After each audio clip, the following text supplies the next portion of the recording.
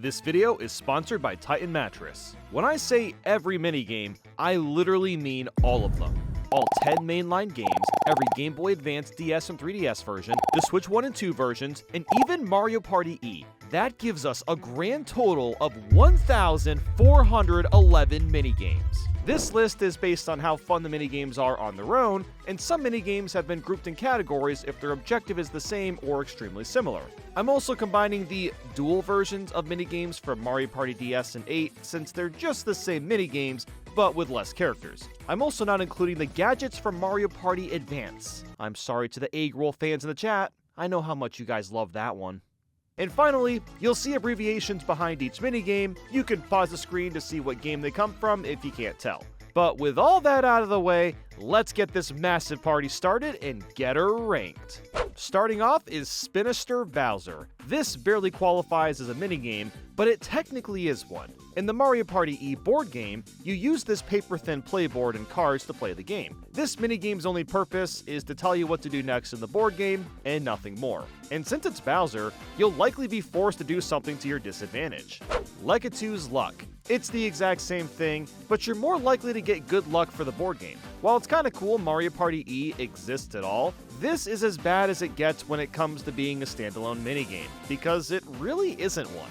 Banana Split. This is one of the most gimmicky things that Nintendo has ever made, and that's saying something. You need 2 Nintendo Switches, 2 copies of Super Mario Party, and 2 Joy-Cons just to play this one minigame. I don't have multiple Switch ones, so I had to borrow Nathaniel's Switch Lite, connect a Joy-Con to it since Super Mario Party only uses single Joy-Cons, and then I could play it. The entire minigame, though, is just making bananas and sliding your finger across them. The gimmick is moderately cool the first time you do it, but it gets old real quick, and is too much of a headache to simply play. Bowser Beats. You knew these were gonna come in quick. All of the Bowser Live minigames from Jamboree TV are utter trash. Sure, they're amusing the first time you play them, but they really just boil down to just Xbox Connect slop. For this one, you have to clap to the beat, which sounds simple enough. I like rhythm games. I've played a couple thousand hours of Guitar Hero and Rock Band, so what's the problem with this one? Well, the claps are horribly synced with the song, and there's no way to adjust the timing. And for a camera minigame, this isn't even that creative considering Mario Party can and has made the same type of minigame, but with buttons. Speak Up, Junior. This one is just as unique, and you have to yell "Go" to move Bowser Jr. up and down to collect coins. While I don't mind mic minigames per se, this is a creatively bankrupt way to go about the concept. At least with the Mario Party 7 mic minigames, you have to say specific words to trigger events to happen in most cases, but here you just shout to move Junior up and down on a screen. I'm sorry, but this is just dumb. Talking Flower Says, by far the worst recreation of Shy Guy Says. Everybody that's played Mario Party knows how iconic that minigame is, but this version doesn't even hold a candle. All you do is listen to the talking flower and either squat or stand. This could potentially be fun, but it ends in like 15 seconds. Why not let the minigame run until 3 of the 4 players mess up the talking flower's commands? I know it would have been tiring since you move physically, but wouldn't that have been the point? That's what makes Shy Guy Says so fun. It's getting down to 2 players and seeing who can go the longest before someone slips up. This one could have been okay, but I guess not. Bowser Chicken. It's more yelling "Go," but this time you're trying to move your car as close to Bowser as possible without him stepping on it. While there is more substance compared to the other Bowser Live minigames, it's still not anything great, and it's very hard to tell how loud or quiet you should be to cover the distance. Hitting It Rich. Just smash your hands in the air and get as many blocks as you can. Again, it's the most baseline concept of all time for using a camera, but I'd say it's like, 1% better than the minigames below this, so good on you. Goom Balancing Act. Okay, this is by far the most interesting use of the camera. You have to balance as many Goombas on your head as possible without them falling. While you could do this with buttons still, because you're using your head for balance, you almost feel this virtual weight which adds a tiny bit of immersion. And I mean tiny, like this is still just as deep as an iToy game from the PS2 era. MPIQ. we have finally gotten to a normal Mario Party minigame, and this one is infamous for how broken it is. The idea is to read a quiz question and be the first to answer correctly. While this sounds good and dandy, the problem is the computers will guess the answer before the question is done presenting itself, or even before the multiple choice answers appear. So that means the only strategy is to not even bother reading the question, but instead spam the buttons and hope that you guess correctly. I've never played a minigame where you're basically required to exploit its entire premise. It's hilariously bad. Paddle Battle. Don't get me wrong, I love all the Mario Party 1 minigames, but this one is by far the worst of the bunch. And that's because you have to rotate the joystick so your opponents will get stabbed by the spear guys. As we all know, the best way to do this is to give yourself a big ass hand blister. And the reason Paddle Battle is the lowest is simply because you're most likely to spend the most amount of time spinning the joystick, which will cause the most physical pain. And it's also a 1v3 minigame. The vast majority of these types of games are unfair to one of the teams and are rarely well balanced. At 1400, we have Pedal Power. It's more joystick spinning. The goal is to power on the lights by cycling and getting rid of the boo. You're still spinning the joystick, but it'll be for much less time than with Paddle Battle. Tug of War from Mario Party 1. Okay, so all three versions of Tug of War are grouped together, and you're gonna see that a lot as tons of minigames have gotten remakes over the years. And of course, the worst version is on Mario Party 1 due to the crappy joystick. It is amusing that the single player is dressed up in a Bowser suit, and the victory animation is peak as f***. Look how incredible this is! But god does it hurt to play, especially if you're up against humans. At least the computers aren't that good and you can take them out quickly.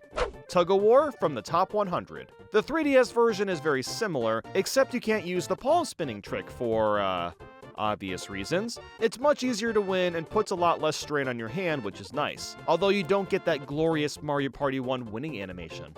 Tug of War from Superstars. And of course, the Switch version is going to be the best because the Switch Pro and even Joy-Con joysticks are more comfortable to use. I really like the design of the Bowser suit too. They give Bowser these bead eyes and they make it look like it was stitched together very lovingly. But again, no funny winning animation, but that's okay, I'll forgive it.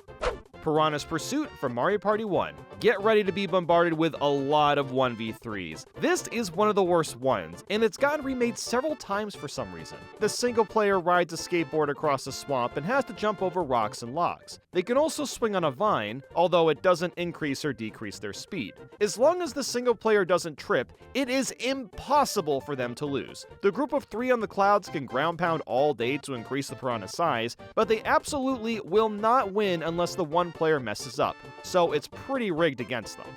Piranha's Pursuit from the Top 100. The version on 3DS looks a lot nicer, but it's otherwise the exact same game with the same unfair gameplay.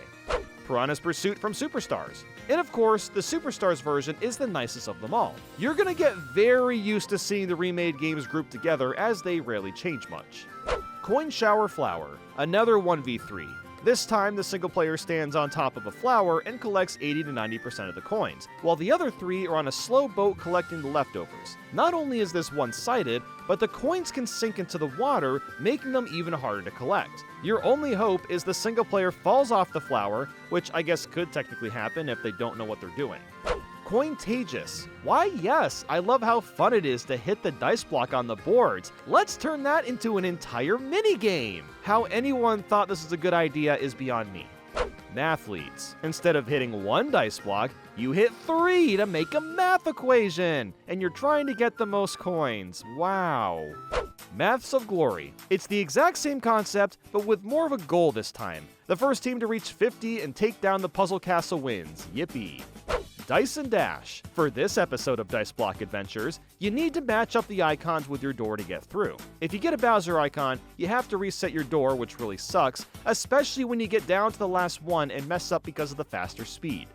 Toad in the Box. No more dice blocks, now we have enemy symbols, and you need to hit 5 toads to win. The challenge is the box spins faster and faster, and it's somewhat turned into luck for the last couple steps, but at least there's more substance compared to the other Dice-esque games.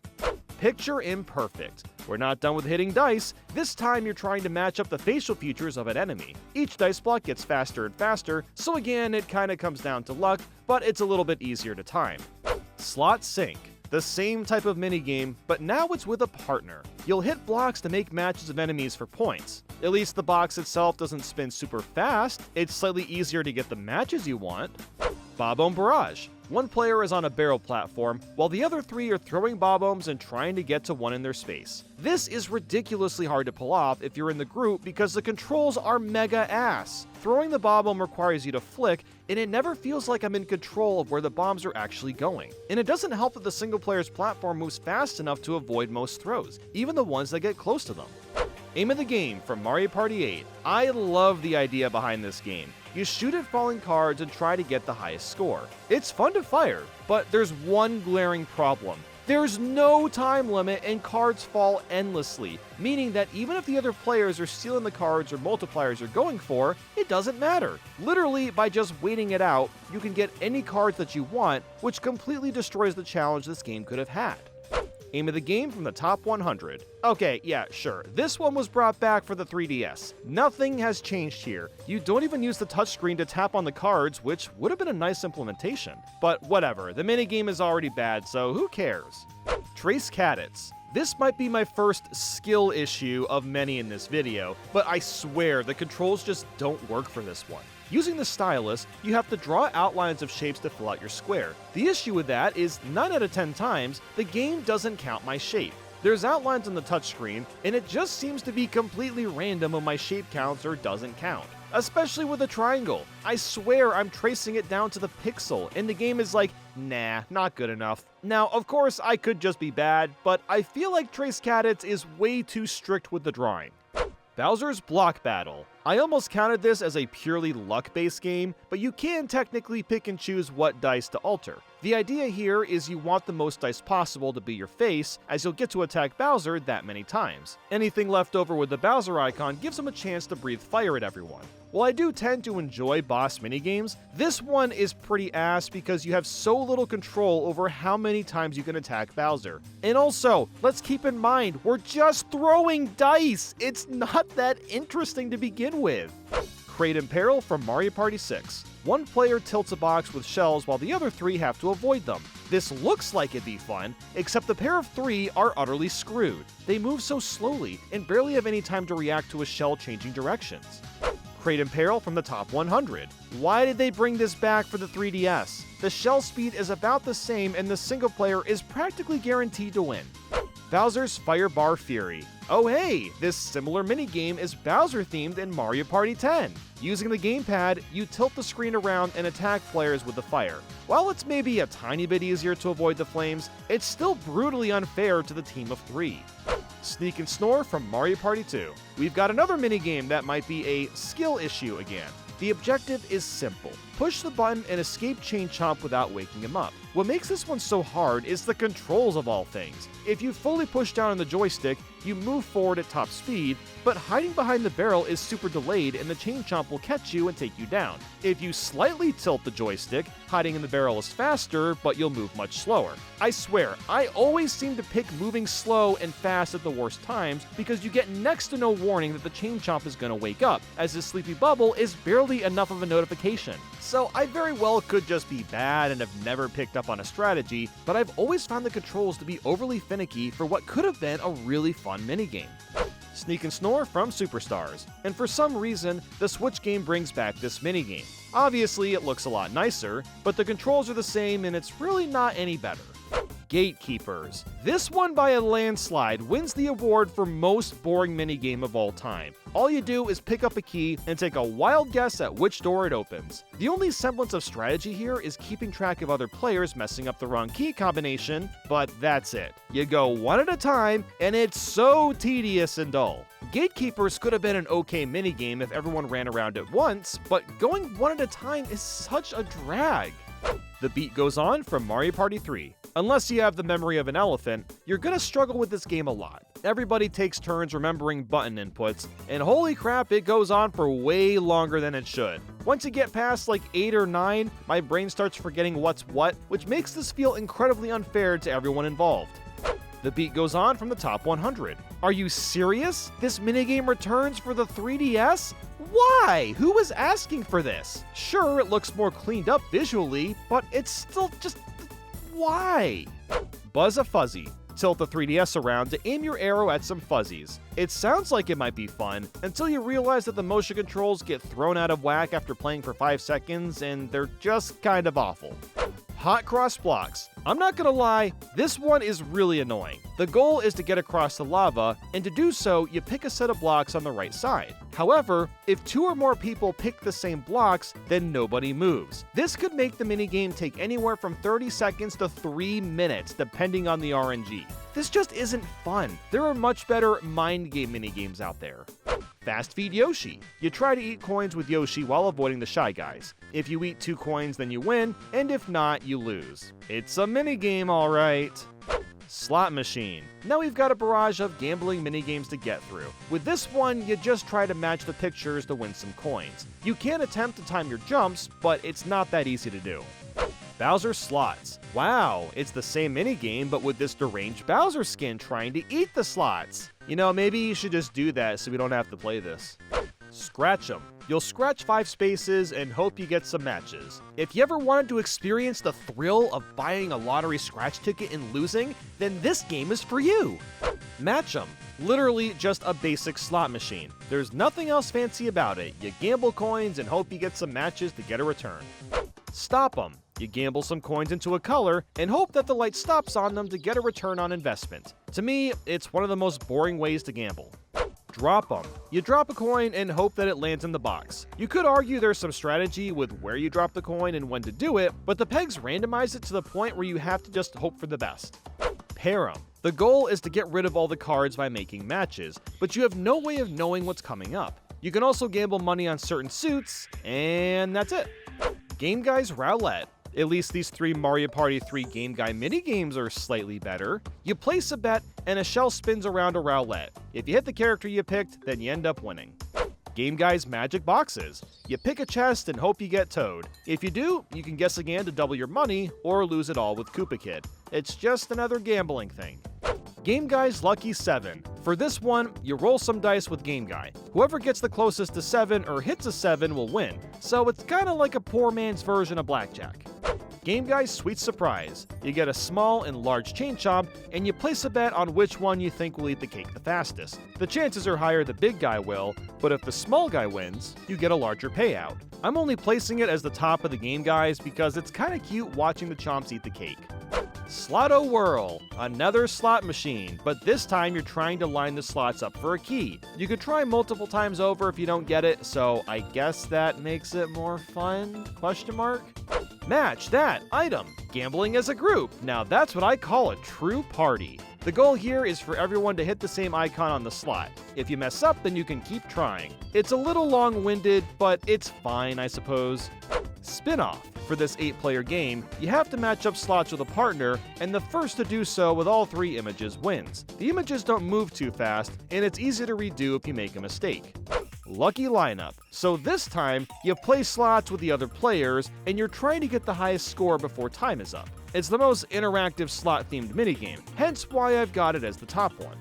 Bowser Jr. Breakdown. For this minigame, you'll hit a dice block to cause a gauge to light up, and every increment of 3 lets you attack Bowser Jr. and get points. It's very slow going and one of the worst boss minigames out there. Pachinko Wizard. You pick a place to stand and hope that Lakitu Spiny doesn't hit you on the way down. With the way the pegs move, it's complete dumb luck if you'll survive or not. Fruit or Foe. Shy Guys run into a house while holding apples, and you have to take a wild guess on which one has the most apples. Or you might run into a chain chomp if you're unlucky. Bowser's Bogus Bingo. So get this, the players select bingo cards, and with the gamepad, Bowser rolls a huge dice block and it may or may not fill in these cards. After 5 rolls, anybody that got lines on their cards loses hearts. Wow! Yeah, I'm sorry, but this one is so lame. Doors of Doom. Pick a door. One lets you move forward and the other has a Bowser jump scare. I could see this being potentially hype if you manage to make a lot of progress, but also a dud if you get stuck at the first door constantly. Get a rope. 3 ropes are on the screen. Select one and hope it's the right choice. One is a winner, one is nothing, and one is a weight that drops on you. Pitfall. Instead of pulling a rope, you'll swing off one and hope you land on the platform. If neither of you do so, a fly guy will randomly pick one person to save. Vicious Vending. rotate a lever to get coins, or a thwomp. It doesn't matter how you turn it, there's no way to predict what outcome you'll end up getting. Balloon Busters for Mario Party 7, a mic minigame where you'll say bigger to inflate the balloon. There's no telling how big it'll actually get. It's kinda like Balloon Burst, but without any of the strategy. Balloon Busters for the top 100, and here it is again, but you'll instead blow into the mic to increase the balloon size. And honestly, that makes way more sense than saying words. Mecha Choice. Pick a door, any door you want. You may get trapped with the Mecha Koopas, or you may survive and win the entire thing. Chips and Dips. Pick a card and try to get the most chips. If you get the Bowser card, you'll lose half your stack, and yep, that's all there is to it. Stacked Deck.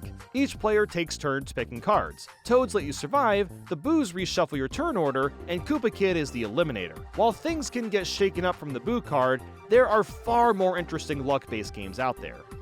Mystic Match'em, another card game. This time you always hold 3 cards and the goal is to get a match of 3. You'll discard 1 card per turn and randomly select another and hope that it matches with what's in your hand. If someone picks the Boo card, you lose your current cards and they all get reshuffled. If there is somehow strategy in this game, then I'm not seeing it. It seems like you just randomly pick cards and hope you eventually get 3 of a kind. You can't even pick cards that are face up. You have to pick random ones and just hope for the best.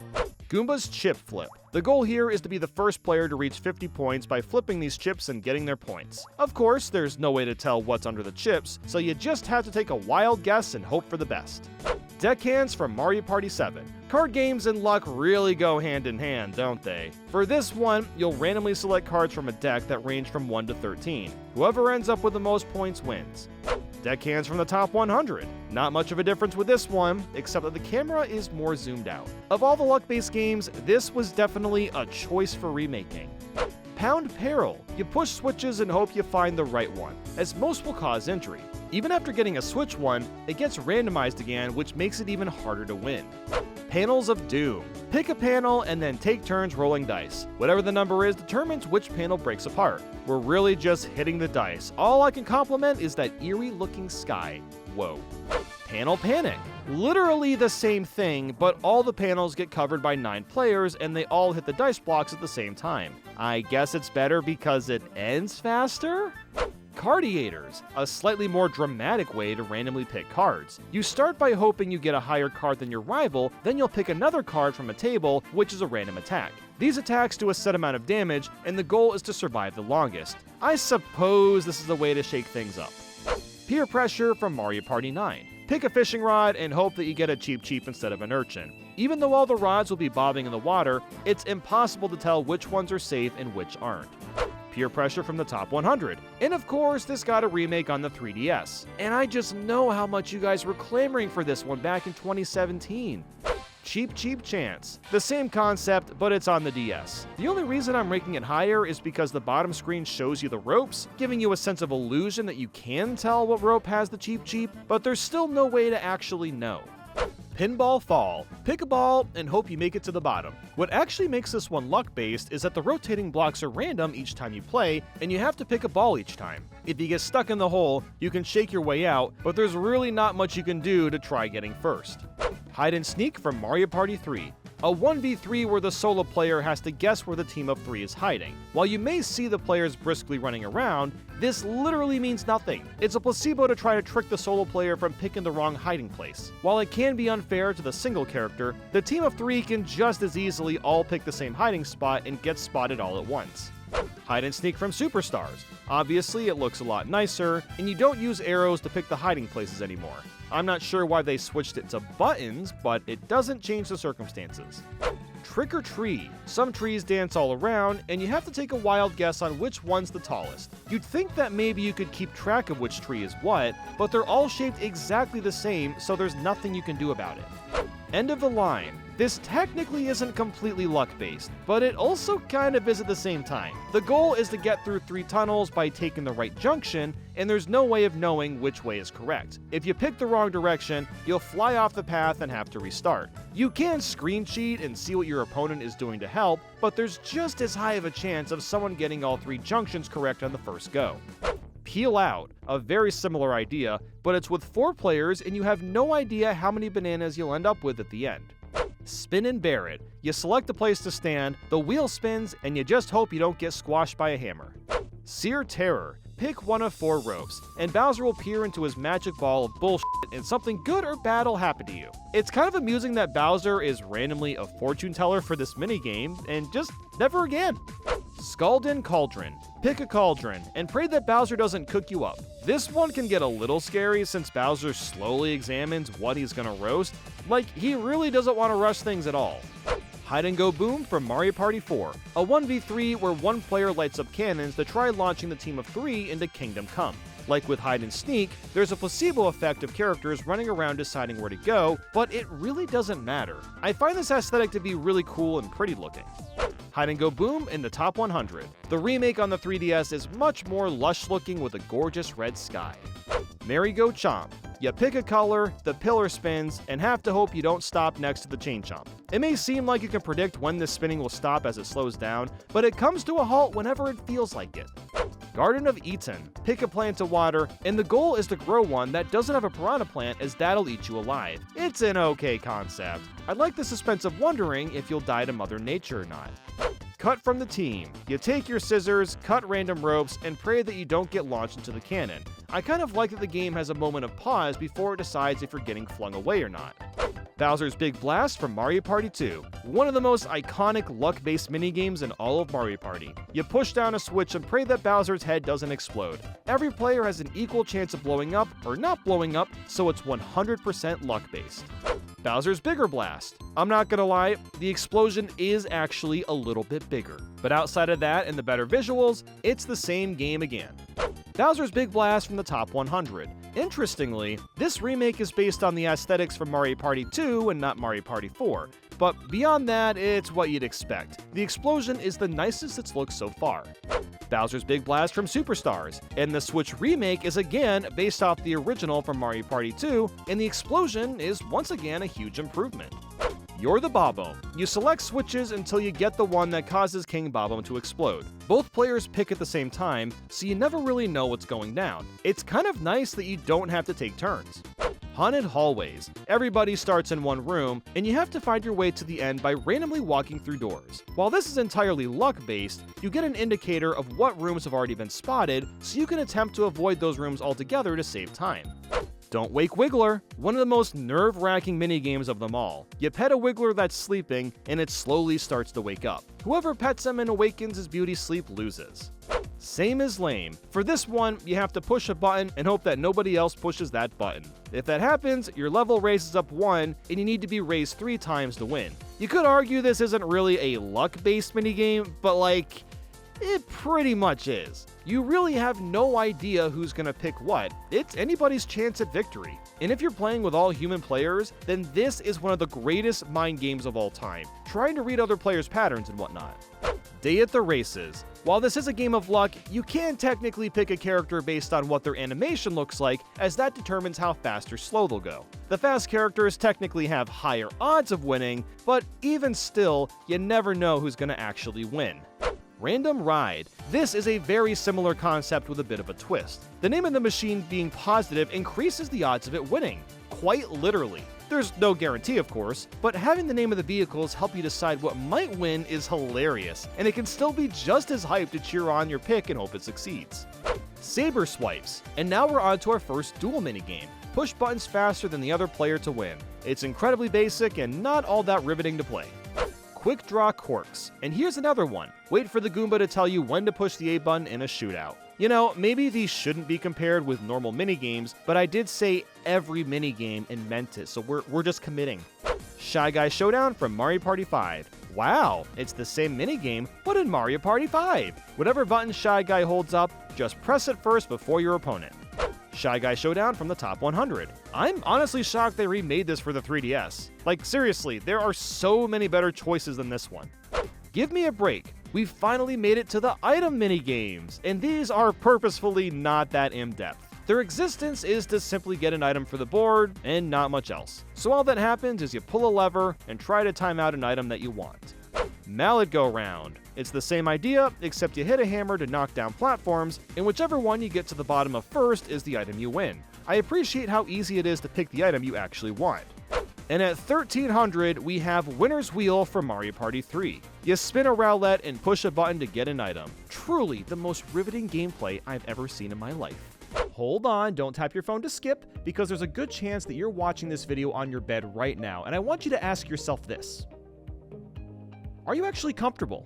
I mean, maybe you are, but maybe your bed kind of sucks and you're in need for an upgrade. Today, I'd like to talk to you about our sponsor, Titan Mattress. Just like you, I also watch videos in bed. I know, crazy. And I generally prefer to be as comfortable as possible. And my old bed was okay, but I wanted something a little bit bigger and higher quality. So I got the king size Titan Plus Elite mattress, and I've noticed an improvement in my sleep in just a few days. This large size is obviously a plus, but I have a habit of waking up in the middle of the night, and it's been less of a problem since I got this mattress. As we all know, the 3 qualities of a good life is eating well, exercising, and getting quality sleep. And let's be real, sleep is the key to making that all work. These mattresses can support any size body, and it's extremely easy to set up. And I gotta tell you, because I'm sleeping through the night more, I feel much better rested when waking up. This has made me more productive and fulfilled while going through my day. You spend a third of your life sleeping, so you might as well make it count, right? Titan mattresses have a limited lifetime warranty and offer a 120-night sleep trial. They're designed with, assembled, and shipped from their Arizona factory. This means that they use premium materials with no middleman bringing up the cost. Your mattress is delivered right to your door with free shipping in the US. In fact, a third party has tested Titan mattresses with over 200,000 rolls, which is double the industry standard. If you need something supportive that actually holds up, this is it. Check out titanmattress.com, click the link below, or scan the QR code to get 30% off your order with code Nathaniel Bandy. Then, let them know I sent you in the post-purchase survey. Winner's Wheel from Superstars. Yay! They brought it back to the Switch. I know that we needed item minigames, and they're fine when playing on the board, but on their own, this is such a nothing burger. Prize line. Some wheels are spinning, and you'll stop it to connect lines and get an item. Yep, that's all it is, fellas. Coffin congestion. Items are in a coffin, and they spin around while giving you very little time to spot the one you want. Although in reality, it's stupid easy to keep track of the items and grab whatever you feel like. Roll out the barrels from Mario Party 2. Items, as well as Koopa Kid, hide in a barrel, and they roll around. As usual, it's easy to keep track of the item you want to grab. Roll out the barrels for Superstars, and this returns for the Switch, with a completely new background. It almost looks like we're in a battle circle from the Origami King. Did anyone else notice this? Swing and swipe. Koopa Kids hold up chests with items, and you swing a hammer to get the item you want. I guess hitting the Koopa is satisfying by like, what, 6 to 7%? Ghost Guess. Another easy single-player game. Pick the boo that moves first. Just watch the shadow and you're set. Shell game. Some shells spin around and you just pick the one with the money. It's a way to get yourself some free coins. Sleight of Shell. It's shell game again, but with a group of people trying to guess and you avoid bob-ombs instead. It's not really better or worse, it just looks nicer. Shy Guy Shuffle. Instead of coins or bob-ombs, you have to keep track of which Shy Guy has the most food. I like this one a bit more simply because the Shy Guys move around more sporadically, making it harder to keep track of the best option. Prize Drop. Release a coin and it falls into an item slot to earn you that item. And can I just say this, but it has been really hard to rank item minigames. There's nothing to these. A Stone's Throw. You'll push a stone down an icy path and try to get an item. I'm only ranking it higher than these other ones because it requires a tad bit of skill to learn the strength of your throw. Dory Dip. Ground pound Dory's back, and she'll reach down and grab an item for you. I can appreciate the Mario 64 callback, but nothing beyond that.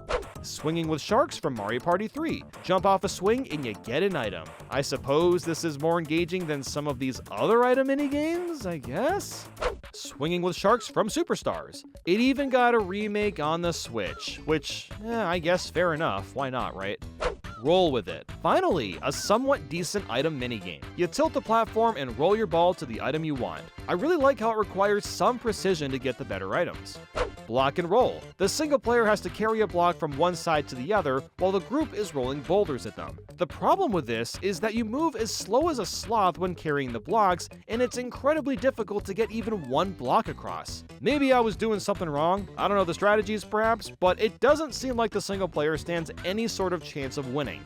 Lost and Pound. one player picks a circle to stand on, while the other 3 pick where to hammer. I almost counted this as a pure luck minigame, outside of the fact that you can play mind games with human players as the single person. But even still, this is a dull minigame that's incredibly unjust to the one player.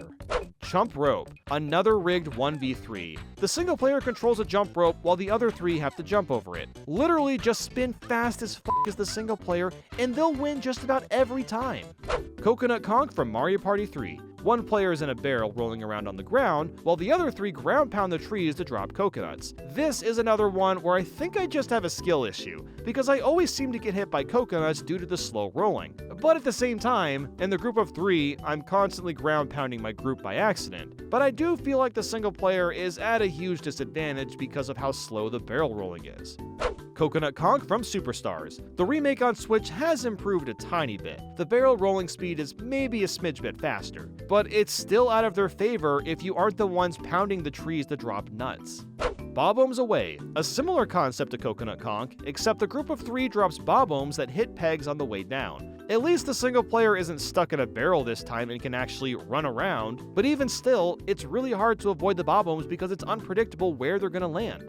Sinking Feeling. That's right, Island Tour has AR minigames, which is admittedly really cool, but unfortunately, it's not very fun to play. You're climbing a tower that's sinking into the lava, and you need to continue going up and up. While I love the concept, using the AR camera is super laggy as you can see, and it forces you to move your 3DS around a ton to simply see where Toad is. This is the kind of technology the Switch 2 could probably perfect now, but I doubt we'll see Nintendo try this again for a while.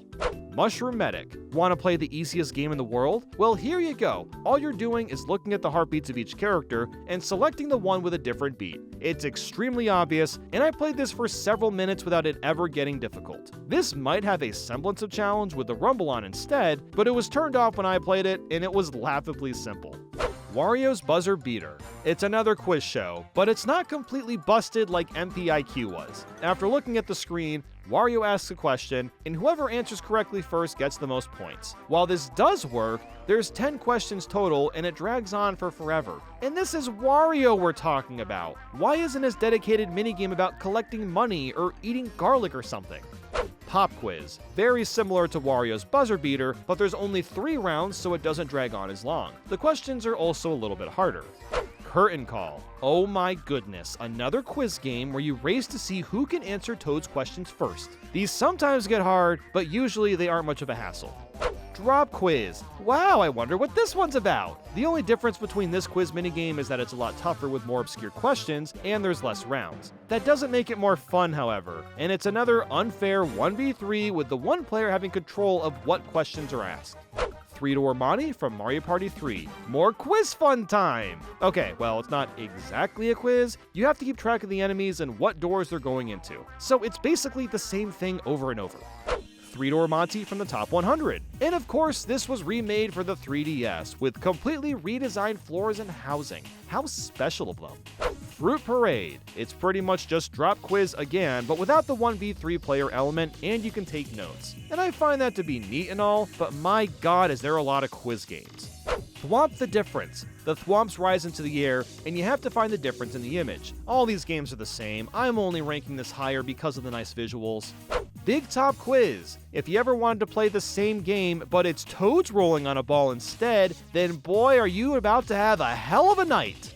Absent Minded. Wow, it's Find the Difference again, but with more variety. Sometimes the photos are torn up or super pixelated. Just incredible, guys. Wow. Tap Dash. Have you ever wanted to stare at a Mario enemy and tap their card with a touchscreen before? Of course you have. That's what this minigame offers, and yep, that's what it boils down to. Bananas Faster. Jump onto a roulette and try to collect some bananas. Your jump is super laggy, and the roulette spins pretty quick, which makes it easy to completely miss the banana you're aiming for. With practice, that can be remedied, of course, but it's also just a dull concept in general. Watch 'em. There's a Koopa on one of the pipes, just pick the right one to win. I've played so many games like this in the past, and this is one of the worst ones because it doesn't get hard enough to become difficult to keep track of. Dress for Success. It's the same style of minigame, except you pick a character's body instead. I guess it's better than a Koopa hiding in a pipe. Mega Sledge Bros Card Chaos. You pick a card on the ground and watch the Sledge Bro get hit by the amount of bullet bills you selected. I'm sorry, but just picking cards isn't very entertaining. It just isn't. Deck Dry Bones. Dry Bones will land on a colored platform, and you have to pick the right color from the flipped colors as fast as possible. It's not as mind-numbing as the Sledge Bro card game, but it's still nothing special. 10 to Win. It's more card shenanigans, but at least there's more mind games with this one. You pick a card that can give you, your rivals, or everyone points, and the goal is to reach 10 first. It doesn't always make sense to give yourself points, as you may miss out being in first or last place. I wouldn't call this the most thrilling minigame ever, but at least more thought was put into this one. Soar to Score from Mario Party 10. You're spinning on a rope and have to let go at just the right time for the most points. I don't mind minigames like this, I suppose, but there's not much substance to it, which you could argue is the case for almost every minigame, but this one is very eh. Soar to Score from the Top 100, and it was remade for the 3DS for some reason. Because the frame rate is cut in half, it looks like it's going slower, but it's still just as challenging to hit the middle and it looks a bit more cleaned up. Big Blowout. Blow into the Nintendo DS to clear candles and reach the end the fastest. The idea is unique, but you really do just blow into the mic a few times with nothing else beyond that. Cheap Diamonds. The Cheap Chomps get some diamonds, and they spin around making you guess which one has the most. We've seen this type of minigame before, and we'll likely see it again until the end of time. Lost in the Shuffle. It's another shuffling minigame. This time you have to keep track of the toad with the most dolls inside of it. It's a little bit harder, so I'll rank it higher for that reason. Gusty Blizzard. We've got another DS mic minigame. This time you're trying to freeze your opponents until they're a snowman. Even though our breath produces hot air and this makes no sense whatsoever, let's just ignore the logic. This is a 1v3 as the other team uses the stylus and tries to stay warm with some rubs. So I guess there's more substance than Big Blowout for that reason alone. Toppling Terror. Time out when to blow the thwomp, and whichever team expels the most air wins while the other team gets squashed. I'm only ranking it higher because I like the idea of using your literal breath to push a big-ass rock creature, and it somehow works. Utter Nonsense. The concept is cool, but executed horribly. You listen to a voice line from a character and try to imitate it with the 3DS microphone. The issue, however, is you can say whatever you want, as all that matters is getting the sound waves to look similar. And when you listen to it back, the microphone peaks so bad that it's genuinely hilarious. It's more fun to poke fun at the minigame than properly play it. The Choicest Voice. It's the exact same game, but you go for 3 rounds instead of 1. This isn't as bad as the Bowser Live mic minigames, but that's not saying much. A Bridge Too Short. This one is fairly luck-based. You and another player run across bridges and have to pray that it doesn't collapse. If it does, you'll go back and have to try again. This one is a little bit dumb, I'm not gonna lie. Etch and Catch from Mario Party 3. We've got another skill issue game. The goal is to draw circles with a partner around a toad stamp. It sounds easy enough, but the controls are super wonky. They feel very slippery, and it's quite easy for both players to move in the same direction by accident. While of course this minigame would be more enjoyable if it's 2 human players that are more in sync, the controls are just really awkward in general. Etch and Catch from Superstars. The remake has smoother turning, but the control scheme remains the same. I wouldn't call this a bad minigame per se, it's just not one I'd actively go out of my way to play. Soil Toil. With the touchscreen, you spin your car wheel to go forward and team up with someone else to win a race. I don't hate the premise, but the controls are clunky and I wish you mashed a button or something instead to move forward. Tightrope Treachery. One player walks across the rope while the other 3 fire at them with cannonballs. While you can get decent with your aim to knock the single player off, it's very difficult to pull off because you really need the whole team helping. If I'm ever the one walking on the rope, 9 out of 10 times I'm making it across by just being careful and staying right in the middle. It's no guarantee, but it is fairly unbalanced. Rainbow Run. It's the same game, but you walk on a rainbow route and, well, hold on, are we above Peach's Castle from Mario 64? It kind of looks like it, but anyway, this one is a little more balanced since the rainbow jiggles around a bit. I still don't find this minigame all that fun on either end, but at least it's been improved. Title Toss from Mario Party 3. Another minigame with a cool concept. One player ground pounds on a boat making waves while the other 3 have to survive. You can make small or big waves, and while it may sound like it could be well balanced, it simply isn't. It's very easy to avoid most of the waves, and the knockback isn't that bad unless you get hit by the tallest wave. It could have been a lot better, but it needed some tweaking.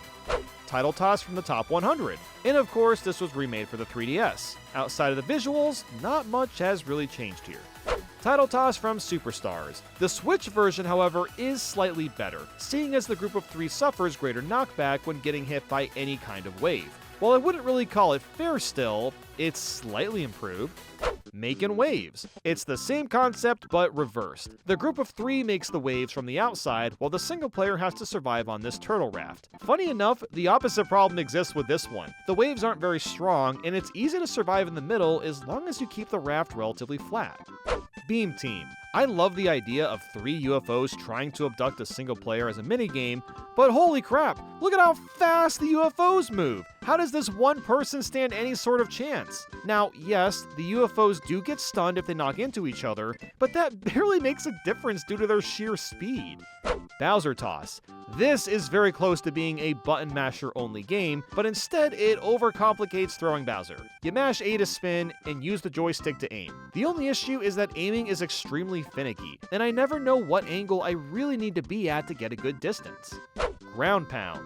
Welcome to the world's easiest single-player minigame. You simply hip-drop the posts that are flat and win. And even if you didn't pay attention to which ones are pointy, you can still clearly tell because the butterflies don't cover the tips very well.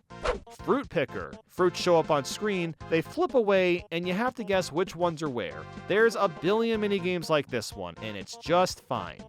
Bowser's Sinister Slots. With the gamepad, you tap on a slot machine, and this selects a character with bullet bills that'll chase the players down. I really like the idea of controlling Bowser for minigames, but this one is kinda lame. You don't have very much control of who to target, as it's literally just a glorified slot machine. Arch Rival from Mario Party 2. One player shoots arrows at the other 3 to win. I'm pretty conflicted on this one, because I really like the idea. But man, if the Boo or Bowser choose to trap you, you're completely screwed, regardless of how slow the arrows are. It's extremely unfair to the group of 3, even if they're ignored by Toad and the Koopa Kid. Arch Rival from Superstars. I really don't know why they brought this back for the Switch game. Even though it feels like the Archer's hitbox has shrunk a bit, it's still unjustly to the group of 3. Arch Rivals. Now this is bizarre. A reimagining of Arch Rival, but at the opposite camera perspective. I don't think I've ever seen a minigame do this, but the changes don't stop there. The Archer shoots arrows at targets, while the other 3 will move them around. The Archer cannot move on their own, and the team of 3 can move the targets wherever they want. So now we have the opposite problem, where it's really unfair to the single player. Deep Sea Divers. You and a partner have to go swimming for chests. The bigger chests have more coins, but are also farther away and harder to reach. While I like the minigame, my biggest qualm is for the guys that are reeling. The only way to reel fast is to spin the joystick with your palm, especially if you're going super deep. It's not as egregious as tug-of-war or paddle battle, but it's not what I'd call pleasant. Kagoomba. We've got another AR card minigame. This one has you shooting down a bunch of Goombas and Thwomps. While the sensors aren't super great, it's kind of fun even with it being clunky. Trash Landing. This is almost a luck-based minigame. You pick a rope and have to drop onto an item while avoiding this mucky trash. With some practice, this one is okay, but it also sucks if you get the bucket or soda since you have almost no warning to time your drop. Block and Load. Another poorly balanced 1v3. The single player has a huge cannon to blast away the blocks, while the group of 3 has tiny cannons. Even as a group, the destructive power of the single player cannon cannot be matched. The team of 3 just doesn't stand a chance, even if they know what they're doing. Big Top Drop.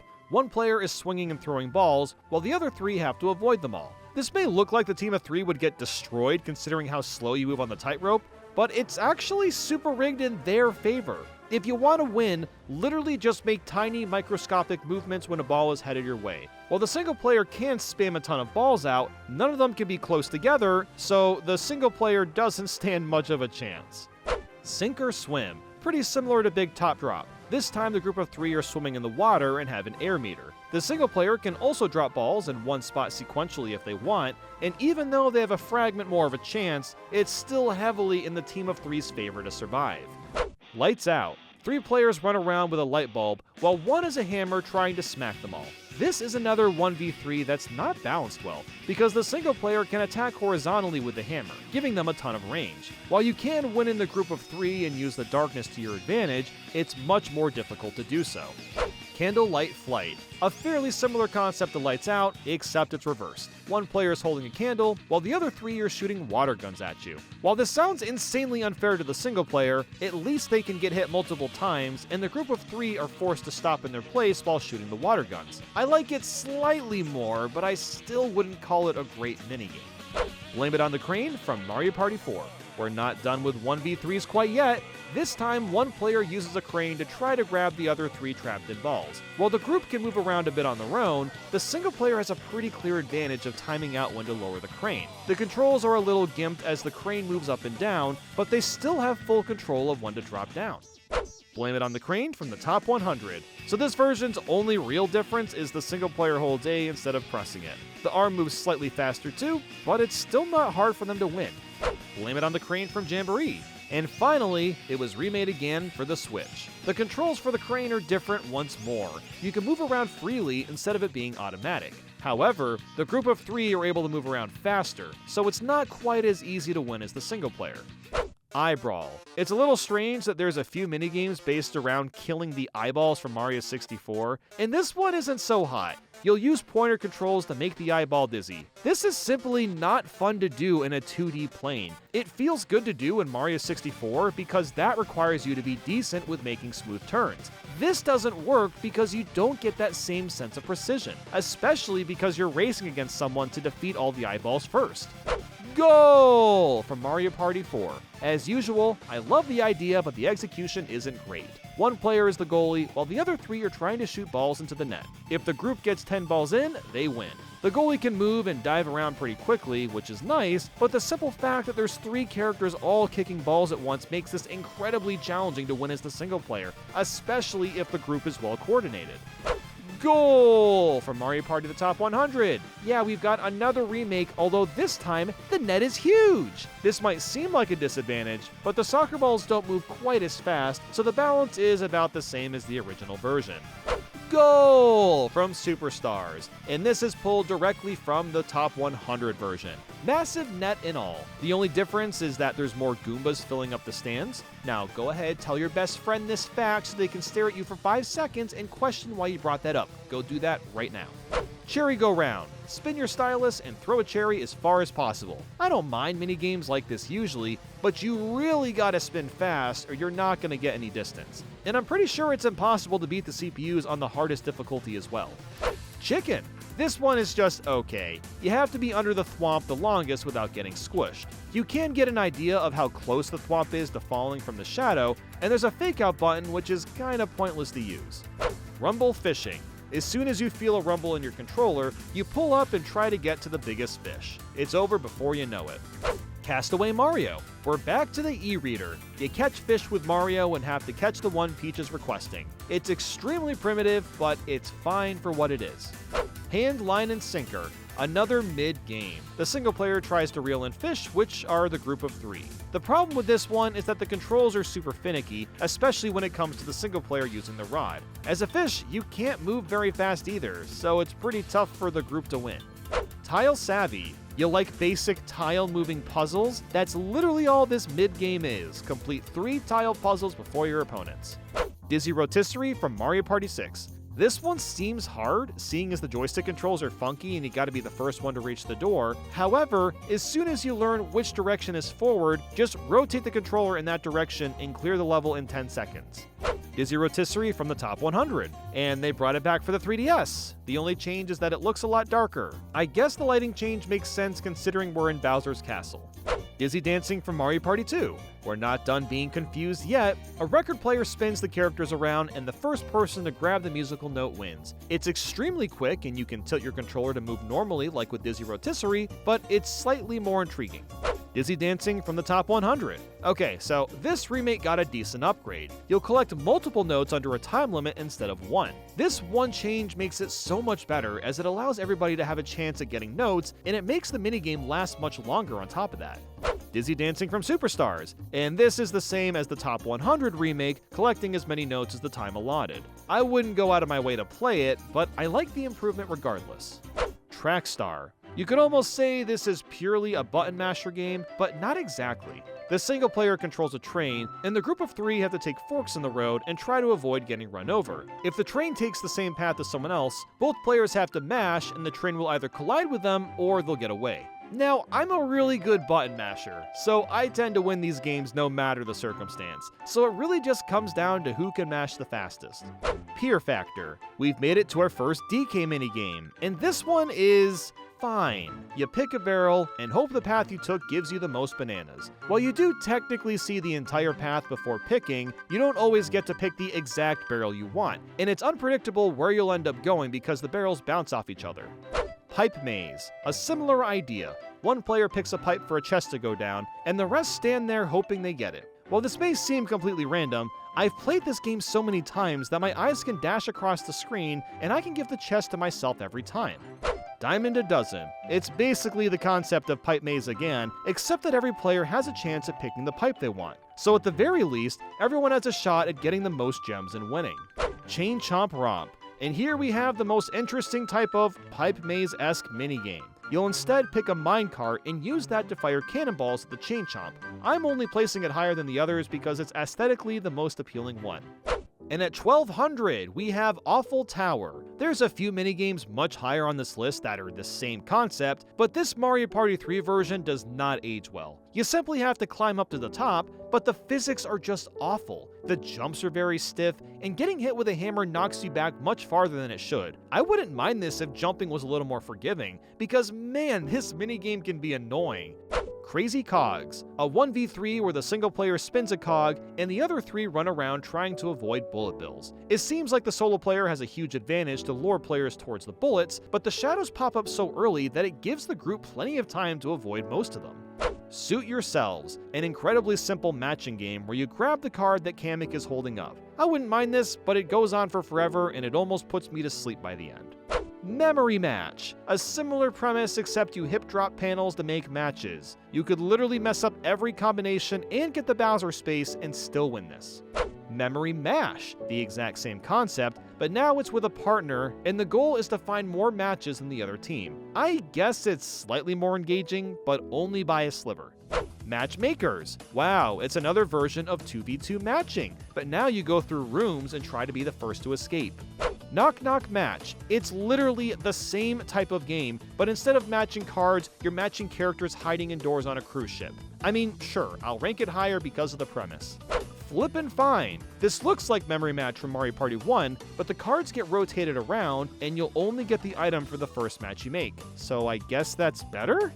Mini Match. Another memory game. A bunch of enemies are on colored spots, and you take turns selecting enemies and putting them in the right spots. It's not all that great, but at least it's more challenging than most memory-based minigames.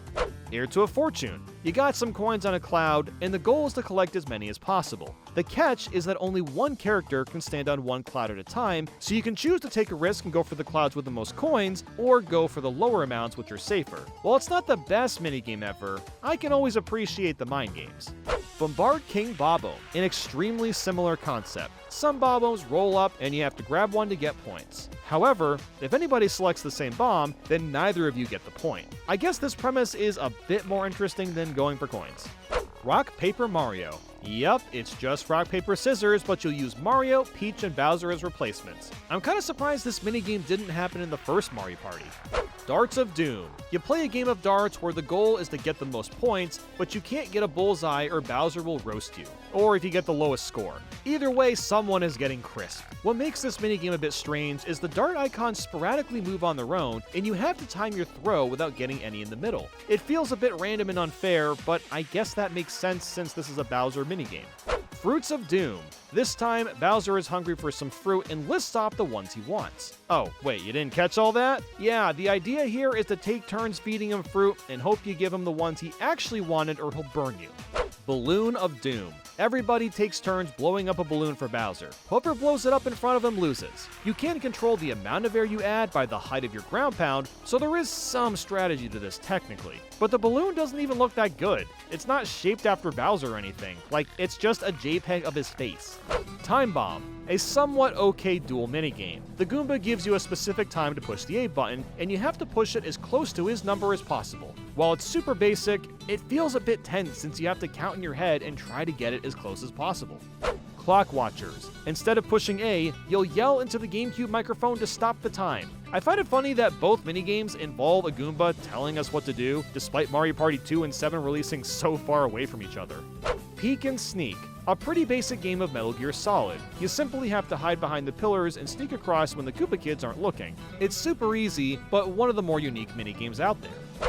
Mushroom Brew. You're making a stew for the Goomba, and you press either A, B, or Z to add mushrooms. I don't understand why speed matters when making a brew, but that's how you win the minigame. Conquer de Force. The idea for this one is to push the player's stop button, and as a group you're trying to avoid getting conked by the Conquer. This one is almost entirely trying to play tricks on the others, and seeing if you can fool them into avoiding getting hit or not. It's not my favorite kind of minigame, but it's okay for what it's worth. Tricky Turntable. And this is a very similar idea, but with less at stake. The goal is to just win as many coins as possible and avoid the bob-oms. You'll push buttons to rotate the coins and get as many of them as you can to your team. Womp Stomp. The same style of minigame, but it's a boss fight. You'll turn your lever to set it to 0 or 1, and the final number is how many rotations the platforms will get, and that determines if you get squished or get to squish the womp. Fruit Cahoots. Once again, you push or avoid pushing a button to make something move to win. In this case, the goal is to get the most apples and stay away from the bob-oms. Be My Chum, a more creative Mike minigame, but it's not anything crazy. The group of three is in the water, and the single player shouts commands like Cheep Cheep, Blooper, or Sushi to release those characters. What can make Mike minigames fun with human players is you could technically say the words and choose to not push the Mike's button, as that would throw people off. That spin doesn't work with just CPUs, so this one can be a mixed bag on enjoyability. Double Pounder. With a partner, the goal is to ground pound the same colored switches before time runs out. There's not much more beyond that. It feels like it's missing something. Bobbing Balloons from Mario Party 3. One of the better item minigames. You have to time your shot to get the item you want. It's not quite as mindless as the others, despite it being incredibly short. Bobbing Balloons from Mario Party Superstars, and this one was brought back for the Switch, which was a really good choice. It can be fun trying to time out your hit. Melon Folly, an extremely average minigame. The objective is to collect all the fruit while avoiding the barrels. You're not able to retrace your steps, and to clear the level, you have to get the full watermelon. This one is overly simplistic, as it takes a while before you get to the point of needing to activate neurons to bounce around in your head. Crane Game from Mario Party 1. I know a lot of people hate this minigame, and while I don't think it's great, it can be fun depending on who you play with. One player can choose to grab money from a chest or steal coins from someone else. If the single player grabs someone, you can both mash A to either hold or get dropped. So it's a battle of who's the best button masher. Now, I like button mashing games personally, but I can also see how this isn't very fun for some people. Crane Game from Mario Party 2. It's similar to the version from Mario Party 1 with some minor improvements. For one, you can grab timers now to extend how long the game goes, and you can pick up more than one person at once. This means more opportunities to get money as the single player, and more chances to survive as the group of three.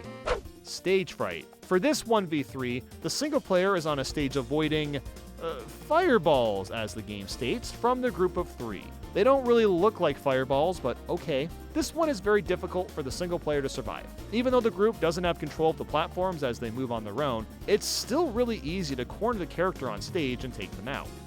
Hammer Slammer from Mario Party 2. Charge up a hammer and slam it into the item you want. It's not quite as easy as mashing as hard as possible. You have to figure out how much height to raise the hammer to hit it to the exact item you're craving for. Hammer Slammer from Superstars, and this was brought back for the Switch, but with a completely different background. I guess floating in space didn't make that much sense, so now we're in some castle and standing on a cloud. Dart Attack from Mario Party 7. We've got another mic minigame. This time you'll shout fire and a dart shoots out to hit a target. While the microphone doesn't add any meaningful value, as this could just be done with a button, it is kind of fun trying to learn the timing to get the highest score possible. Dart Attack from the Top 100, and this got a remake for the 3DS, with the only difference being that you blow into the mic instead of shouting fire. Although I guess you could technically still shout if you really want. I mean, the power is in your hands.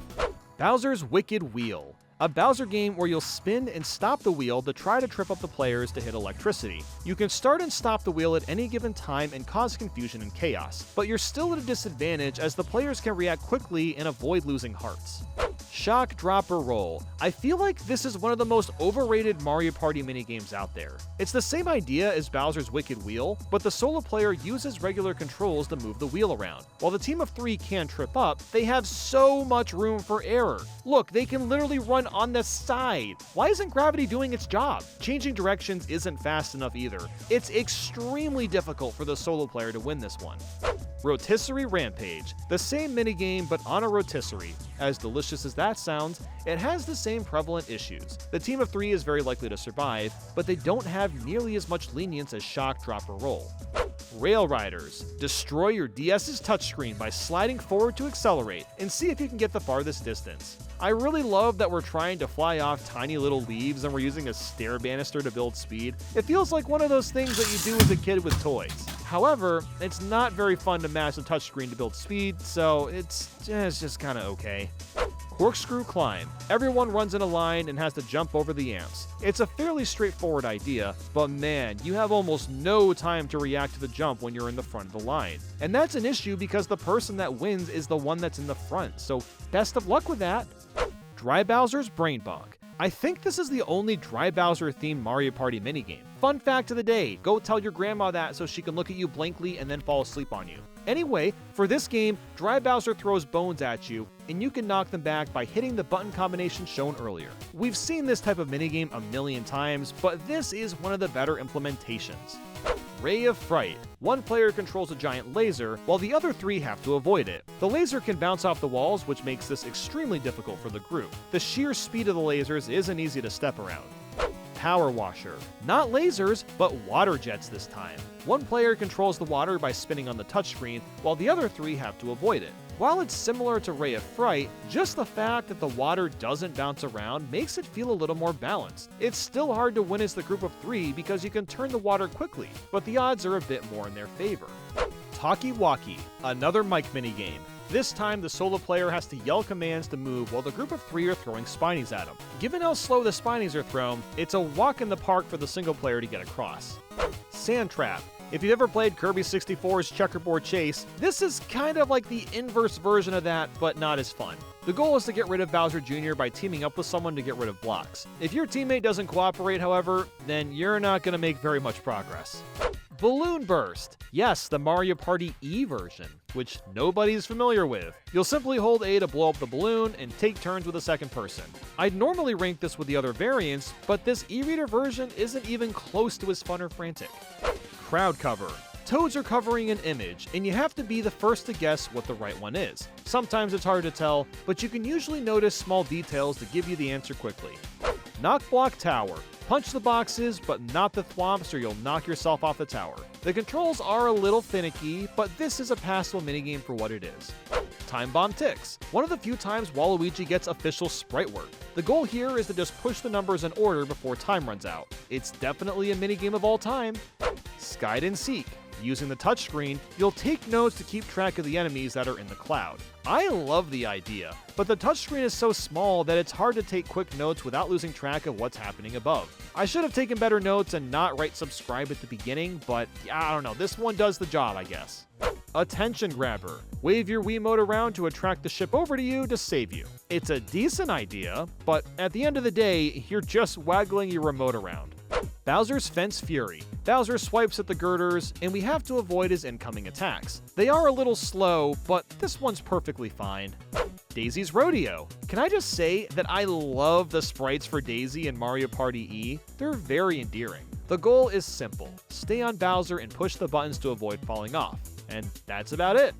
Hey Batter Batter. Take one big swing and the item you get is based on where the ball goes. You only get one shot at it, but it's moderately cool timing out your swing to get what you want. Punch a Bunch. Oh god, a Bowser statue! Just punch it with a boxing glove to destroy it! Although your glove will inflate in size if you give it time. The challenge is swinging the glove at its maximum capacity. Tackle Takedown from Mario Party 9. I'll admit, I f***ing suck at this minigame as the single player. You try to get a touchdown while the group of 3 are defending, and even when I try to sprint through, I always get tackled. Tackle Takedown from the Top 100. Oh hey, look at me completely failing again, but on the 3DS. It's an alright minigame. I do wish there was a bit more to it though. Tackle Takedown from Superstars. Wow, another remake on the Switch. It's interesting that the touchdown zone looks different in all 3 versions, but that's all I really have to say about it. Puzzle Pronto. Use the stylus to complete all the puzzles before the other players. They're really basic, but it's somewhat engaging since they're a bit different from one another, and racing to beat them first is fun. Strawberry Short Fuse from Mario Party 6. Half of these monkeys have cake, and half of them don't. They'll run around, and you have to take turns to pick ones with the cake to survive. While there's a lot of minigames like this one, at least here it's significantly tougher to keep track of 5 things instead of just 1 or 2. Strawberry Short Fuse from the Top 100. Again, a really weird pick for a remake, but okay, sure. Outside of a different color palette, nothing has changed. Stone Eye Bowling. Aim for a ball down a hill filled with sand and try to get a strike. It doesn't look that hard, but the ball is extremely heavy and does not change direction much unless it collides with a large mound of sand. I'm bad at this one, but it's an okay minigame. Bump, Set, Spike. There's more volleyball games out there, but this is the most primitive one, seeing as you're either hitting or spiking the ball over and over. There's no more complexity besides just nailing the timing to get points. On again, off again. Using the on-off switches from Mario World, one player pushes a button and tries to hit the group of 3 with the grolls. This might sound like it'd be a decent minigame, but honestly, it's pretty easy to avoid the grolls. It takes a lot of skill in mental games to fool the team into getting hit. Short Fuse. There's quite a few minigames where players take turns trying to blow a bomb up in someone else's face, and this is one of the more interesting ideas. You'll use the microphone to blow the fuse farther and farther down, and it gets a bit scary when it's down to the last little bit. Honeycomb Havoc from Mario Party 2. One of the more well-known minigames. You hit a block of 1 or 2 to collect fruit and coins, and try to force your opponents to take the beehive. Depending on who you play with, it's either total luck or lots of pre-planned strategies to survive. I've always felt like this minigame takes way too long, but I do like the mental gymnastics this one has. Honeycomb Havoc from the Top 100. Here it is again, just on the Nintendo 3DS. The background is a lot more lush and alive, but it's otherwise the same thing. Honeycomb Havoc from Superstars. Man, a 3rd remake for this one. I think I actually prefer the environment from the Top 100, but I also like the higher resolution textures. And man, the fruit looks genuinely edible and delicious. Head Waiter. This is the same idea as Honeycomb Havoc, but a lot scarier. You and your opponent throw a Bowser head back and forth, and it counts down by 1 or 2 depending on which button you press. The trick is that the counter disappears, and you have to guess what number to use. Maybe it's not as strategic this way, but I also like that it's more chaotic. Nightlight Fright from Mario Party 5. A chain chomp is heading your way in a dark alley, and you have to stop it with your flashlight as close as possible to win. While this one is a little bit luck-based, every character's chain chomp reacts a bit differently to the obstacles in their path, and it can be exhilarating trying to time your flash just right. Nightlight Fright from the Top 100. Another remake, but now with a sky that's much darker and is missing the 2 blinking stars. It's probably light pollution since we're in a city, right? Nightlight Fright from Superstars. For this one, the moon has been moved a bit, and the night sky has proper stars again. It's interesting how there's so many different visual changes to these remakes. Chomp Walker. Another chain chomp game. This time you're trying to give it a walk and prevent it from getting too distracted from the chicken and bones. It really gives that immersive feeling of walking real dogs that are being stubborn.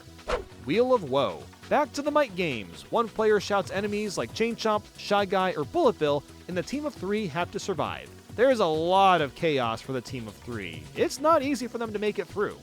Tree Stomp. 3 of the players are in big mecha tree robots, while 1 player has to run around and avoid them. I'm glad the Yukiki occasionally throws bananas on the ground for the mechas to trip them up, because it is not easy to survive as the single player. There's just not a lot of space for them, and the tree stumps are big and bulky, despite how slow they move.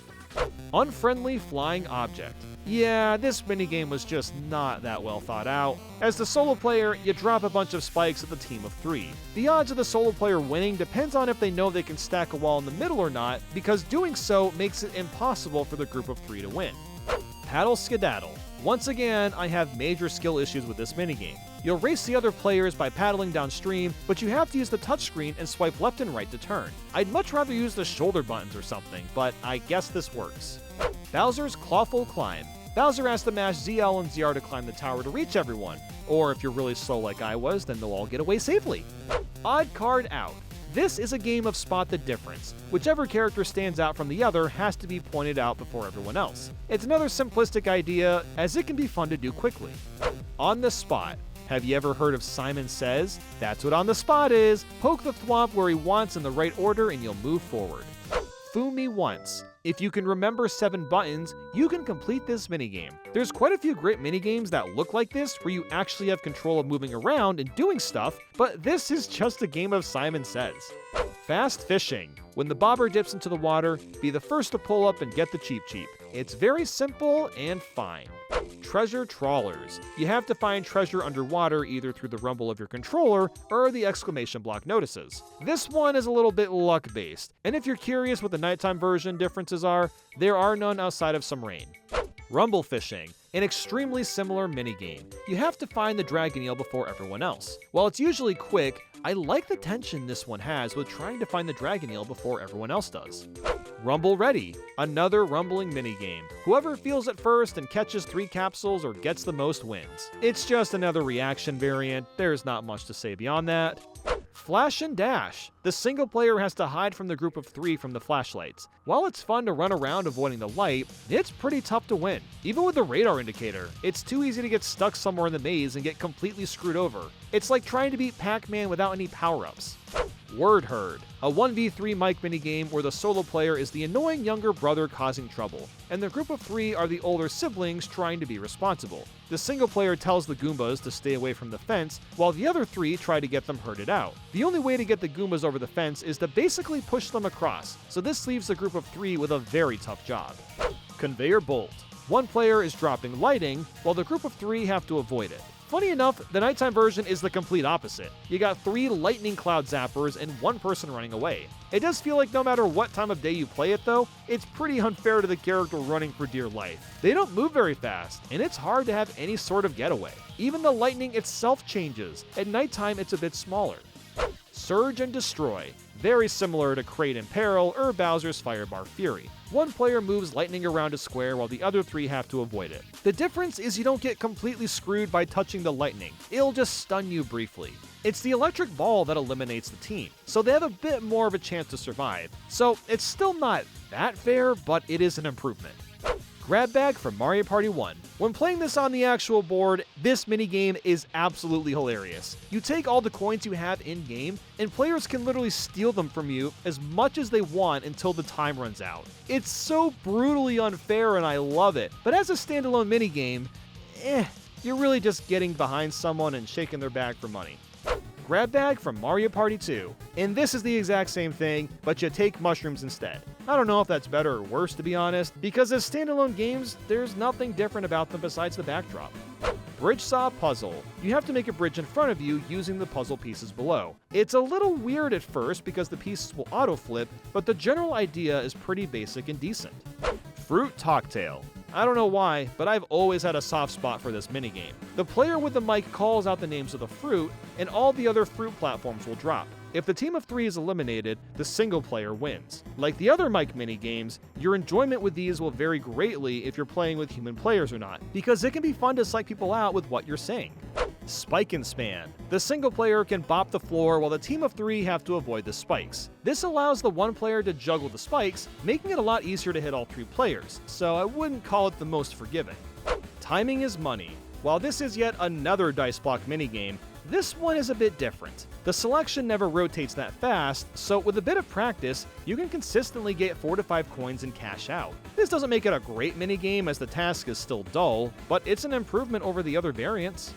Bodybuilder. You and your teammate have to hit the correct body part to build the robot. Similar to Timing is Money, it's pretty easy to time out the button press to get what you need, especially since the game literally highlights it for you. La Bamba. One player drops some bombs, the other 3 have to avoid them and the spikes. Since the bombs have such a delayed explosion, it's not that hard to circle around them and stay safe. I feel like this would have worked a lot better as a 2v2 minigame and not a 1v3.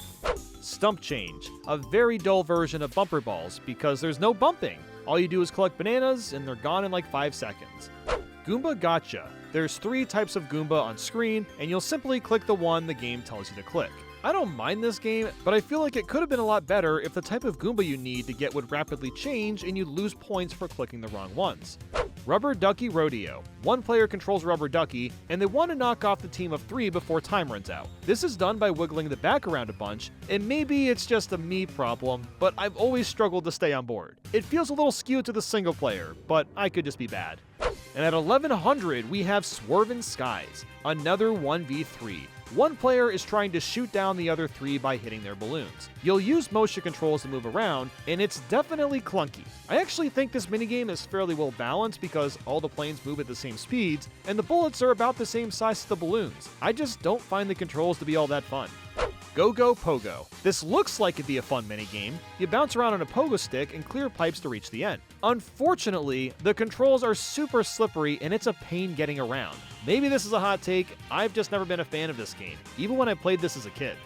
Heatstroke from the top 100. A really cool idea, but doesn't work well in execution. One player hits blocks and tries to fool the other 3 to not jump. As the single, you can do fakeouts with your hammer, but if you've gotten good at this one, it's really easy to jump safely every time. I think if the lava bubbles moved around a bit, it'd be more distracting and make it easier for the single player to win.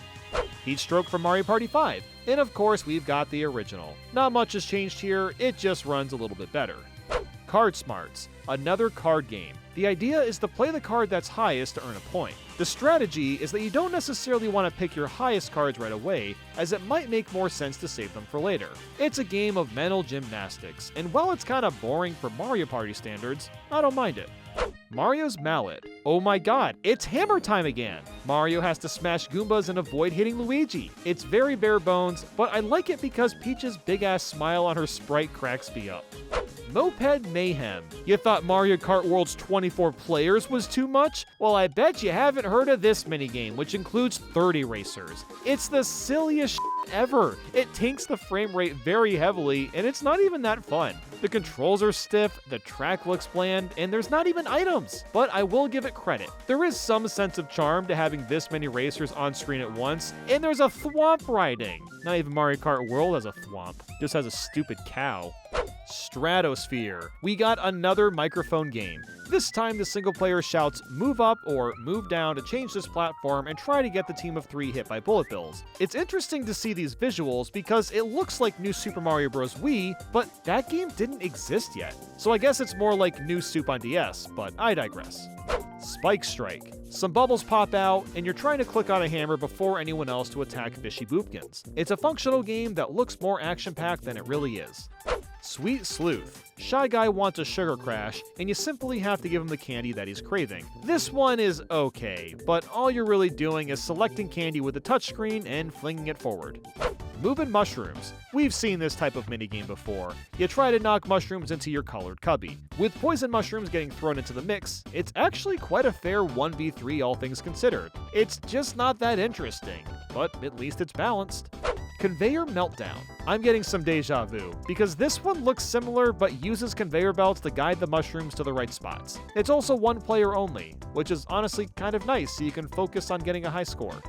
Twist and Sort. You put the fish in the fishy pile and the bloopers in the bloopy pile. I wonder what kind of minigame's coming up next.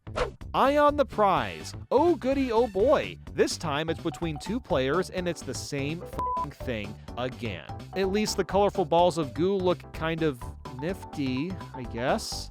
Road to Victory. I've already talked about a minigame like this one on the DS where you use the touchscreen to turn. This one requires motion controls. And honestly, it feels a lot better to play, despite how slow the boat moves. Verbal Assault. Basically, it's a mic minigame where the single player cries out fire, missile, drop bombs, and laser, and the team of 3 have to avoid the attacks and try to destroy the mothership. While the single player's attacks are fairly slow, it can still be challenging to avoid them while also taking out the ship with your little baby gun. And if you're curious, the nighttime version does nothing different outside of the visuals. Plunder Ground. Money Moles get some jewels put in their chest, and you have to try to grab the one with the most money before anyone else. There's tons of minigames like this one. And while I like the waterfall in the background, it's also super forgettable. Archaeologuess. This is one of those spot the difference games, but is a bit more unique than the others. The objects spin in 3D, and it can take a bit more time to figure out which one stands out. Popstar Piranhas. And here's another one. This time piranha plants will be jamming out, and you have to figure out which one stands out amongst the crowd. Like with Archaeologuess, it's not always obvious since the piranhas are spinning around at different angles. Bowser Wrestling. It's not exactly the wrestling minigame you'd expect. You'll take turns mashing L and R to try and knock the opponent off the arena. You have a stamina meter to watch out for, so you can't spam it too fast or you'll get dizzy. This one is kinda just fine. I would have definitely preferred an actual wrestling minigame. Locked Out. Remember how bad Gatekeepers was for Jamboree? This is the same idea, but done better. There's doors in front of each other, and you'll race to grab the right key to make progress. One person will always be left behind, and you can even attack each other over the keys. While I don't think it's perfect considering you might get lucky if the correct key spawns closest to you, the fact that you can fight back makes it more enjoyable. Smash Compactor. A fairly similar concept yet again, but instead of keys, certain holes open up that are used to escape from getting brutally eliminated. It plays a bit more smoothly than Locked Out, and I love how the end result is turning into a meat pancake. That's so gruesome. Banana Shake. Vigorously shake the tree to get bananas and avoid the... hammers? Hold on, how are there so many hammers stuck inside the trees to begin with? Well, whatever. This one's alright. It's really hard to avoid the hammers as you need to have pinpoint reaction speed. Spray Anything. It's the ultimate water gun fight. One player has to avoid water balls while the other three try to hit them from the side. This might sound completely unfair, but if the team of three isn't well coordinated, you can easily win. Just look at how slow and sluggish the water balls are, and the team of three can stun each other if water balls hit them on top of that. Smash and Crab. Every time I see this minigame, all I can think of is Coconut Conk. One player is trying to avoid getting smashed by the hammers, while the other three team up. What's unique about this game is the group of three all have different roles. One player drives the crab, and the other two swing their own hammers. So getting all that teamwork lined up isn't guaranteed, especially since the single player can sidestep fairly quickly. Flash Fright. A similar idea to Flash and Dash from Mario Party DS, although now you can see the entire screen and the roles are reversed. One player has a flashlight, and the other three are running for their lives. This might sound more balanced, but honestly for the team of three, as long as you keep moving, you'll likely never get caught. Sled Slide. I really want to like this one more. You ride a sled across a course and have to complete it as soon as possible. I find it to be fun, aside from the fact that it's way too easy to slip out. I could maybe understand doing a sharp turn that creates the spin, but literally you do a basic turn and the sled spins around and comes to a stop. Torpedo Targets. I think we've got another skill issue game for me. The goal is to swim around and hit as many targets as possible. The controls work, but the turning is really sluggish, and aiming shots takes a good amount of practice. I just think it's hard to play when I know the controls could be so much better fine-tuned nowadays. Cosmic Slalom. I really enjoy high-speed minigames like this one. The goal is to blast through the tube as fast as possible while using your boots. My only gripe is that you use motion controls to tilt, and while it does technically work, it just doesn't feel as good or precise as a joystick would. Number Crunchers. While the mic minigames aren't anything crazy, this one in particular has an interesting twist. The single player can either call out numbers or shapes to call the thwomps, making the team of three be more on their toes about what platforms are safe. It's a nice way to mix up this style of challenge. Mathematician. Funny enough, there's another math-themed mic minigame in Mario Party 7, but it's completely different. Boos float across the screen, and you have to call out the number to take a shot and earn a point. There's a bit of delay, so the challenge is about timing out your number to hit a boo, and I honestly kinda like this one. Helter Shelter. Some shells roll up from the seas, and you gotta pick the one with the most pearls. You can tell by the ones that shake, although you might grab seaweed if you're unlucky. River Raiders from Mario Party 3, a 1v3 coin minigame where the single player drives a Koopa boat around and the group of three are dragging in the back. The controls are very stiff, but the minigame still works when it comes to being balanced. River Raiders from Superstars, and they brought it back for the Switch with the same stiff controls. That water sure looks pristine though, like seriously you can see right through it. Feeding Frenzy. Using motion controls, you'll throw balls into the Cheep Cheep robot at the top or bottom. When the mouth is lit up, you'll get bonus points for your throws. While I love the concept, it can be hard to judge how hard you have to throw for the bottom, as I'll often throw nothing or accidentally overshoot for the top. Spinner Cell. The single player has such a cool role. They control two spiky spinners with a joystick and C-stick simultaneously. The group of three has to avoid them, and what's interesting is the small spinner only stuns the player, while the big one takes them out. The odds of who wins this game entirely depends on the single player's hand-eye coordination, because the group of three is pretty screwed if they can keep track of both spinners at once. Pix Fix, a pretty simple puzzle game where you'll rotate pieces to make the picture match up. The twisting motion with the remote doesn't always work, but for the most part, this is a pretty serviceable minigame. Piano Pool. The piano throws rings, and the objective is to grab as many as possible. The controls are a little bit awkward since you turn with motion and the angle doesn't exactly match up, but I'd say this one does the job. Bowser's High Dive. As Bowser, you'll pick a left or right side and try to butt stomp the characters for points. This one is alright, especially since you can see Bowser's shadow and get a fairly good idea of where he's going to end up. Money Belts from Mario Party 4, a halfway decent coin minigame where one player runs on the top of a belt and the team of 3 are on the bottom. While there's not much at stake here, I do think it's a tad bit unfair to the group of 3. If you're on top and know what you're doing, you can get a vast majority of the coins. But if they're not very good, then it actually evens out pretty well. Money Belts from Superstars. Not much has changed from the remake. In fact, even the graphics are similar outside of the background having 3D candy instead of it being a JPEG image. Found it? Pound it! There's an image on screen, and you have to ground pound that same image before everyone else. It's rudimentary, but it works. Cage Match. We got some Mario World action with this one. The goal for you and a teammate is to smack Bowser Jr. on the other side of the cage. You can both swap sides, which makes it pretty fun to catch Jr., especially since he moves faster than you. The trick is to try to corner him and predict which direction he's going to go. Hop, Drop, and Roll. We've seen 1v3s like this before. The single player calls out Grolls and Bullet Bills to attack the team of 3. What makes this one a little different is both sides have an advantage. Either the single player masters timing his attacks, or the team of 3 masters weaving around the obstacles.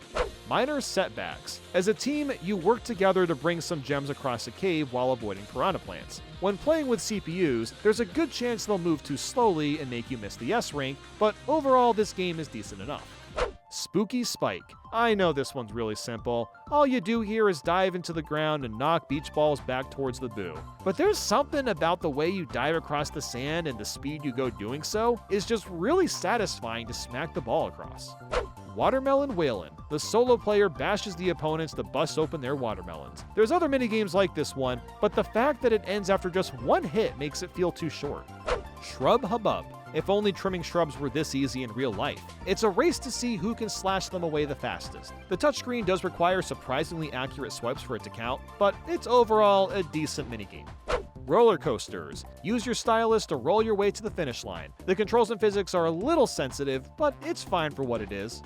Steel Diver. Oh, thank God, we got a Mario Party game inspired by the 3DS hit Steel Diver. Everyone loves that game, right? Sarcasm aside, you collect coins and avoid the spikes while in a clunky submarine. You can also get bonuses to add more coins or double your score, and it's not too bad. Bowser's Bad Breath. At this point, I'd say we're getting to the minigames that are slightly below average to close to middle of the road. As Bowser, you can blow into the mic and breathe fire to try and get points off the characters. Using the gamepad to aim is strangely satisfying too, and I kinda dig this one. Blowboat Battle. Using the joystick and microphone, you'll blow a toy boat from one side to the other. I actually enjoyed this minigame. My only qualm is that it's short and brief. I know it kind of has to be so people don't pass out by accident, but I think it could have been a little bit longer lasting. Earn It. A pot spins around, and you have to guess what kind it is from the photos before anyone else. There's a couple minigames also like this one, and it's not too shabby.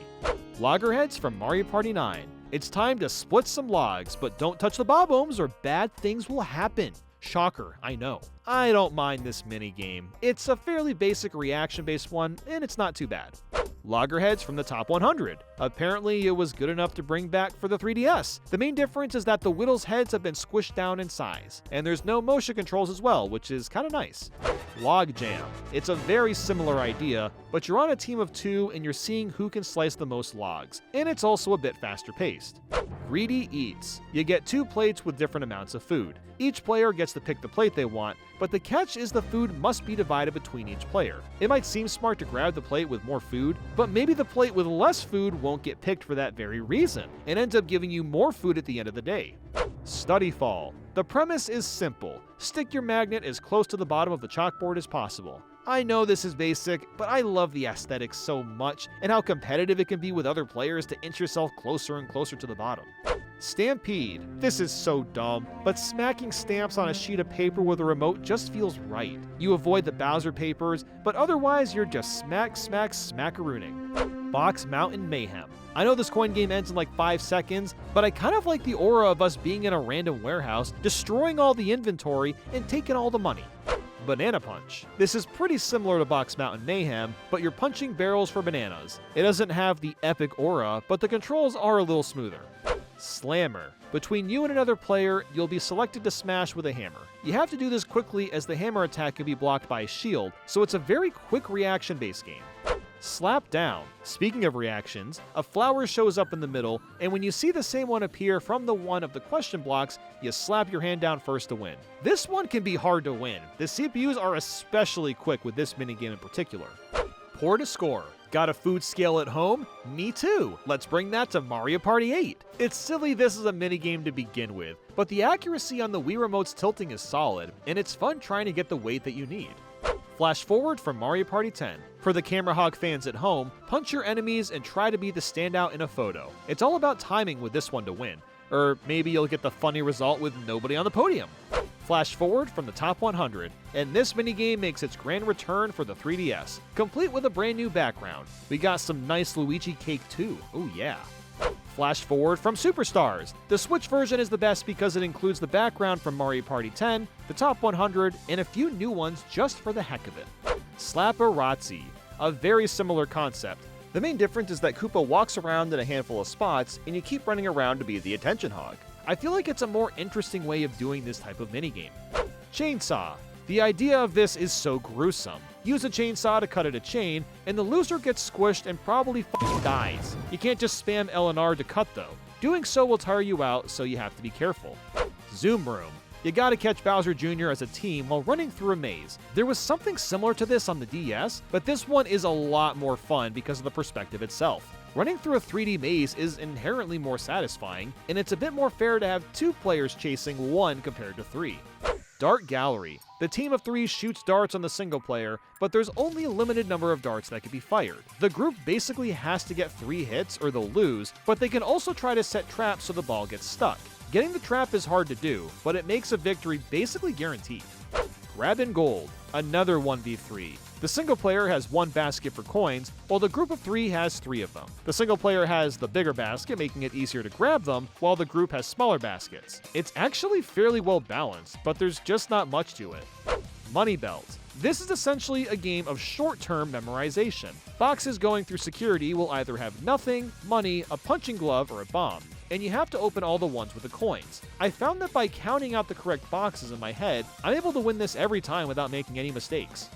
X-Ray Payday. So, fun fact, they had to rename this one because the Mario Party 4 minigame Money Belt was also remade for Mario Party Superstars, so having Money Belt and Money Belts wouldn't have worked out so well. Crops and Robbers. As a team, you and your partner tend to a garden by either hammering away at the Monty Moles or picking the carrots. It's a fairly average minigame and works well. Bowser Jr.'s Bonk Battle. Jr. is running around a 90s translucent checkerboard while our goal is to attack from underneath. The depth perception is a little hard to follow at times, but using a shadow makes this one a bit clearer. Grab It. Mario can't get enough of catching bunnies apparently, so they made an entire minigame where you just do that. And honestly, it's pretty solid for being on GBA. You're not gonna just catch bunnies out of thin air. You have to lure them away from their safety holes and get a good dive at them. Soccer Ball. Instead of using your feet to play soccer, run around on top of a ball. I love how silly the concept is, even if it's a little slow going. Making it a 2v2 was also the right call. It feels relatively well balanced. Rowboat Uprising. There's another rowboat game like this in Mario Party 8, but I vastly prefer this version because the extra players makes the turning much smoother, and it's over fairly quickly on top of that. Dory Pedal Paddle. I completely spaced out recording this game, but it's very similar to Rowboat Uprising. You'll paddle with the Joy-Cons, and it can be interchanged with the other one I just brought up. Thrash and Crash. I don't mind this 1v3. The single player is in charge of initiating obstacles to hit the group of 3. While I still think the group of 3 has a higher chance of winning, you can at least mess around with timing your attacks. Delaying the bullet bill launches or wheels can cause commotion if done properly.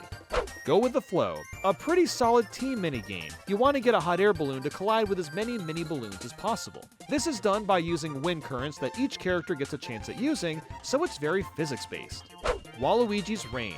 Waluigi chucks a bunch of coins and hammers out of the pipes, and you gotta collect as many coins as possible without hitting any hammers. I love the Waluigi sprite. His nose is comically large. Bowser Jr.'s Clobber Cage. We've got a gimped version of Bash and Cash where you have to steal the hammer from Jr. and bop him on the head a few times to win. It's not quite as good since it's pretty easy to win. Hammer and Sick'em. It's kind of similar, but now you're on a team and you're just trying to pop the other team's balloon. It's funny that despite all the characters, the minigame can end in a matter of seconds.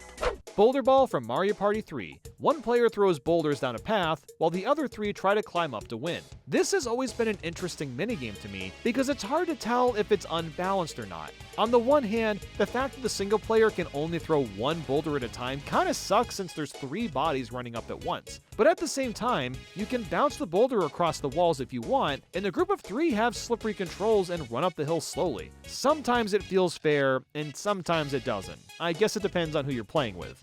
Boulder Ball from Superstars, and this is pretty much the same, although it seems like the run speed has decreased slightly for the group of 3. Side note, but I am really impressed with the dirt textures. Like, seriously, they look so damn realistic. Winner or Dinner from Mario Party 8, a coin minigame that takes place in the desert. Coins pop out of a vase and you have to avoid piranha plants. It's just the usual spiel that is until a tornado comes in at the end and eradicates everything in its path. Oh dear. Winner or Dinner from Superstars. They made it again for the Switch. And yes, of course they kept in the completely random tornado scene, but now with extra camera shake. Coin Block Blitz. About as classic as you can get with Mario and coins. You'll jump and break boxes for money. Some boxes only have one coin, while others have multiple. It's fairly random, but you can also try stealing boxes from others if you want. Coin Block Bash. The same game, but the blocks are tougher to break, and one player gets a hammer that can smash blocks in one swipe. That may seem like a disadvantage, but anyone can steal the hammer and use it for themselves, so overall it works out. Fungi Frenzy. It's not really the same concept as you ground pound blocks for points, but I don't know. It's a set of 9 blocks lined up as a square, so close enough. It's the Pits. 1 billion players are on an arena, and a light spins around on screen. If you're in the light's radar when it stops, then you can say goodbye and fall into the pit of despair. It can be a little hard to tell when the spinning will stop despite there being a timer, but I think that adds to the fun for this one. Trying to keep yourself out of harm's way isn't as predictable as it looks.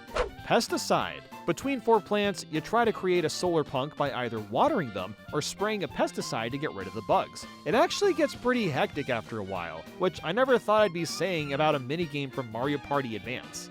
Sort of fun. The play on name really encapsulates itself so perfectly. You sort balls into the right spots, and yep, it is in fact sort of fun. I like trying to pass the balls along quickly for a high rank, but also, we're just sorting random sports balls. Trading cards. Strangely enough, this is like an advanced version of Sort of Fun. In the team of 8, you have to sort through a bunch of cards and put everything in the correct order. It's a simple idea, but it works because of the variety of things we need to sort, like how a mushroom is drawn, or making a dragon eel. Slappy Go Round. This one really is all about psyching out the other player. You can either jump or ground pound, and want to try getting the hand to slap your opponent. What ends up happening is lots of fake outs and lots of surprise smacks from Master Hand. Treasure Dome. It's a big game about opening chests to open keys. You get one chest open, and that's got a key, and that key opens another chest, and that chest is the key to open another chest, and that repeats until you've done them all. Slot Car Derby from Mario Party 1. Some people might say this is one of the worst Mario Party minigames out there, but there's a reason it's been remade 4 times. The goal is not to blaze across the track as fast as you can, as that won't work anyway because you'll spin out. The real goal is to go just fast enough to not spin out, but also stay ahead of the others. While I don't find it to be the most fun, there is something to be said about maintaining a certain speed and winning by going just fast enough. And can we talk about these designs? Mario and friends got their big-ass heads sticking out of the car. It's goofy, cartoony fun at its core. Slot Car Derby from Mario Party 2. This is basically the same game, but it adds in an extra course 3, which is personally my favorite of them all. And now at 1000, we've got Slot Car Derby from the top 100. The controls have been altered to make slightly more sense, and that's the only reason I'm ranking it higher, as it doesn't have all the courses from Mario Party 2. Slot Car Derby from Superstars. And there you go, another beautiful remake of a minigame that's fairly decisive. Or at least that's what I would assume. People might say this is the best minigame ever created for all I know. Peepa Peepa. I know people don't like tilt controls for a lot of 3DS games, but goddamn, it's not half bad with this one, as you'll use the 3DS like a flashlight to zap Peepas out of existence. It actually works fairly well, color me impressed. Koopa Kappa. Koopa kids are careening down a conveyor, and you push that matched button to seal them up. You can't let more than 5 get away or you'll lose. It's another simple idea, but it's fun for what it's worth. Boxing Day. A mic minigame where you literally try to punch the team away before they flip all the question blocks. It seems like it'd be easy for the team to win, but the arms have a lot of reach and are fast. If the team of 3 is well coordinated, they can probably still win, but it won't be a cakewalk. Mild Gunman. There have been plenty of reaction-based minigames already, and this one involves 4 characters and racing to push a button the fastest to shoot the target. The only reason I'm ranking it a bit higher is the satisfaction of seeing your time and just the larger scope of competition.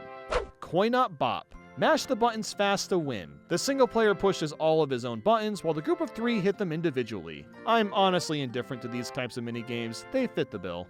Pedal Pushers. It may look like a reimagining of Slot Car Derby, but the controls are alternating between mashing the D-pad and buttons. When approaching the water, you have to slow down or you'll slip up. While there are better racing minigames, I don't mind this one. Income Stream. The single player is riding Plessy, while the other 3 are chilling in the back. It's just another coin game, but God, I love the pun of the title name. Income Stream, because we're on a stream? Pullback Attack. A mouse minigame from Jamboree TV, a rare breed if I say so myself. You'll basically pull back to charge and try to get your car to the end. It's a little clunky, but you really get that sense of pull when the car gets flung forward after pulling back. It's not my favorite mouse minigame, but it's not too bad. Line in the Sand. For this 1v3, the solo player draws circles in the sand and tries to eliminate the other 3 players. The team that'll win entirely depends on how skilled the solo player is with pointing. You have to draw circles quickly and accurately, and if you can, you might be in for the clear. Musical Mushroom. If you've played musical chairs, it's the same idea. Music plays and randomly stops, and the first person to touch the treasure chest wins the coins. It does rely maybe a little bit on luck. Like, as an example, you're not going to make it if the music stops and you're right in front of a blue mushroom, but the rush to reach the chest first is really fun. Piece of Cake. A fairly interesting touchscreen game. You have to cut a piece of cake in the correct spot to match it with the fruit inside. It's a little convoluted at first, but I enjoyed it the more I played it. Messy Memory from Mario Party 3. There are so many basic memory games, but this one stands out a bit. There's a bunch of items on a shelf and they get knocked to the ground. The goal is to re-add as many items as you can in the same spots, and what I really like about this one is you can hide your results once you're done so people can't easily cheat off you. Messy Memory from Superstars, and they brought it back for the Switch. It's looking much fancier and cleaner as you'd expect. Home on the Rang. With a boomerang, you'll fling it across the screen to smack some Pokies around. You'll get bonus points if you take a Pokie's head, and yep, this one can be fun, especially if you chain together a bunch of hits with one throw. Cage Catch. One player is trapped in a swimming pool, while the other 3 control a cage that's trying to trap them.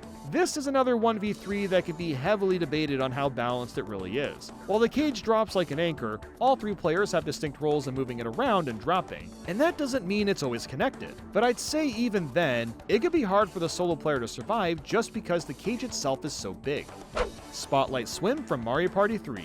And this is a similar idea, but with the opposite conundrum. One player is swimming in a pool, while the other 3 all have a spotlight. If all 3 spotlights collide with the single player, they lose. This would make it almost impossible for the single player to win, except for the fact that they can dip underwater and escape for a brief moment. While there's a trail of bubbles that follows them, that can make it challenging for the group of 3 to be synchronized enough to win.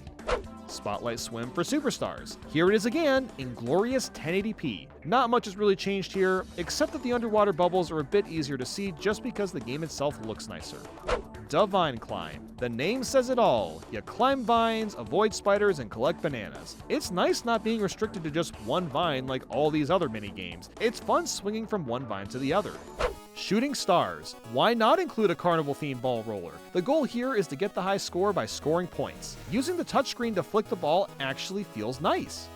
Mario Matrix. When a panel lights up, click it. This works because you're moving around with the pointer controls and it's fast. And I like the little click sound you get too. Tragic Carpet Ride. Taking a page out of Mario Galaxy, a Mattermouth tries to eat the players and you have to stay on the carpet for as long as possible. It tends to get a bit tough when multiple Mattermouths come in. Tank Down. Imagine Shell-Shocked but shrunk down on a Game Boy and you punch instead. That's pretty much what this is, and while it's not as smooth to aim your shots, it can still be a little bit of fun, especially when you hit someone. They go flying into the stratosphere for a second. Chain Chomp's Lava Lunge. A Chain Chomp and you are pitted in an arena, and you want to lure the Chain Chomp towards the red squares so it'll get a taste of some lava. This reminds me of the Bowser fights from Mario Galaxy 1 quite a bit, but on a smaller scale. Sumo of Dumo. This is like a very stiff version of Bumper Balls. Two players are in a monster truck and have to try knocking each other while the stage is collapsing. It's fun, but the controls take some time getting used to since you use the joystick and C-stick to move around. Something's amiss. Using the rumble if it's turned on, you gotta hunt for gems in the fog. It's a little random if you find a gem before the CPU, but it can still be a good time.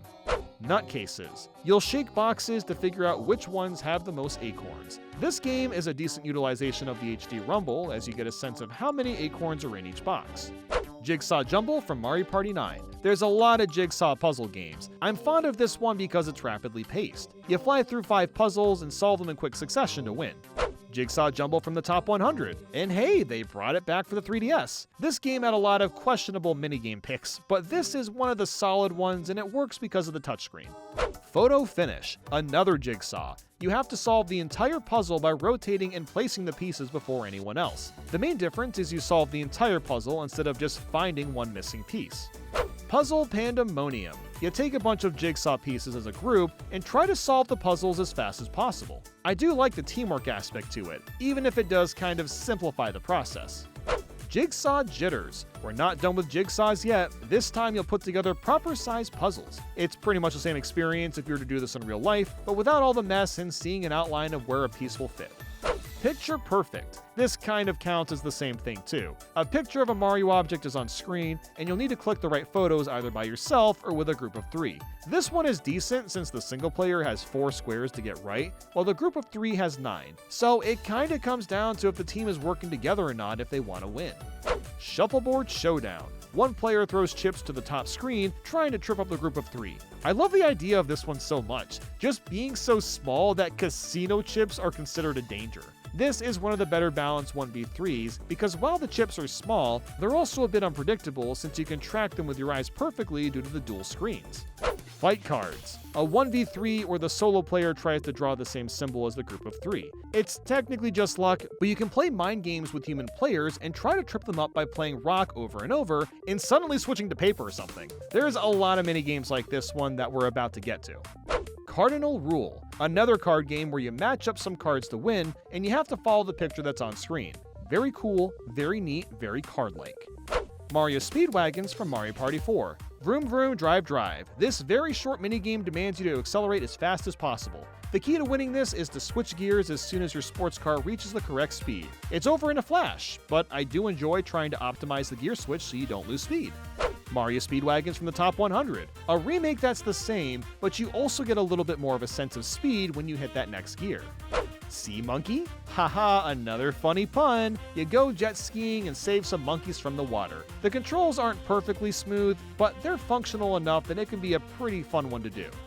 Gravity Gridiron. A bunch of footballs are bouncing around a stadium like they're bouncy balls, and your team of 2 has to catch and get them through the goal 5 times. It's a little hectic from all the bouncing, but it can be a solid time.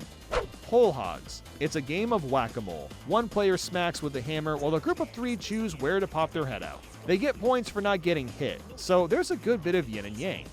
Spring Fling. Another 1v3 where the single player ground pounds colored blocks in an attempt to fling the team of 3 away. While it can be a little hard for the single player to win this, at least his platform is much smaller, so he can move around his field faster than the team of 3. Air Farce. Another gliding minigame. The goal is to get as far as possible before splashing into the water. I'm not very good at this one, but you really gotta practice it a bit and learn how close you can get to the water to maintain your height for longer. Astrological. There's a lot of minigames like this one, but Astrological is different because there's so many tiles to keep track of. Trying to find the correct one often takes a bit, and it feels like a race with all the other players. Drop Shot. One player whacks bombs towards a group of 3 as they cling on to the girders for dear life. This could have easily been an unfair 1v3, but the fact that Spike throws the bombs at a slow pace means that the single player has to make every shot count, and the team of 3 has more opportunities to dash towards safety. Kamek's Card Tricks. A little card game against Kamek. You pick cards with down arrows to attack. However, Kamek will sometimes flip them or add in Kamek cards to attack. So it's fairly average. I don't really know what else to say about it. Ballistic Beach. Be the first person to shoot 2 balloons from far away. This looks simple enough, and maybe it is and I'm just bad, but your shots have to be quite precise. Barrel Baron, another rumbling minigame. This time it's for 1 player and you're trying to dig for oil spots. I mean, fuck it. Why not bring a dose of reality to Mario Party? I love burning through non-renewable fossil fuels. Totally Electric Escape. Jump scare mouse game. Ah! Sorry, I don't know what came of me. Anyway, the goal here is to slide your character through an electric maze. And yep, I'm super shit at this one, but it's still a fun idea and I'm glad it's a minigame. Sunset Standoff, a 1v3 where 1 player controls a big-ass bomber bill, and the group of 3 have to avoid it. It's hard to say which side is more likely to win, because it kinda comes down to how well the team of 3 can weave. They have to survive for 5 rounds, and if at least 2 of them survive most rounds, they're guaranteed to win. Megamonimals Maze Mischief, another maze minigame. But this is one of the better ones. All 4 players race to the end to fire the biggest cannon shots at the Monimole. It's a great incentive to figure out the maze fast. Cheap Chump, a water vortex made by a big Cheep is trying to suck everyone up. I find it kind of nice that there's a map on the top screen so you can see when the Cheeps are on the way, as it helps me a little bit because it's hard to survive if you get caught in one. Locomotives, pop balloons with trains by tapping the direction they'll go in. You don't have to pop all of them, thankfully, just 3 is enough to win. Out of My Way. This one isn't half bad. You make your way through platforming and have to get to the end. You'll find thwomps and womps in the way, so you need to push and dodge them to get through. With that said, this minigame isn't as fun as it could be. The main problem is that if you fall, chances are you'll have to turn around and try the entire course all over again. It can be annoying when that happens, despite the fact that I really like these types of minigames. Switchway? Would you look at that? It's the same minigame, but the course design has been changed. There's also some platforms that go up, down, and sideways when you jump or ground pound them, which is kind of cool, but it has the same issues, so I can't really rank it much higher. Crazy Crosshairs. This shooting game is a little funky. On a team, 1 player controls the vertical movement and the other horizontal. Whoever takes out the most scuttlebugs wins, and I actually like this one. It's not my favorite shooter, but I can appreciate that it tries something a little different. Shoot Your Mouth Off, a mic minigame where the solo player calls out numbers and releases attacks against the group of 3. What I like about this one is that it's not as obvious what enemy is coming up. Yes, there are numbers next to the Bob-omb and Bullet Bills, but when you're in the thick of it, running around for your life, you're not likely to pay much attention to that. And the Shy Guys have to walk over to the commands anyway, as they don't happen instantly. Bash and Cash. I already know a lot of people hate this minigame, but hear me out. This 1v3 revolves around 1 player being stuck in a Bowser suit, while 3 players have hammers. On the board games, this can be super unfair to the single player because the pot of coins is the exact amount they have from the board itself. And while that sucks for them, that's what makes it so special. And honestly, you can avoid losing money too if you're good enough. There's been plenty of times that I've played this and lost little to no coins by just bouncing off everyone's heads. Squeaky Shakedown. It's the same game, but more fair and inverse. 1 hammer, 3 bags. Maybe in some alternate universe that's a shocking video from the mid-2000s, who knows? Ice and Easy, a very quick mouse game where you slide your tube across some ice to hit some balloons. What I like about this one is that while you do want to take a second to time your slide, you don't want to wait too long or the CPU will go in and hog up all the points. Hexoskeleton. Fight a Beeg dry bones by ground pounding the switches in the correct order. I'm kind of amazed that the 3D works at all on the DS, as we saw very few 3D titles on the handheld. Ruins Rumble, a 1v3 where 1 player pilots a ship and has to take out the group of 3 plus dry bones. It's almost like Pac-Man, but the ghost is overpowered and can run much faster than the other players. While you're in a maze and can throw the single player off with the turns and corners, the fact of the matter is that they are cooking on their aircraft. Rudder Madness, a very slow but decent minigame. You have to control the Leaf's rudder with the Wii Remote to get in first, and the controls function nicely. It just takes a while to get to the bottom. Tube It or Lose It from Mario Party 5. 1 player has a spiky tube, while the other 3 are just trying to have a good time. It always seems like the spikes will win without much problems, but with careful weaving, you can avoid the spikes and it makes for a somewhat balanced minigame.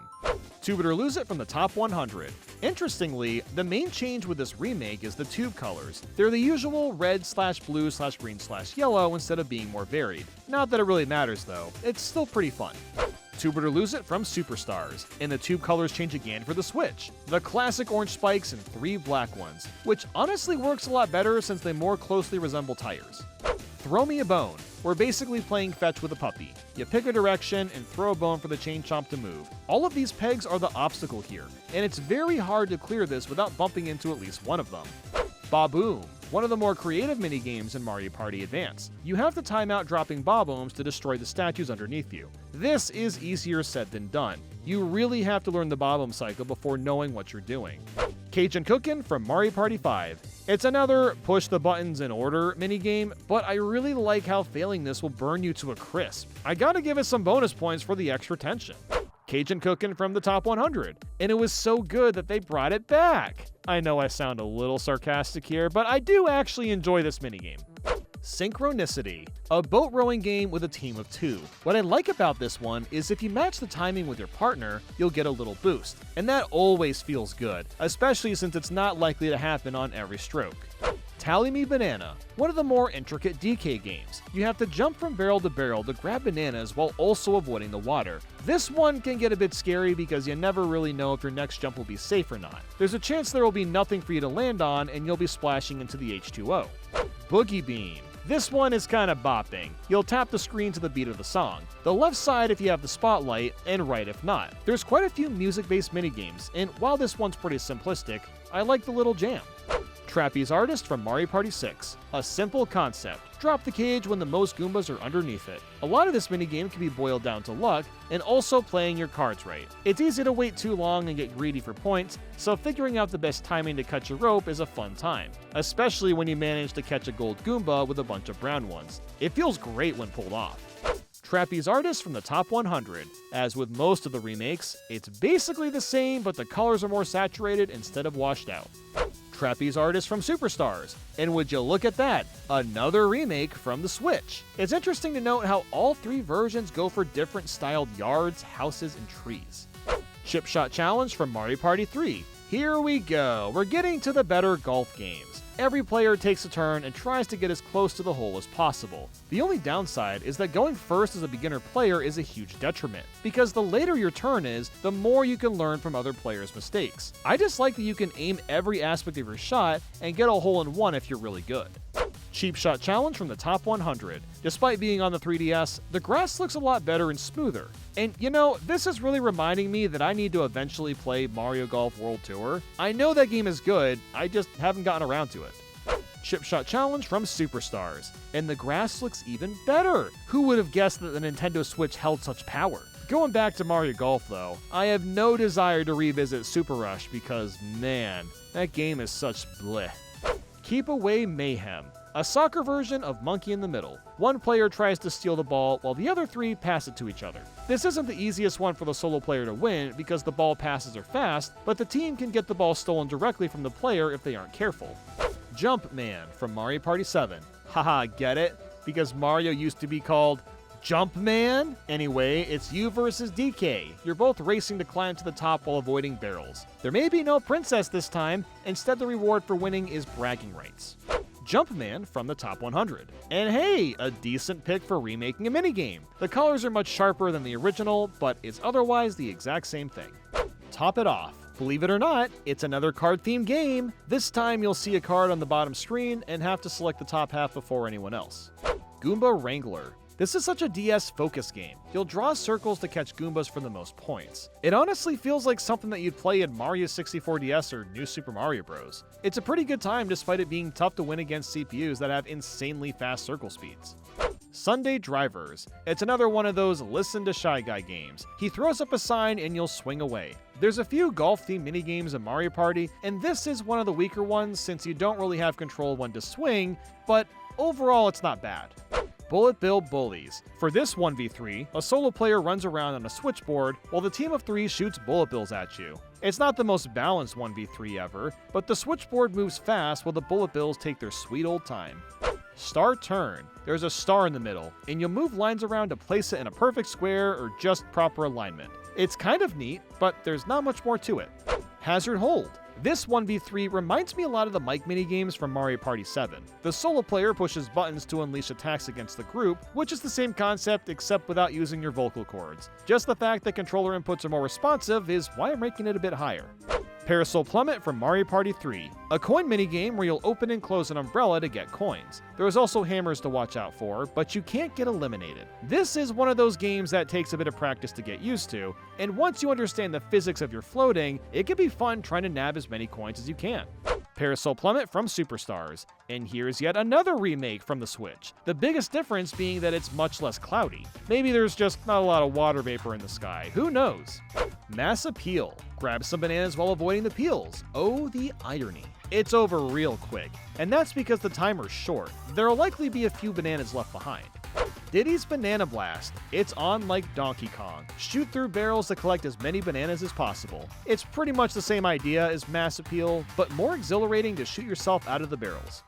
DK's Banana Bonus. Wow, it's the same minigame, but you only shoot up into the air. I like this one slightly more because you can also hit bonus barrels that launch you high into the sky to potentially get a golden banana at the very top.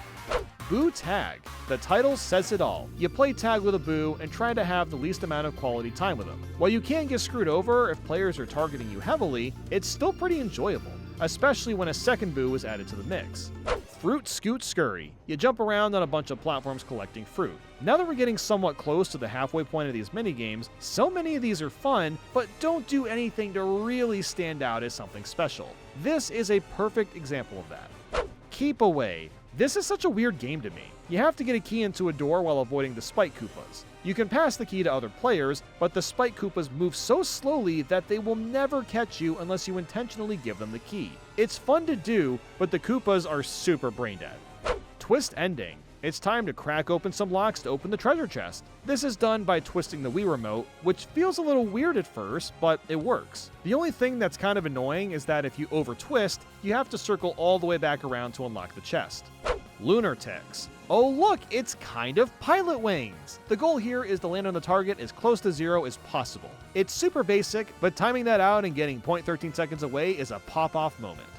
Shock Absorbers. Fun fact, there's another minigame in Mario Party 5 also called Shock Absorbers that's completely different to this one. The Mario Party 7 game has you pounding in a certain direction where the button lights up. In a weird way, this reminds me of Pichu's power plant from Pokemon Stadium 2. Now I just want Pokemon Party. That could be a cool spin-off. And at 900, we have Hopper Pop, a 1v3 where the single player is in a spiky ball, while the group of 3 are not. If they get popped, then they're out for the count. Strangely enough, I feel like this is one of the better balanced ones, just because the spike ball moves so slowly, and the group of 3 are gimped by only being able to jump on the spot. Both teams have a bit of a control disadvantage, even if the solo player can turn a little bit easier. Circuit Maximus. Make your way through a maze while avoiding a bunch of amps. The day and nighttime versions are visually different, but this is another solid one. There's a lot of pressure to try blasting through the maze at blistering speeds, but it usually makes more sense to be a little patient and wait for the moving amps to get out of your way first. Pogo A Go-Go for Mario Party 7. A 1v3 where one player rotates the ground, and the other 3 have to avoid the holes while bouncing on pogo sticks. I'm not really sure what the consensus is on this one, but I've always found it skewed a little more towards the group of 3. While the spinning can be unpredictable and hard to avoid, in most cases you can jump around the holes if you're careful enough. Pogo A Go-Go from the Top 100, and we've got a remake for the 3DS. It's not looking all that different besides the sharper colors as usual.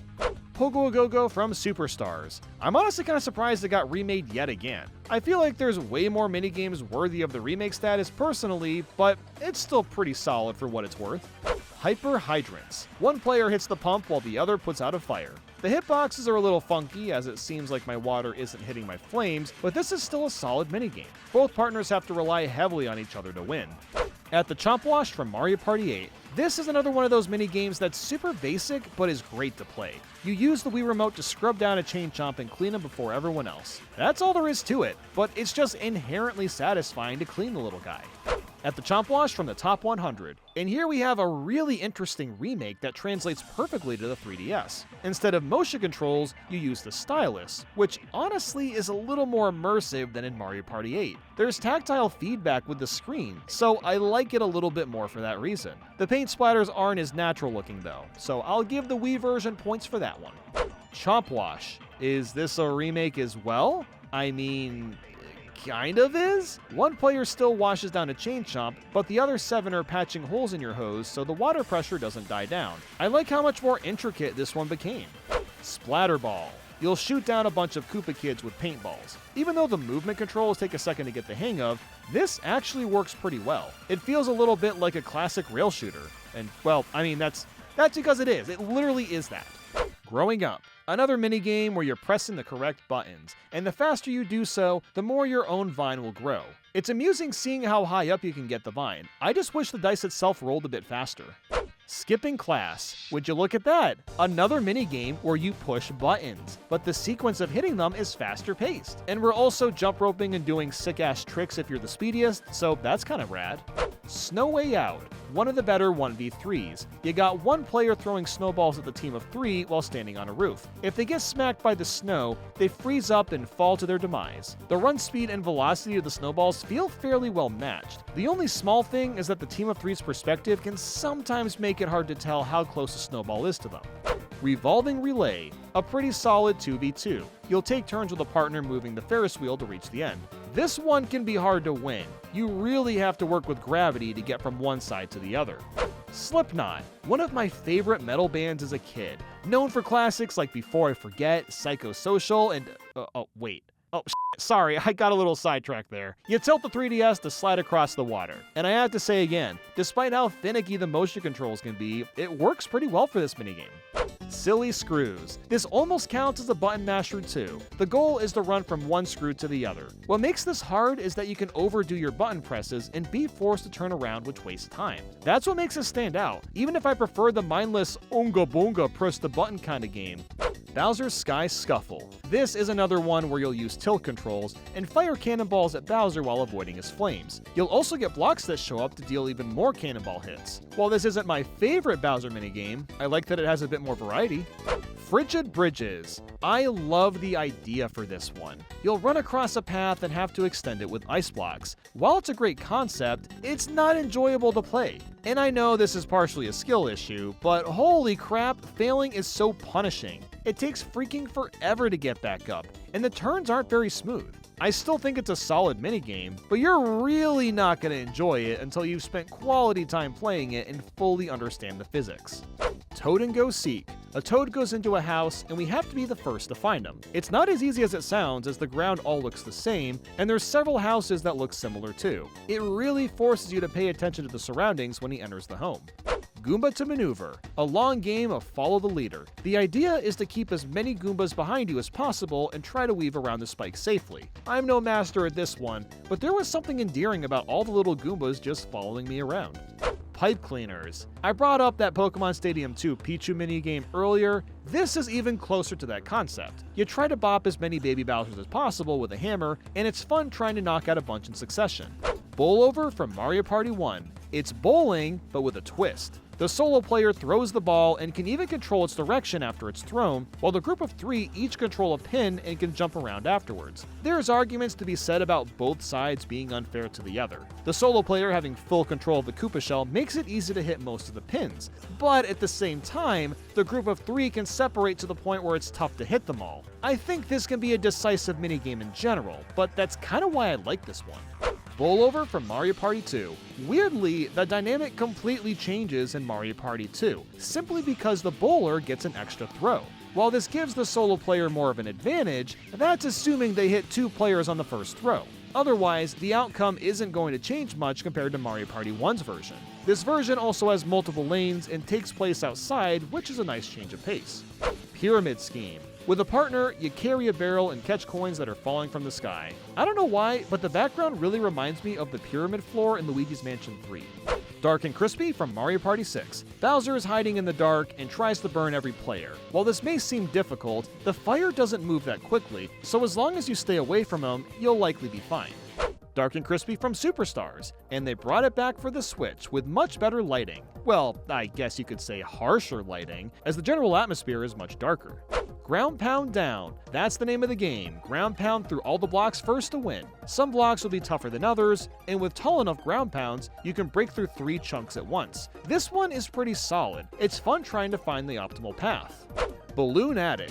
This reminds me of Swerve in Skies, but inversed. One player is floating around with balloons, while the team of 3 tries to shoot them down. The balance for this one really depends on how good the solo player is at maneuvering his plane. While the balloons are big targets, they can quickly turn and become trouble to hit.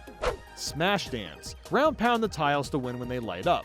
There's a day and nighttime version, but that's purely just visuals. And you want to know what else? I like these cool looking purple flames. Oh yeah, look at that. Tile and Error. Oh my goodness, more ground pounding! This time, as a team, you want the most blocks in your color, which can only be flipped from your ground pounds. It seems like the same game as Smash Dance, but there's a little more substance to it. Shell Stack. Whenever I think of Mario Party Advance, this is the minigame that comes to mind first. Shells shoot out of the pipes, and you have to stack them up as high as possible. It's a simple premise, but trying to time your jump is fun, especially when the shells get faster and faster. Revolving Fire. Another 1v3. One player spins fire around while the group of 3 have to avoid it. Not only does the team have to avoid walls of flames, but the solo player can also ground pound and create a circle of lava for a brief moment. Even though it seems like the solo player has the advantage, the group of 3 can move and jump pretty quickly, so it's fairly balanced for what it's worth. Goomba Guess. Goombas and Galoombas are on a pipe-shaped arena. You have to memorize all the Goombas, and when the lights go out, tap all the Goombas you remember. There's tons of memorization games like this, but I really like the element of flipping the lights out, and all the players have to compete to get points after that.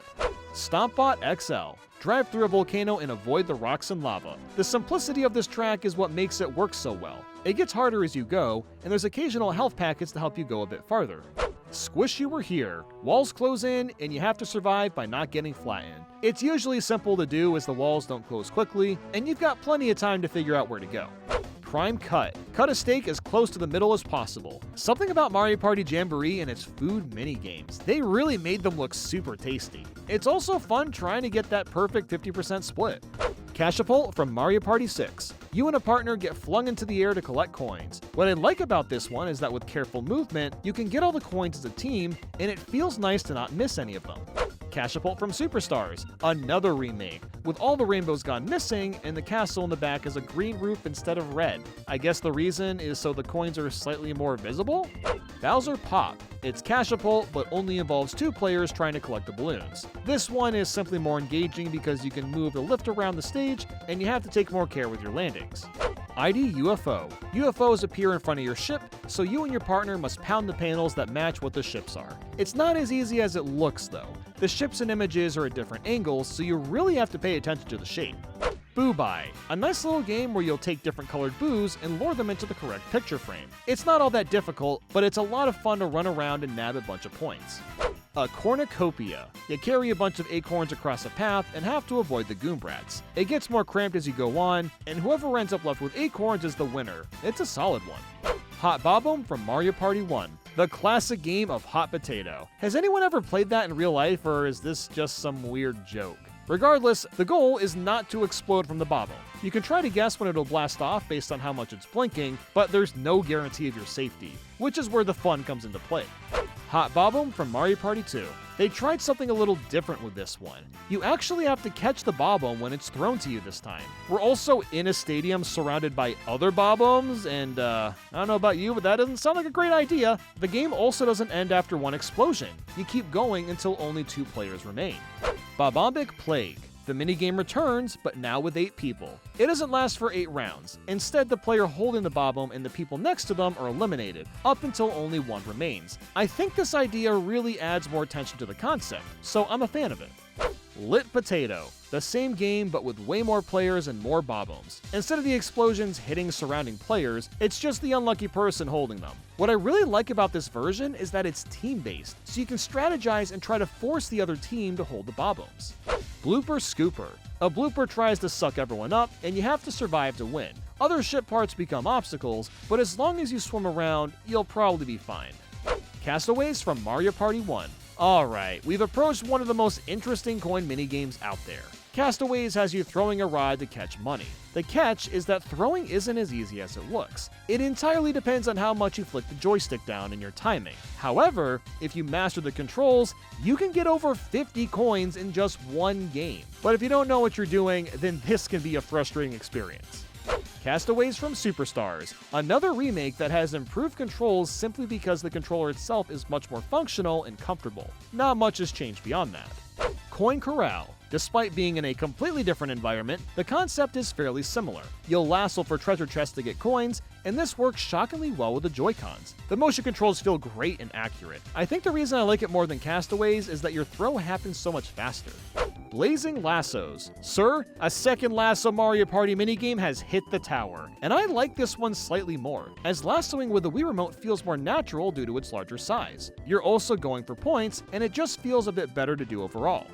Get along, Goomba. We're not done yet. On the 3DS, you'll use the touchscreen to lasso around some Goombas. While I think the Wii Remote and Joy-Cons feel a bit more immersive, the touchscreen is a tad bit more precise.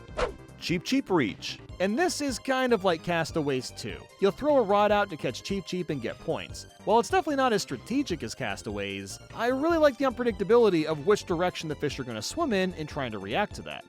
Goomba Stomp. Get in a big wooden robot suit and squash a bunch of Goombas. It's dumb fun. I like seeing the Goombas get launched out of existence, and I mean that literally if you look close enough.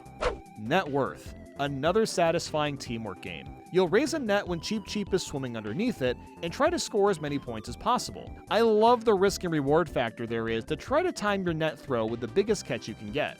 Metal Detectors. It's time for more rumbling action. This time you'll dig at the ground when you feel the strongest rumble. Now, I don't have the rumbling games grouped together, even though I guess I could, but I think the concept behind it really changes the experience a lot. Like with this one, I like that the Pokies can take away your coins if you get hit by one along the way, adding another semblance of challenge.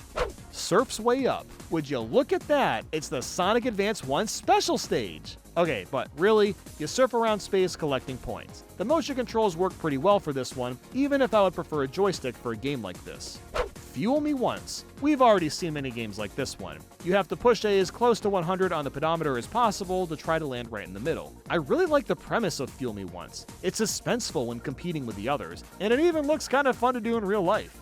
Sub-Marathon. In this 2v2, one person pulls the lever to move through the water while the other one rests. Although you really don't need to switch, technically. That's just if the lever pusher gets tired of mashing L and R. This is one of the only minigames I've played where you technically don't have to do anything to win if your partner has the endurance to push through. Rumble Fumble. Check under some buckets, and you're trying to find 3 Shy Guys before anyone else. There's a lot of Rumble minigames out there, and this one is pretty solid. Crank to Rank from Mario Party 8. Another smooth-brained minigame. Crank that hog of a remote to get the flag up the pole as fast as possible. It has really solid audio-video feedback, which is why I like this one so much, even if it's over in a flash. Crank to Rank from the Top 100. You wouldn't think this minigame would translate well into the 3DS, but cranking the wheel on the touchscreen is still good fun despite being a little slower. I could see someone preferring the original, but you get better tactile feedback when using the touchscreen. Night Lights. It's the same thing, but now we're building some kilowatts by spinning your Joy-Con. I actually like this one because it's a bit harder than Crank to Rank and lasts for longer, but not long enough that your arm is going to fall off by the end.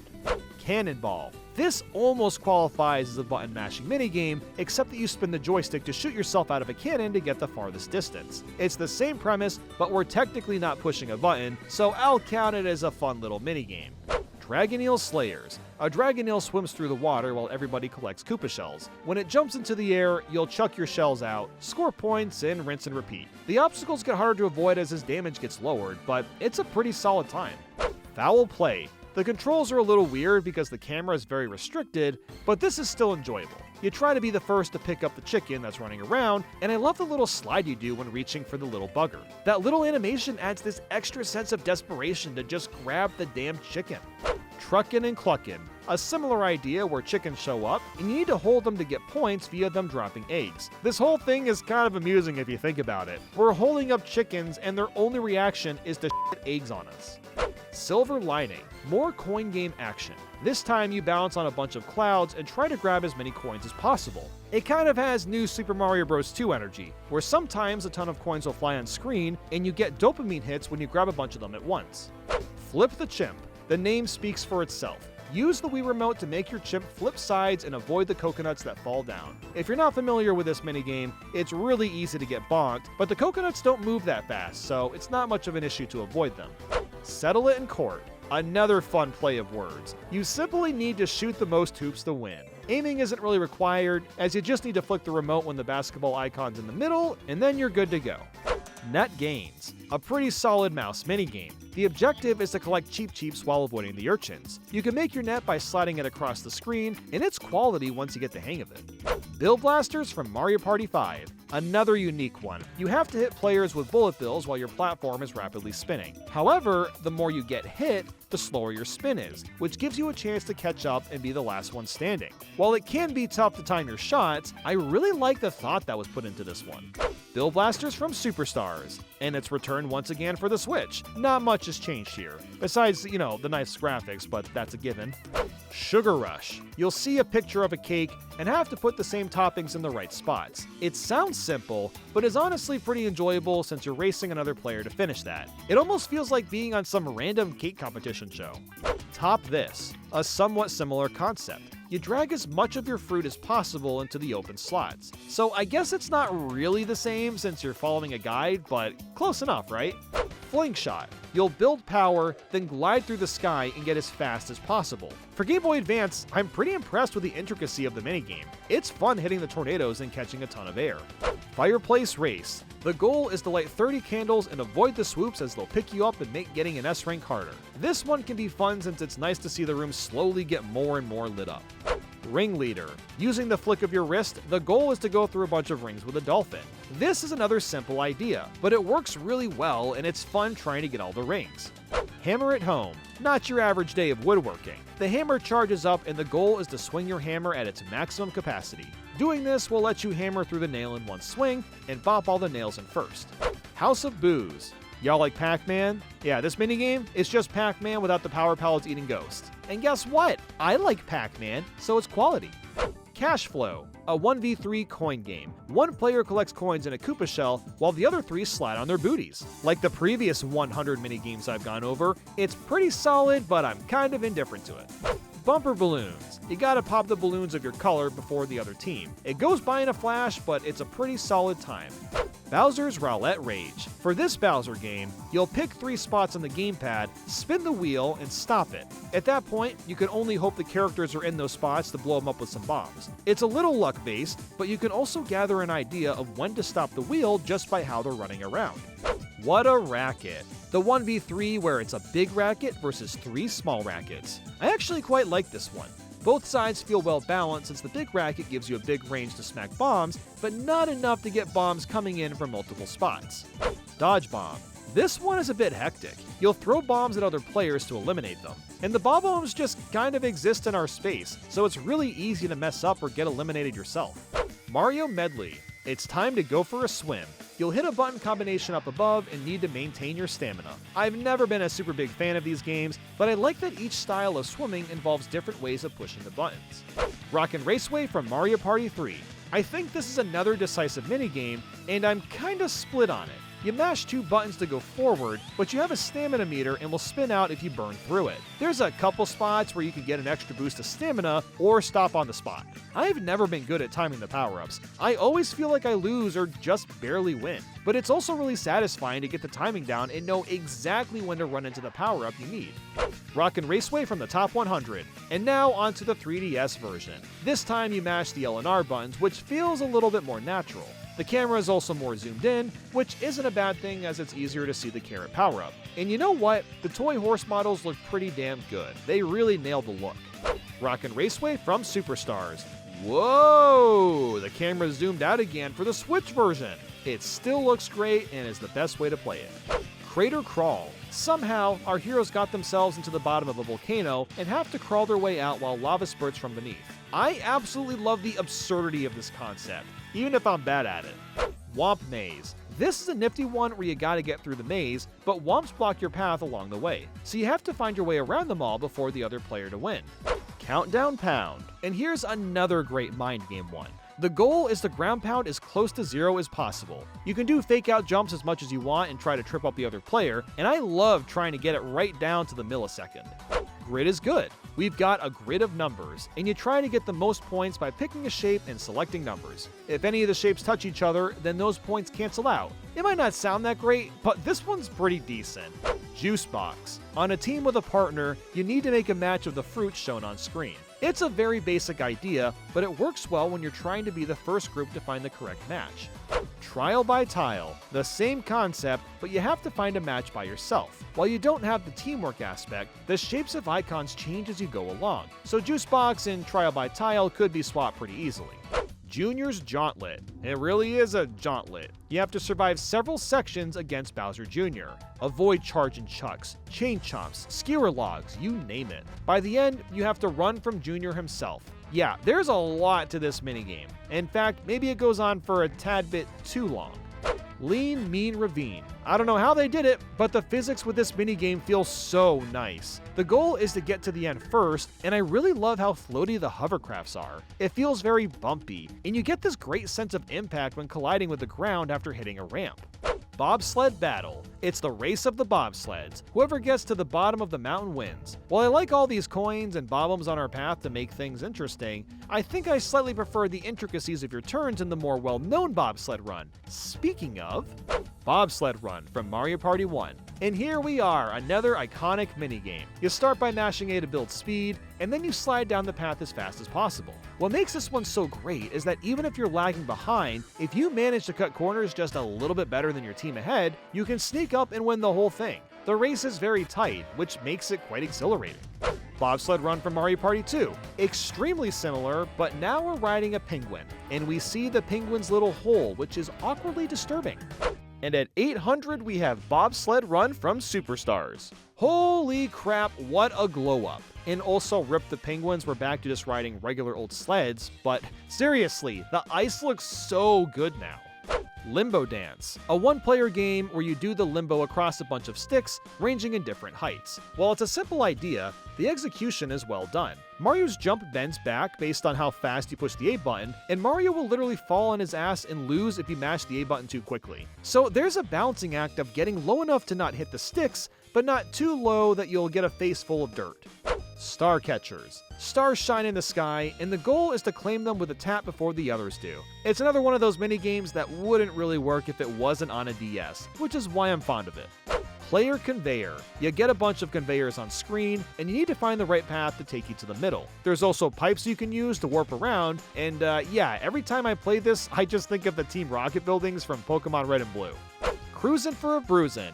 An angry pack of bruisers chase you down a path, and you have to survive the longest. There's multiple forks in the road. One of them is empty, while the other will have pipes to run around. I guess you could argue it's a little luck-based if you pick the paths with pipes and lose to that, but you can still weave through them swiftly and win.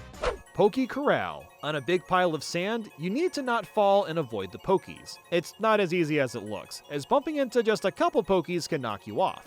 Get a Grip. As strange as this is to say, this really reminds me of the levels in Astrobot where you rotate your controller to grab the little pegs. Yeah, that's pretty much what this is, but you use the mouse. Saucer Swarm. Space Invaders, but in 3D. The goal is to shoot down all the ships without them reaching you. As long as you're constantly looking around, you likely won't get hit, but it can still be hard to keep up since your turning is fairly slow. Fish and Cheeps. A bunch of Cheeps are swimming down a river, and you simply have to avoid touching them longer than your opponent. This one is pretty solid, as it gets tight when you're in the water for a while. Stardust Battle. A fight to the death against the Millennium Star. You'll grab shooting stars and throw them at the Mustache Star. It's a little janky since you have to wait for the stars to land and you can easily get hit by them, but it's not too shabby overall. My only gripe is that it goes on for a while, which makes sense since this is the final minigame. Mega Cheep Chomp Shell Shock. You'll shoot Koopa shells at the Cheep Chomp to get points, but that also alters the direction the Cheep Chomp is facing. So it may not be wise to spam all your shells, but instead hold on to a few and try to prepare for which way the Chomp will end up facing. If you get bopped, you lose 2 points, which is pretty crucial for a game where you only get 2 points per round. Rain of Fire. Bowser creates literal fireworks, flames rain down, and you have to avoid them. It's not that hard if you watch the shadows, although you may need to book it depending on where you're standing. Crushed Ice. You ride an ice crusher and plow over all the Koopa kids. Even though it's on the Game Boy Advance, the controls feel nice and it's pretty fun trying to hit all the Koopas. Fish Sticks. When one of the poles starts dipping into the water, run over and grab it for some epic fish. If only fishing were this easy in real life. Ballistics. We somehow got ourselves trapped on the roof of this tower, and the goal is to avoid all these bullet bills. It feels like I've seen this game like 30 times already, I'm not gonna lie. Toe the Line, a very unique 2v2. A shape is built with the rope, and you have to recreate it with your partner as fast as possible. This will either be a really fun game if the team is able to figure out a game plan, or annoying if both players try standing on the same ends. Lava Tile Isle, an all-out brawl where you knock your opponents into the lava while the Grindles move around. There's a lot of minigames like this one, and while it's still fun, the movement feels a little sluggish. The newer games do a better job at making these little brawlers. Fisticlouds. Very similar to Lava Tile Isle, but it takes place in the sky and the physics feel a little better to control. Like I said, there's tons of minigames just like this that flow better. Royal Rumpus. You and a rival compete to squish the most Goombas. I love how the Ukikis are just casually swinging in the back, watching the Goombas get pulverized in front of their eyes.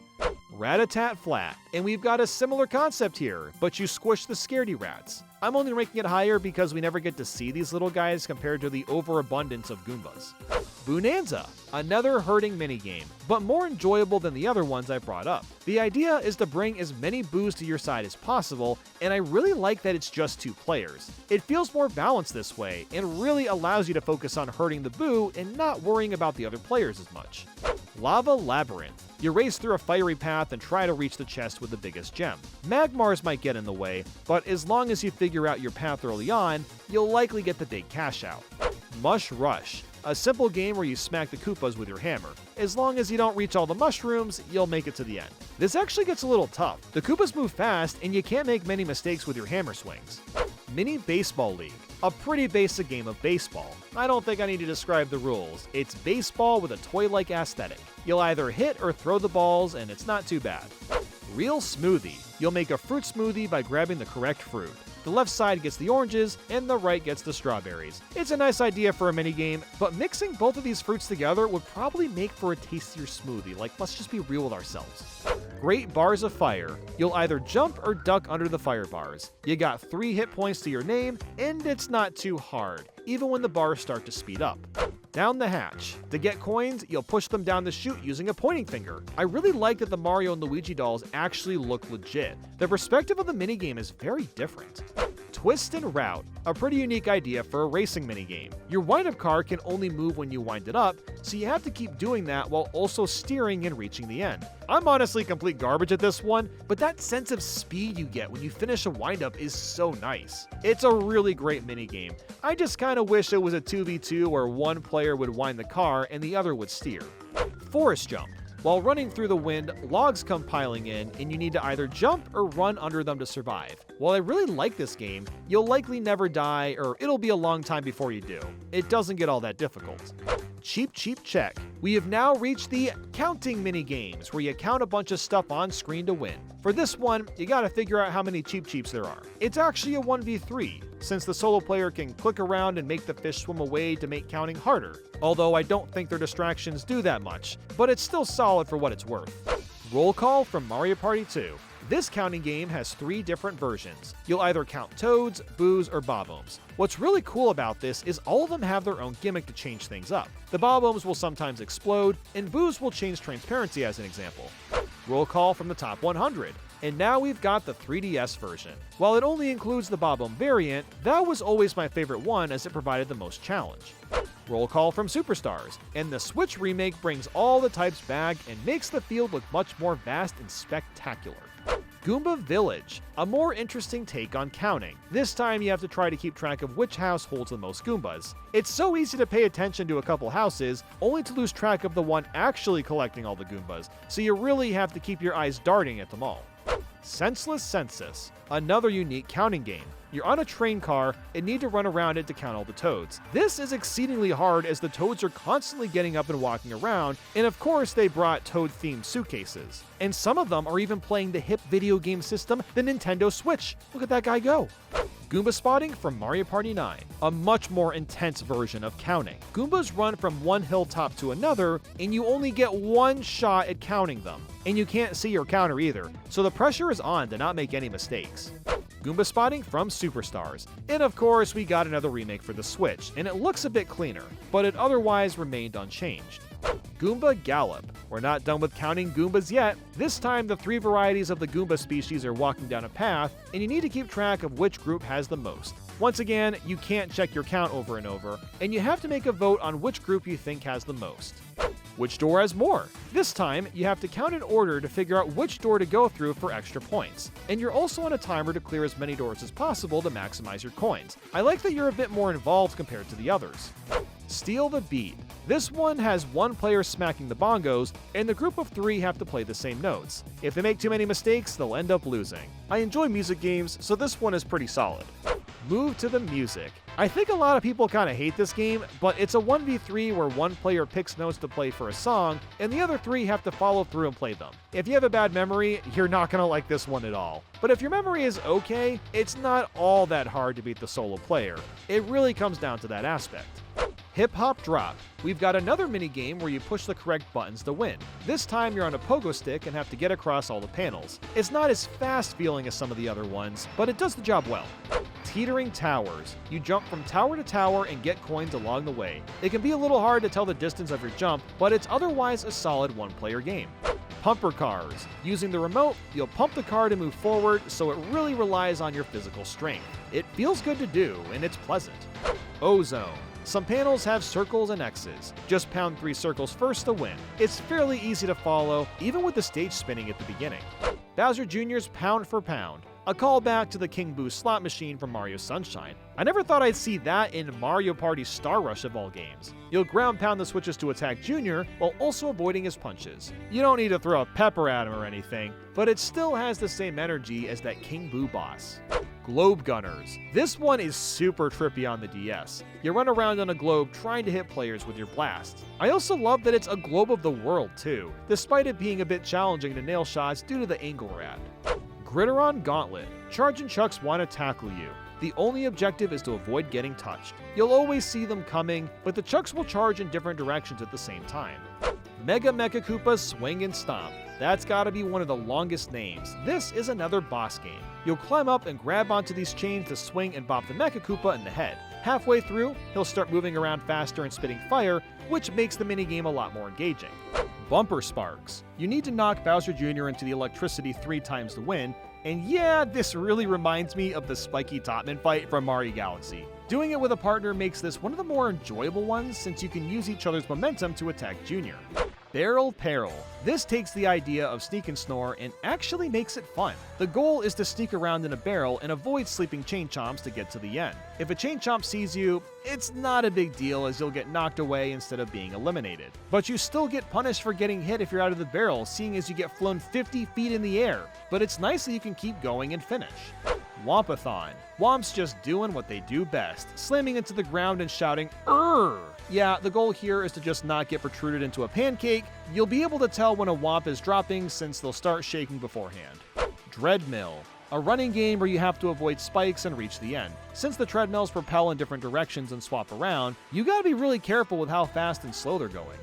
Kebab and Weave. A bunch of skewers will start stabbing away, and you have to avoid them. I know, it's the millionth minigame I've talked about that's like this one, but I gotta at least give props to the unique perspective of the skewers attacking from the background.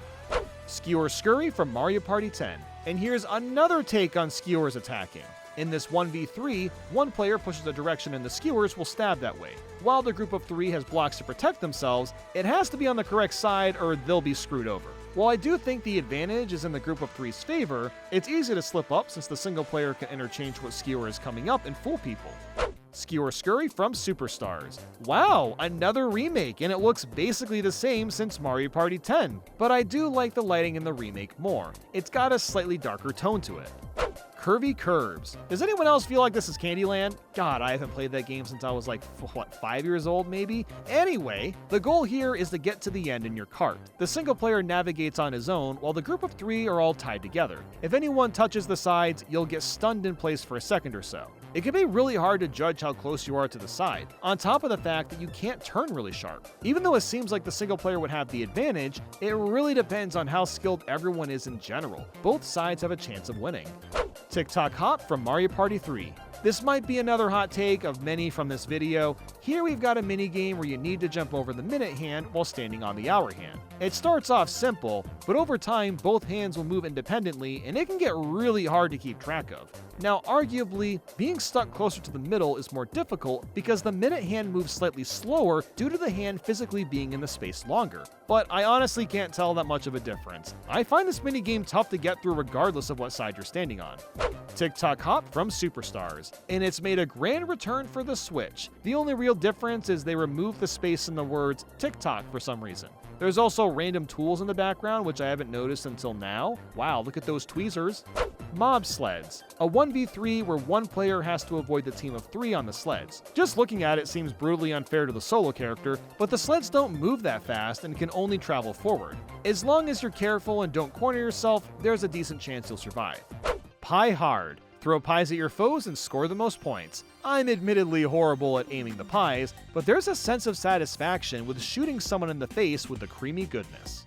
Bound of Music. Jump around on the cloud to find hidden music blocks to get points. You could almost say this is luck-based, but there's also the strategy of keeping track of the spots you and your other players have already jumped on.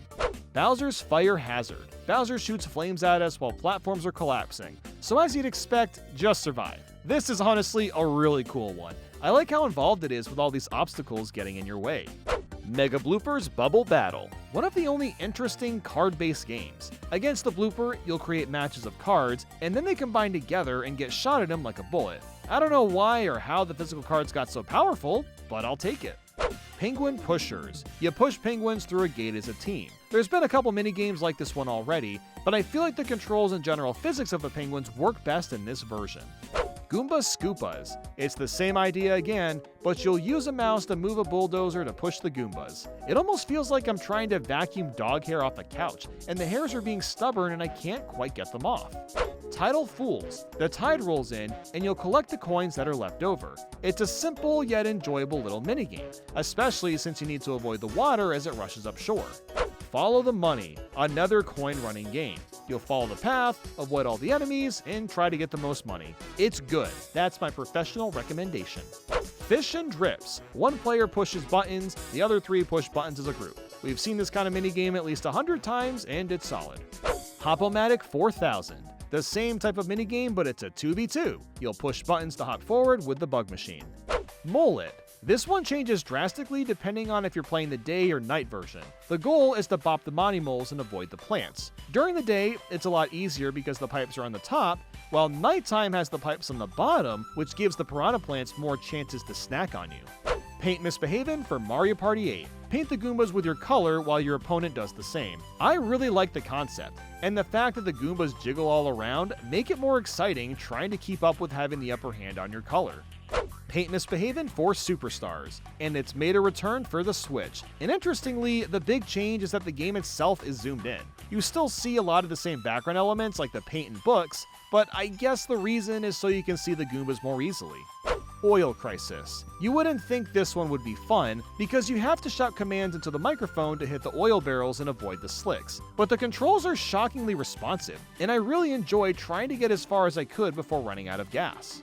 Bowser's Hammer Slammer. Another solid Bowser game where you'll use the gamepad to smash a hammer at your foes. Even though you can't see it on screen, the gamepad's perspective is a first-person view of Bowser, so it really feels like you're in the front seat to go hammer time. Sky High Cannons, a slightly more interesting coin game. This time, you'll shoot yourself out of a variety of cannons and grab as many coins as you can. This technically exists as a DK minigame already, but I like that there's more openness and freedom with this one. Juiceworks, a really interesting team game where a few players pick up apples, squish the juice down, and take that juice to a truck to be distributed. The teamwork aspect of it all works well, and it's almost like working in a factory or something. T-5. The panels have a green light that moves up and down the line. To win, you need to ground pound every time the green light is over your space. The catch is that it moves faster and faster the farther up you get, and by the end, it's pretty hard to nail the ground pound to win. I like that this minigame takes a simple concept and really expands its difficulty in its own way. Fast Food Frenzy. A 1v3 where one player chucks a bunch of food down a lane and the other 3 players have to avoid it all. This kind of reminds me of Money Belts, but you can jump over the food and the lane itself is much more unpredictable. It might be slightly skewed to the group of 3 because you can only lay down so much food at once, but I still think it's solid. Clock Stoppers. A time is set, and you and a partner have to quickly move the hour and minute hands as they match up. I was really bad at this one for some reason, as I could not keep up with the opposing team. But I like the idea quite a bit, and it works well for a 2v2. Mass Meteor from Mario Party 6. Swim through space and avoid all the meteors. It's another basic concept, but when you're racing to beat the other player, it makes it a lot more fun. If you can manage to not hit any of the asteroids, you're guaranteed to win, or at least tie. And dude, there's Goomba asteroids. Mass Meteor from Superstars. Oh hey, they remade it for the Switch. The only difference is that space actually looks like space, and it's much more colorful. Pair of Aces. You and a partner are flying around in a dark sky, trying to shoot down Junior. He doesn't stand much of a chance. You can even barrel roll over his fireball attacks.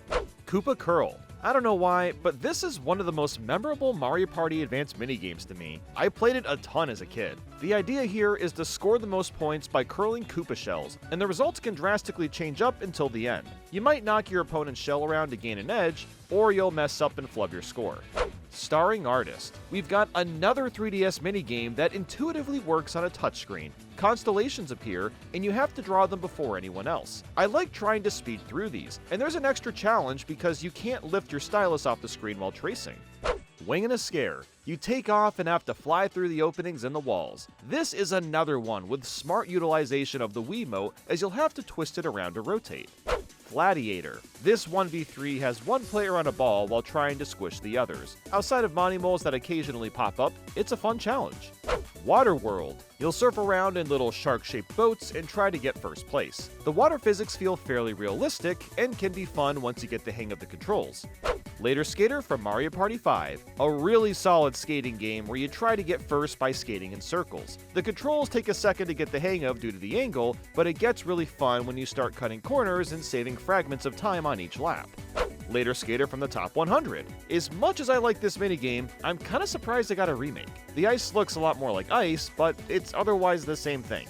Later Skater from Superstars. What? Another remake? I mean, sure, why not, right? The camera is much more zoomed out like the original version, but it's still unchanged outside of the nice graphics.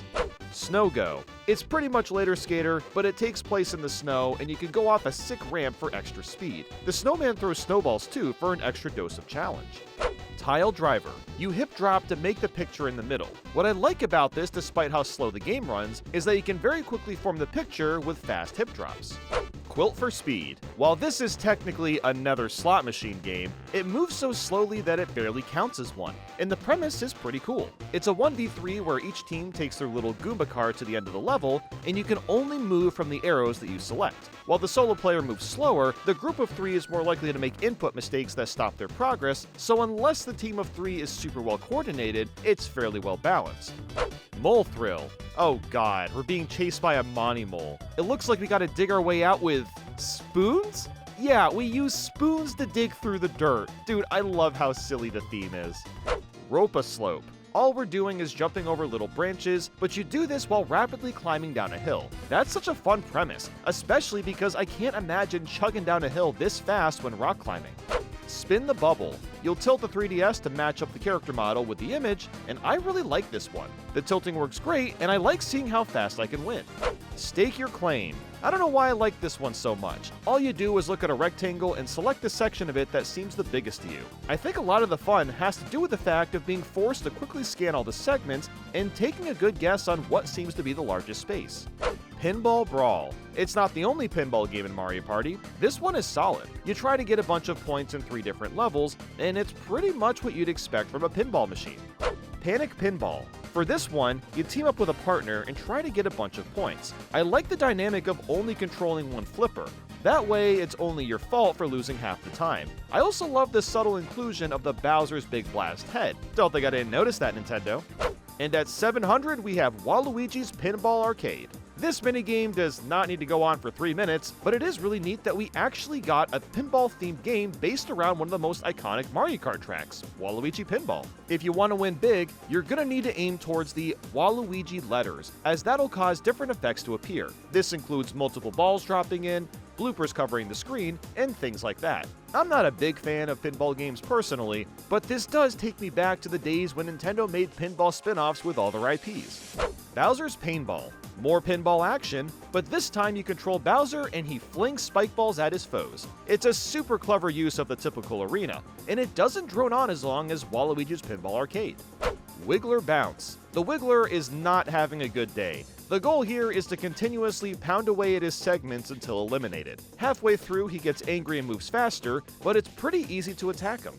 Jump to Conclusion. Ah yes, the classic jump once or twice minigame, also seen in Kirby 64. You'll either jump big or small, with your main obstacle being piranha plants. I love trying to do games like this quickly without any chokes. It feels really good to bang them out. Flip Out.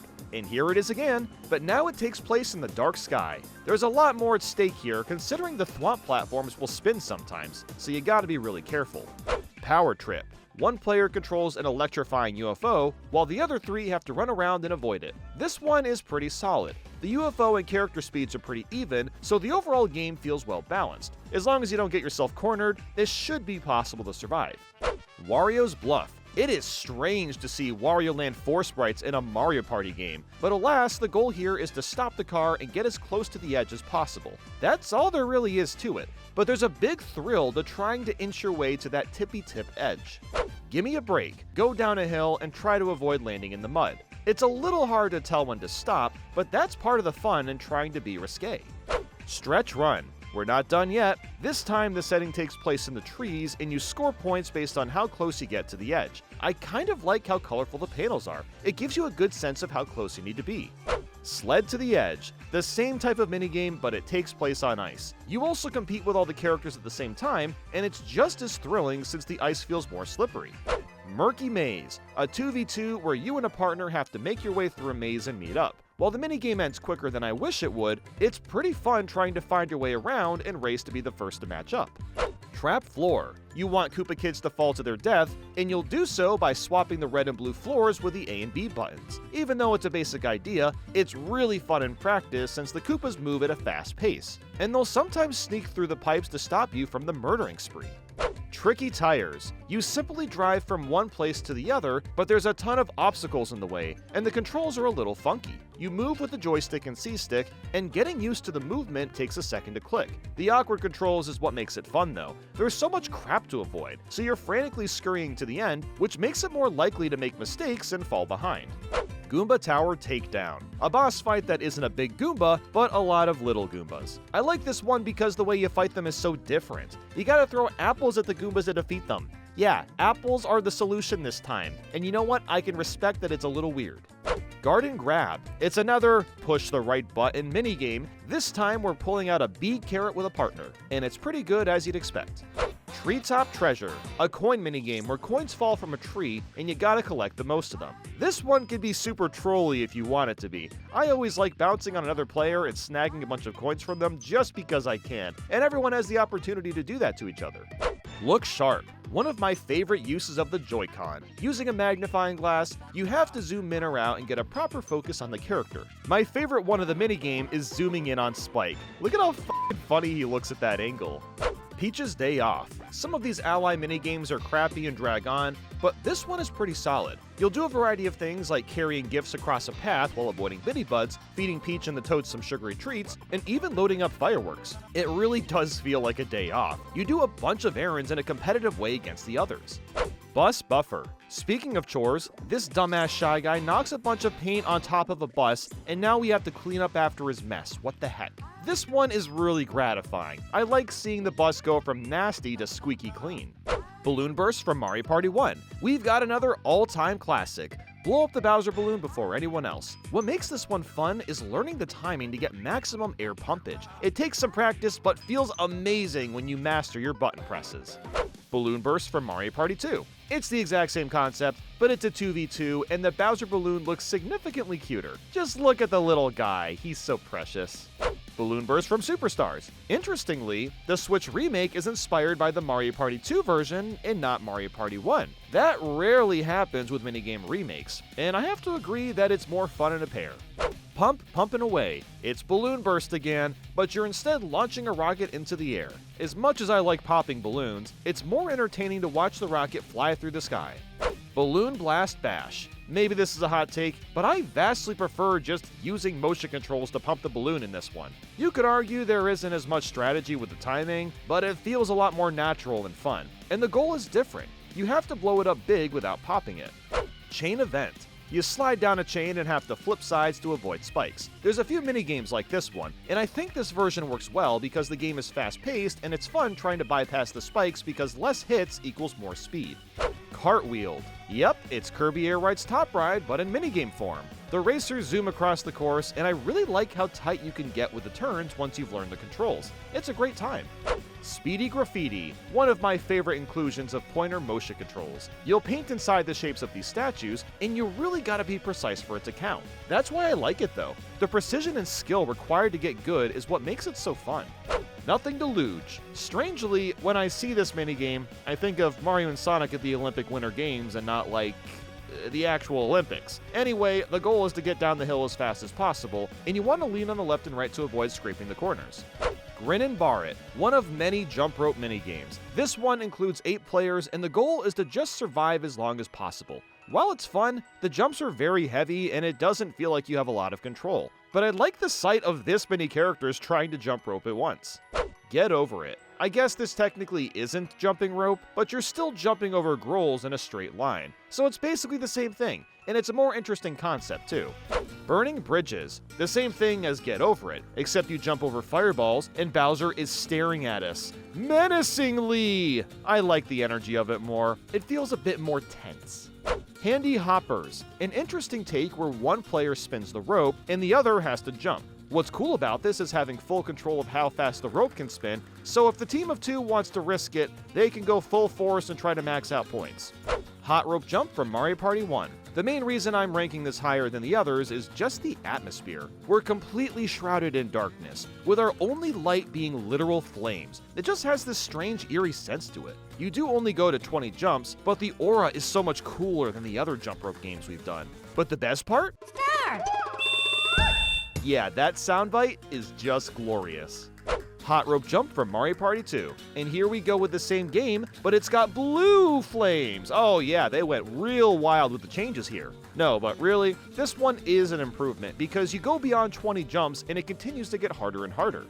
Hot Rope Jump from Superstars. Yet again, another remake for the Switch. It takes inspiration from the Mario Party 2 version with the endless jumps and changing the color of the blue and orange flames. The only thing that I miss is the Star! You all could have kept that in, come on now. Fetch Quest. A solid minigame where all players work together to bring 9 gems into the middle. Sometimes you'll need to stand on switches to open up walls, and it's a lot of fun working to do this as fast as possible. Storm Chasers from Mario Party 3. Run around with a plant and make it grow by putting it under the rain. This is a really fun minigame as it's frantic to keep yourself in the rain. And I like seeing the piranha grow nice and big at the end. Who knew water could be so powerful? Storm Chasers from the Top 100. It's the same game, but it looks a little cleaner. The cacti actually look like cacti instead of just colorful JPEGs. Storm Chasers from Superstars. Holy bright Batman, it really looks like a hot day out with this one. And I think the overexposed lighting works in its favor. It makes the raindrops feel all the more delicate. Bumper Balloon Cars from Mario Party 2. You gotta pop the balloons behind the cars, and I really like how the controls actually feel like a toy car. Hitting another car will spin them around, so you're never really safe from getting popped regardless of how good you are at this. Bumper Balloon Cars from Superstars. It's returned in all of its glory, but with a bit more of a darker tone. The controls feel the same, which is to be expected. Totem Pole Pound. This minigame really tests your ability to perform perfect hip drops. If you can catch the highest peak of your jump and pound down, you'll end up winning. It's not easy to do unless you have a bit of patience, but it's a really fun one to get good at. Hammer Drop from Mario Party 1. Another great coin minigame. A hammer bro throws hammers, coins, and money bags down at your feet. You simply have to collect as much cash as you can, and it's fun trying to snipe money from foes that aren't as familiar with the movement. Hammer Drop from Superstars. I'm a little surprised this one got a remake, but I'm not complaining. The water actually looks good now, and the Hammer Bro has been updated to his modern design. Banking Coins. Instead of a Hammer Bro throwing coins, one of your teammates smashes a vase while the other person collects the coins. It's a neat little twist on the idea, and I think it works well since you can focus on getting money and not have to worry about the hammers. Hammer Spammer. It's kind of the same concept, but the Hammer Bros are at an all-time war. 4 of them chuck hammers everywhere, and 2 big-ass hammers will come careening in from time to time. It's actually kind of tough. It's another great one. Lightning Round. A Sumo Bro floats above you and smashes the ground to release lightning. As usual, there's a lot of minigames similar to this one, but I really like how coins pop up to tempt you with a good time, and even a bonus Sumo Bro comes in for more difficulty. Tunnel of Lava. This is another great Bowser minigame as it adds in an immense amount of pressure, which fits the theme perfectly. One of the Mecha Koopas has the key, so you have to take them out and pray you find the key fast enough. Puzzle Hustle. This almost doesn't count as a minigame, but I've included all the quirky extra games from the other Mario Party titles, so why not this one too? What you do here is slide together these little chunks of pixel art into one image. While this can be a little slow going, I love how chill it is to go through all the puzzles and solve them piece by piece. And there's 30 pictures to build, so if you really like it, there's more than enough content to go around. Airbrushers, another coin minigame, but I do like how you're flying around in a big house to collect them. And you all know my feelings on big houses. Lava Lobbers. While in a minecart, you'll fire cannonballs at your foe and try to hit them 3 times to win. You can either shoot straight ahead or lob it in the air to serve as a distraction. It's not too bad. Barreling Along. I normally don't have much affinity for minigames like this that make you use motion controls to turn, but they did a great job with this one. The goal is to reach the end, and you'll use the Joy-Con to turn and get across. I think the addition of the boost makes it a lot more fun after shoveling through thick grass. Bob-Omb-a-Plome. Well, this is terrifying. You have to kick bob-ombs away from your platform or die to the lava. This is a really cool idea for a minigame, even if we've seen similar concepts a bunch of times. Domino Effect. It's another minigame where you have to push the right buttons as quickly as possible. I like that this one is so responsive. The animation looks a little stiff and silly, but I have fun with it. Treacherous Tightrope. Using motion controls, you gotta walk across a tightrope while the wind is pushing you. This one can be a little nerve-wracking, and it pairs well with the motion controls since there's a greater sense of needing to be stable. Wheelin' and Wigglin'. You ride a Wiggler and smash into the other ones to chip away at the segments. This one is pretty fun. I like how smooth the controls are, and the general gimmick of using Wigglers works perfectly. Train and Pain. A very similar concept, but at a top-down angle. Instead of boosting into other players, you'll knock him cold with the classic Knuckle Sandwich. This stage makes you feel powerful, yet vulnerable at the same time. It's much easier to get hit if you're not constantly moving around and trying to stay safe. Feed and Seed. This minigame always confused me as a kid, but it's really not that complicated. The goal here is to catch and throw bomb seeds into the piranha while also maintaining enough height to not get sucked in. It's one of the more involved boss minigames, and I dig it. Bumper Bubbles from Mario Party 9. While you're in a bubble, you'll float around and collect balloons. The catch is that if you get popped by a spike, you lose all your balloons and have to start all over again. So this minigame has this balance of trying to collect balloons, but also being stealthy and staying away from other players. Bumper Bubbles from the Top 100. The balloons for the 3DS have a bit more color to them and still use tilt controls like the Wii Remote did. Get Real. Cycle through a video reel and pause on the exact frame that the game wants you to. It's a neat little idea that really forces you to look at all the intricacies of a frame to get the shot you want. Picture this. It's basically the same idea, but with hand-drawn pictures, so it's a bit more charming. Piranha Patch. You run around a patch of grass and collect flowers. The main challenge here is just making sure you don't grab piranha plants by accident, but it's otherwise pretty fun to try racking up as many flowers as you can. Berry Basket. One partner shoots down the Starbit fruit, while the other runs around and collects it. This is yet another great teamwork minigame that fully relies on both players working together to win, especially since it can be a bit hard to tell where the fruit is landing. Even with the shadow, I sometimes miss the mark, but maybe I just need more practice. Hydro Stars. You drive around on the open seas, trying to hit all the checkpoints before everyone else. While the turning is a little slippery, it feels a lot like a regular boat, so it works well.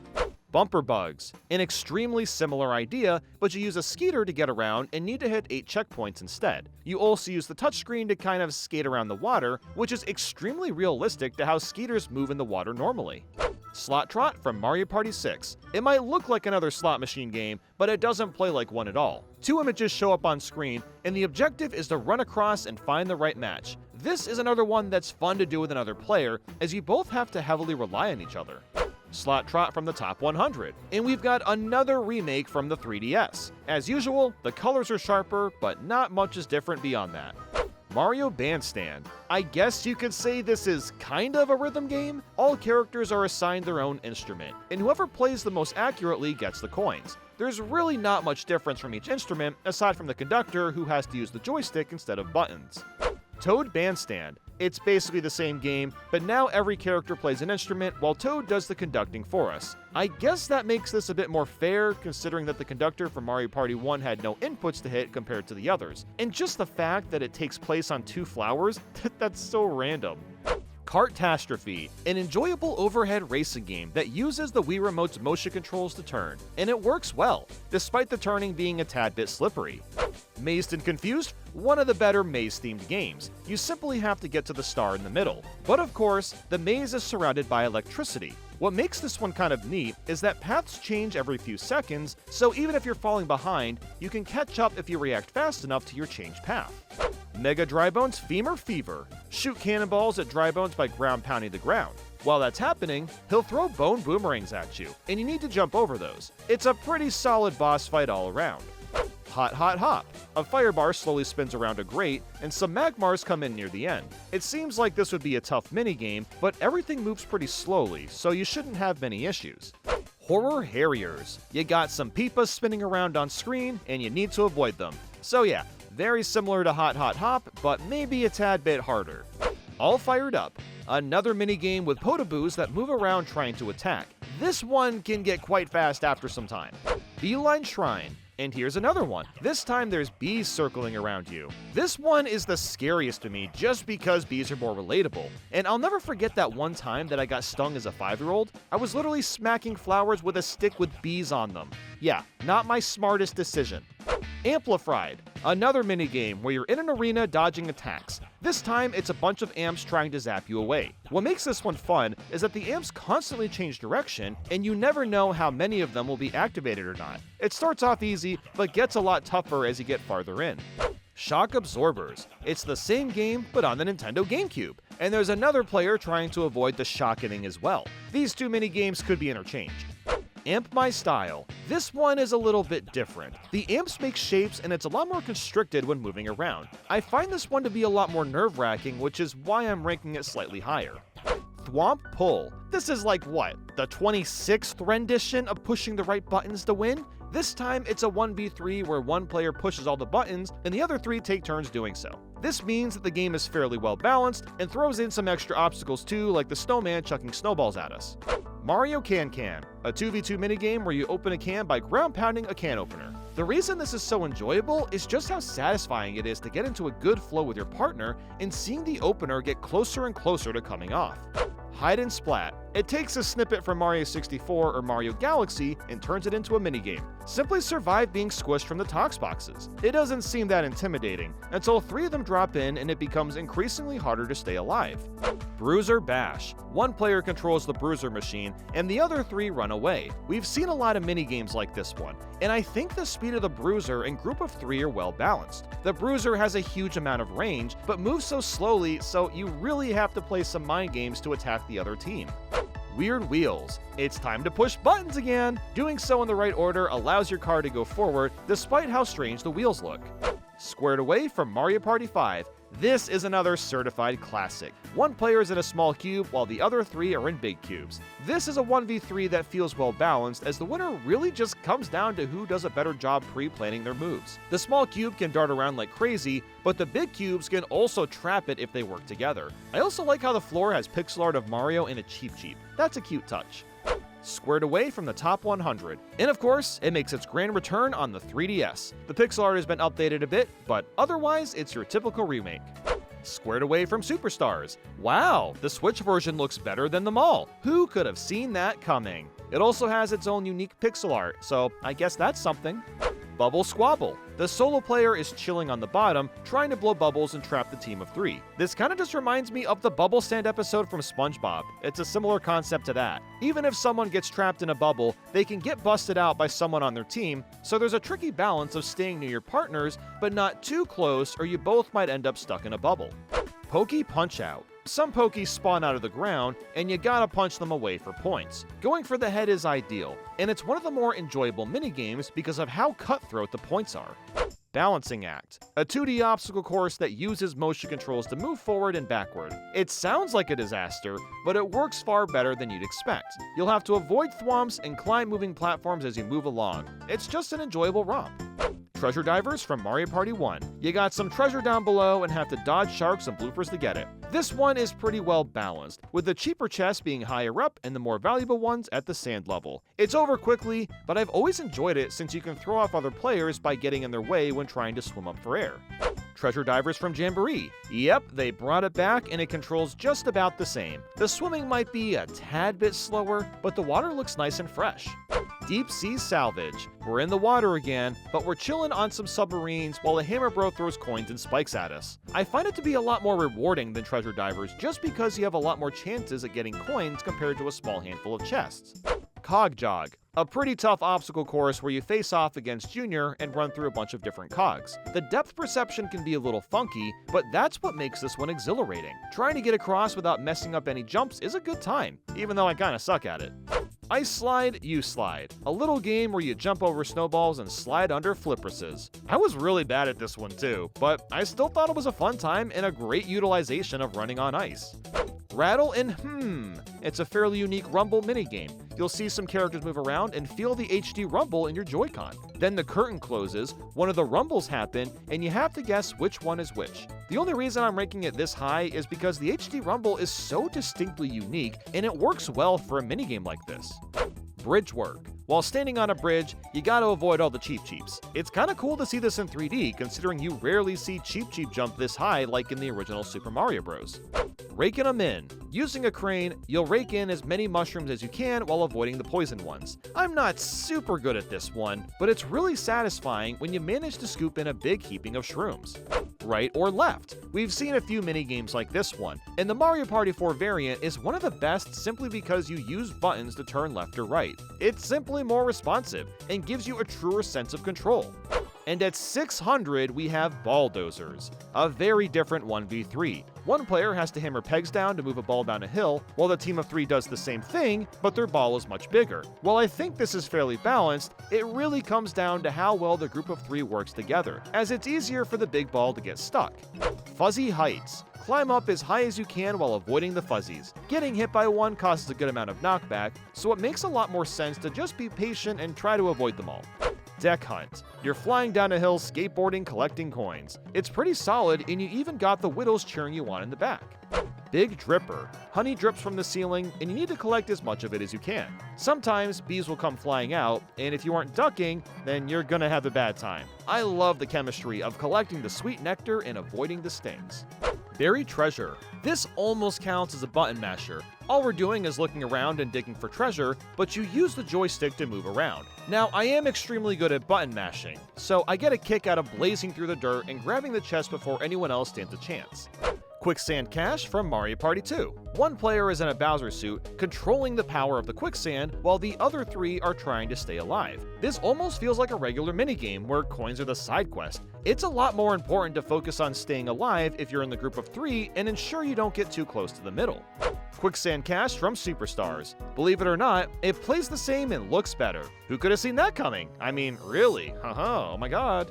Puddle Paddle from Mario Party 3. With 2 people sitting in a raft, you have to swim around and grab coins that the hammer bro throws. You can't be too slow, as the coins and money bags will sink if you take too long to grab them. Puddle Paddle from Superstars, and it's returned yet again for the Switch, with all the rock and gem pictures replaced with proper and more naturally placed rocks. And the water almost looks like a melted slushie. Magnet Carta, another coin game where you'll take the loot and dump it into your side. What makes this one interesting is the cars themselves. They have big-ass magnets on the front, and they turn or go forward independently. Bumping into players also kinds of stuns you, so it requires some decent finessing to get some cash. Order Up from Mario Party 4. Toad tells you what food to order, and you have to find it under the boxes as a team. The table spins around, so you'll likely only be able to memorize a few items on the table. This creates this dynamic of getting lucky with the food you memorized, as the items you need may or may not be in your memory. Order Up from the top 100. Aside from the shinier floors, the ceiling fans are spinning faster compared to the abysmally slow speeds in the original version. And thank God, because it probably gets hot in there with all that fresh food. Bouncy Bounty, a 2v2 where one player walks around with a music note and the other collects a bunch of coins in the air. It's a pretty good dynamic of teamwork. Both teams have an equal chance to nab a bunch of coins. penny pinchers. And we're not done with the coin games. One player is running around on top grabbing money that's spilling over the chest, while the group of 3 are using the touchscreen and nabbing the leftover coins with a grabber. I really like how both teams have completely different controls. It spices it up a bit. Manta Rings. Fun fact, this is the first Mario Party minigame I ever played in my entire life. I was like 8 years old at a friend's house, we popped in Mario Party 4, and Mana Rings was the first minigame in the rotation. The goal here is to swim through the rings the mana leaves behind, and it's a pretty solid time. You can swim ahead of other players if you're fast enough, and I like how even the playing field is. Water Ski Spree. Surprise, surprise, it's more coin minigame time! Every character is on a jet ski, and they need to jump off some ramps while grabbing coins. Jet skiing is inherently cool, so that makes this a fun one. Bombsketball. Basketball with bob-ohms. That seems like a great idea, but that's what we're doing here. It's a 2v2 and the team that scores a hoop wins. Magmathon. When the platforms rise, hit the button to jump there. It sounds simple, and that's because it is. I got a kick out of blazing ahead of everyone else. Sokka to Lekatu. Hit enough question blocks that spawn bullet bills and get launched right at Lekatu. It's a solid enough boss game. Bunny Belt. Hit a bunch of buttons, and out comes a little doll. The best part of this minigame is watching Mario manually push all the buttons and switches. It really adds to the feedback of the button presses much more than the 87 other minigames that do the same thing. Crossfire Caverns. You and a partner are in minecarts and need to take down Bowser Jr. while Jr. moves faster than you. And the fact that both of you can attack makes it pretty easy to win. Perfect Fit.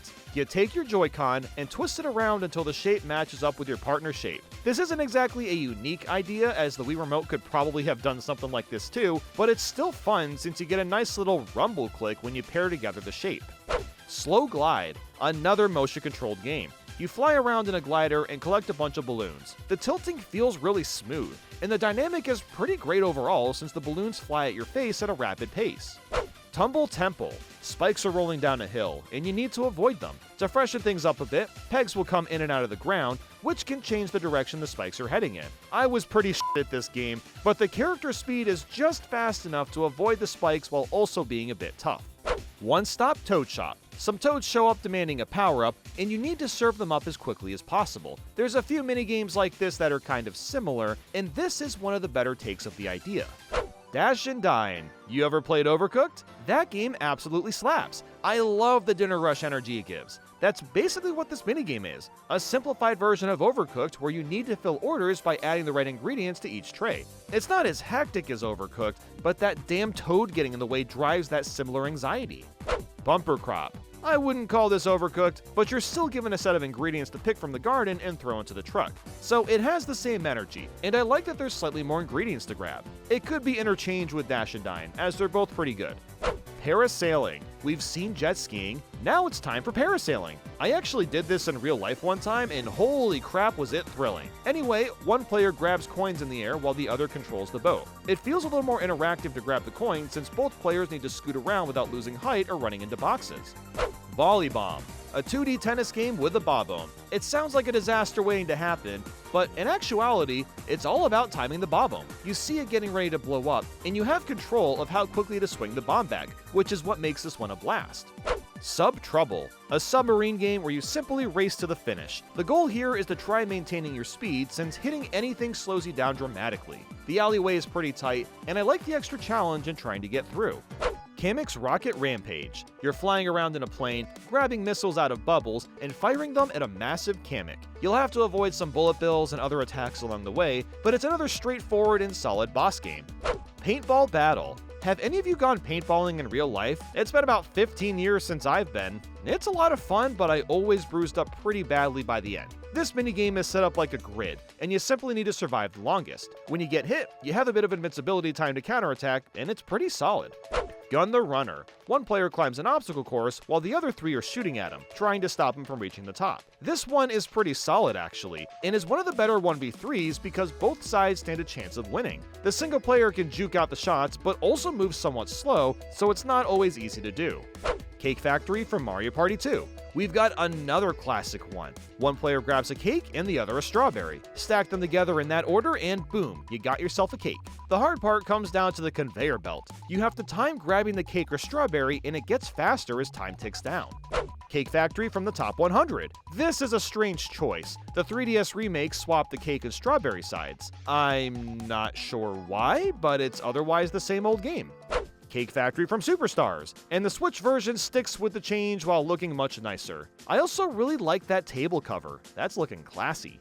Pickin' Produce, a somewhat similar idea to Cake Factory. As a team, you'll still grab food from a conveyor, but you're instead organizing it into the correct cubbies. So while it's still teamwork focused, it's not reliant on stacking things in the right order. Stamped by Me. I know it all looks the same, but here you have to hammer stamps onto paper as it passes. I really like how both conveyors move at different speeds. It requires you to use more brain power to hit all the stamps accurately. Goombrat Combat. You basically bully a bunch of Goombrats and try to get more of them on the other team's side. It's pretty amusing to watch them get tossed around like bouncy balls. This is a great one. Memory Lane, another memory-focused game. A shy guy will walk across the correct path, but the highlighted tiles disappear. I've always tried to count out the space by direction, and even still, I'm likely to mess up once or twice. It's a fairly innovative idea for the classic memory-focused minigame. Chomp Romp. You'll lure a chain chomp through a playground of all things and get to the end first. I really enjoy this one for just how chaotic the concept is.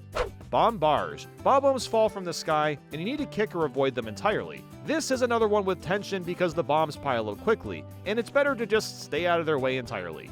Floor It. Being the elevator lad, you'll move the correct enemies to the correct floors. This sounds like it'd be kinda boring, but when you're flying through multiple enemies at once, it gives you a weird sense of adrenaline. I never thought I'd say that about Mario Party Advance. Roller Revenge. Spikes are chucking some spiky logs your way, and the goal is to survive. It does feel a bit like a level from Super Mario 3D World, especially since you'll end up avoiding a ton of spikes at once. Abandoned Ship. You'll scurry up a ship while avoiding planks of wood and fish trying to eat you. This one is really hard to win. You need to be an excellent button masher and quick on your toes when it comes to swapping sides. Fire Away. A similar idea, but you climb up a pole while avoiding bullet bills and lava. It's a lot more intimidating and the controls are slicker too, so it's no surprise it's ranked a little higher. Balance Ball Brawl. There's a bunch of switches on the ground, and you have to roll all of them before the others. While I like this minigame, I find it a bit strange that you're forced on a path instead of free roaming. That doesn't make the minigame bad, it's just not the decision I would have made if I were making it. Vine Country from Mario Party 7. It's time for more climbing. This time it's up a vine and you race the funny monkey. Along the way, you'll need to avoid spiders and beehives, and yeah, it's a pretty fun one. Vine Country from the top 100. Looky here, another remake on the 3DS. The tree in the background goes for a more interesting tube-like design, which is cool, but it's otherwise the same as before.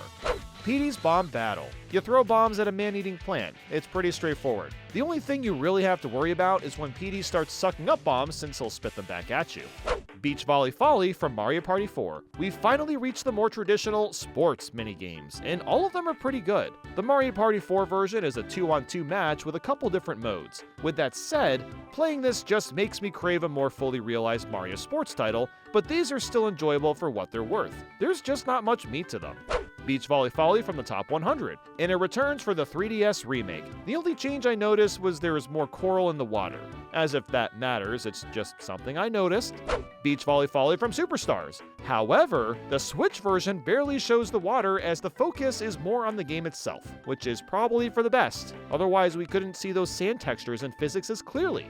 Beach Volleyball. So I've decided to rank this slightly higher because there's more options for the game itself. You can play with a regular volleyball, but also a bob-omb ball that explodes when the hit counter reaches 0. That's really bizarre since Volleybomb is also a minigame in Mario Party Advance, but it works well and adds a new sense of tension and fun. There's also a dice ball, where the points you score depends on what number is on the ball, just to mix things up a bit.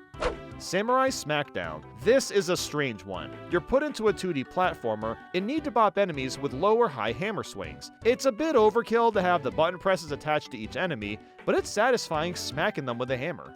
Shell Soccer from Mario Party 9. A 2-on-2 game of soccer, but instead of shooting for a goal, you shoot the other team's column of Goombas. Considering a paratrooper shell is the ball, this works really well and feels awesome when you chain together multiple Goombas at once. I really appreciate the creativity this has compared to making regular old soccer.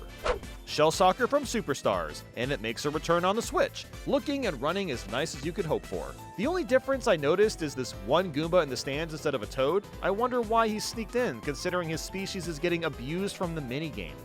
Off the chain. One player rides a chain chomp, and the other 3 run for their lives. I love that this is set up like a coliseum. That's hilarious and really fitting considering chain chomp takes the place of, say, a lion or a tiger. What makes the 1v3 so great is that it's fairly well balanced. The solo player may have a fast chain chomp, but it takes some time to commit to turns. While the group of 3 usually has enough time to survive, they've got to be careful or they can easily get clobbered.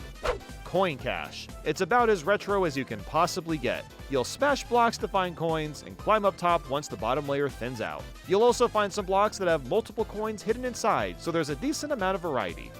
Toadstool Titan. A mushroom is hiding inside a block. Whoever grabs it grows big and tries to squish all the other players. I wanted to put this above Off the Chain as the controls are somewhat similar. The turning is delayed, but the running speed can be hard to avoid.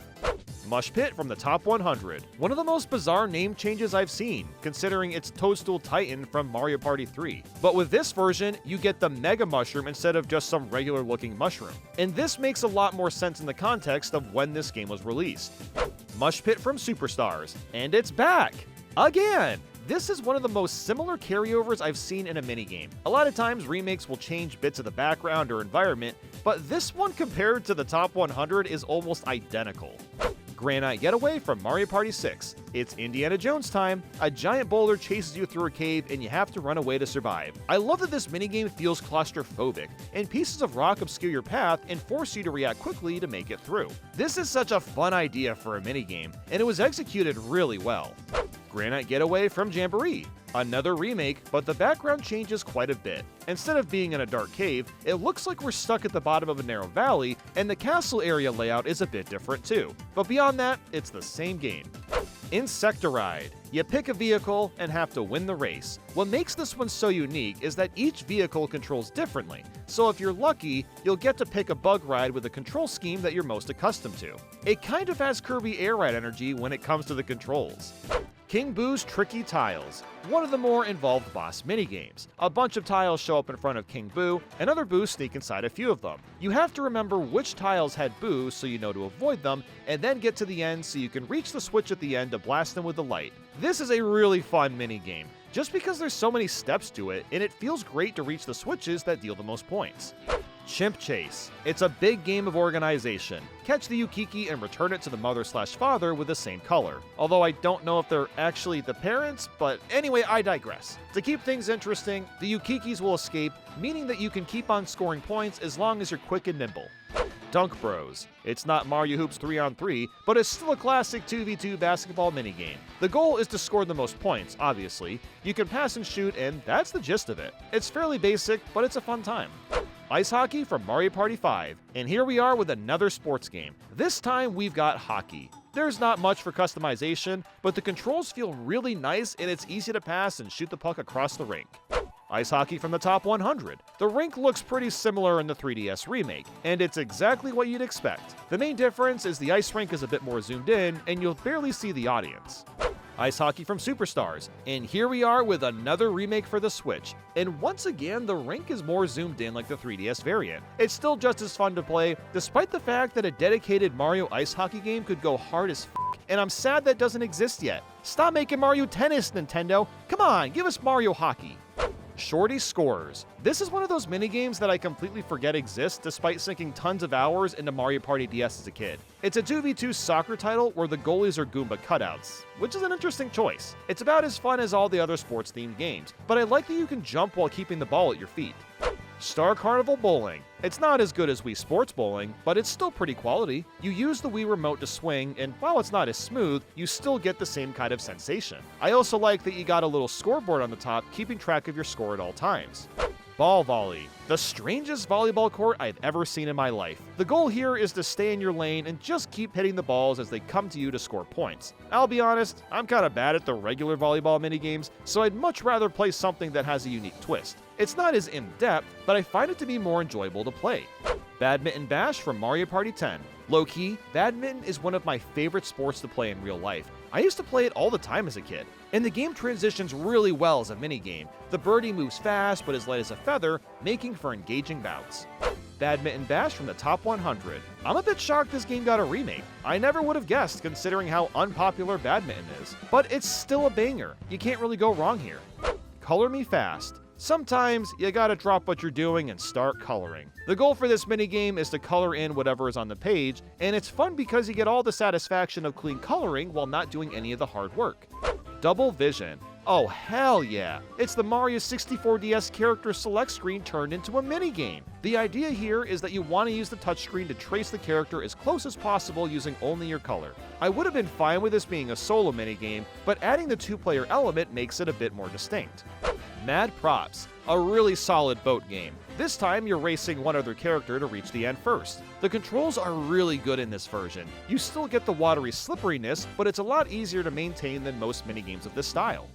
Three House, and now we've made it to the classic puzzle minigames. I absolutely adore these, but this is probably my least favorite of the bunch. The idea here is to make lines of 3 in any direction, and PAL blocks can take out specific items. I think this is perfectly fine, but there's something about the icons being basic JPEG images. It just kind of has a cheap look to it, I guess. The images don't really blend well with the rest of the elements in the game, but whatever, it's still fun for what it's worth. Ghost in the Hall. I love the description of the rules for this minigame. Ah, a haunted house! That is pretty much what's happening though. You're trapped in a haunted house and have to find your way to the end. Pink booze and fake doors will get in your way, and it feels claustrophobic due to the limited amount of light in narrow hallways. Spectre Inspector, another spoopy one. This time the idea is to roam around in first-person mode, and the goal is to find the hidden enemies. Even the Luigi's Mansion ghosts make an appearance, but don't count towards your score. I really enjoy this one. It makes me hope that the next Luigi's Mansion has the option to play in first-person mode. It won't. Paratrooper Plunge, a pretty solid coin minigame, but you fall with style through the sky and collect coins while avoiding paratroopers. But you do gotta be careful and avoid getting hit, or your balloon could shrink to nothing and you'll probably die instantly. Parachuting Gallery. We're not done skydiving yet. You want to go through the panel shown on the top screen. So there's a bit more of an objective compared to Paratrooper Plunge, and you use actual skydiving gear instead of, one measly balloon.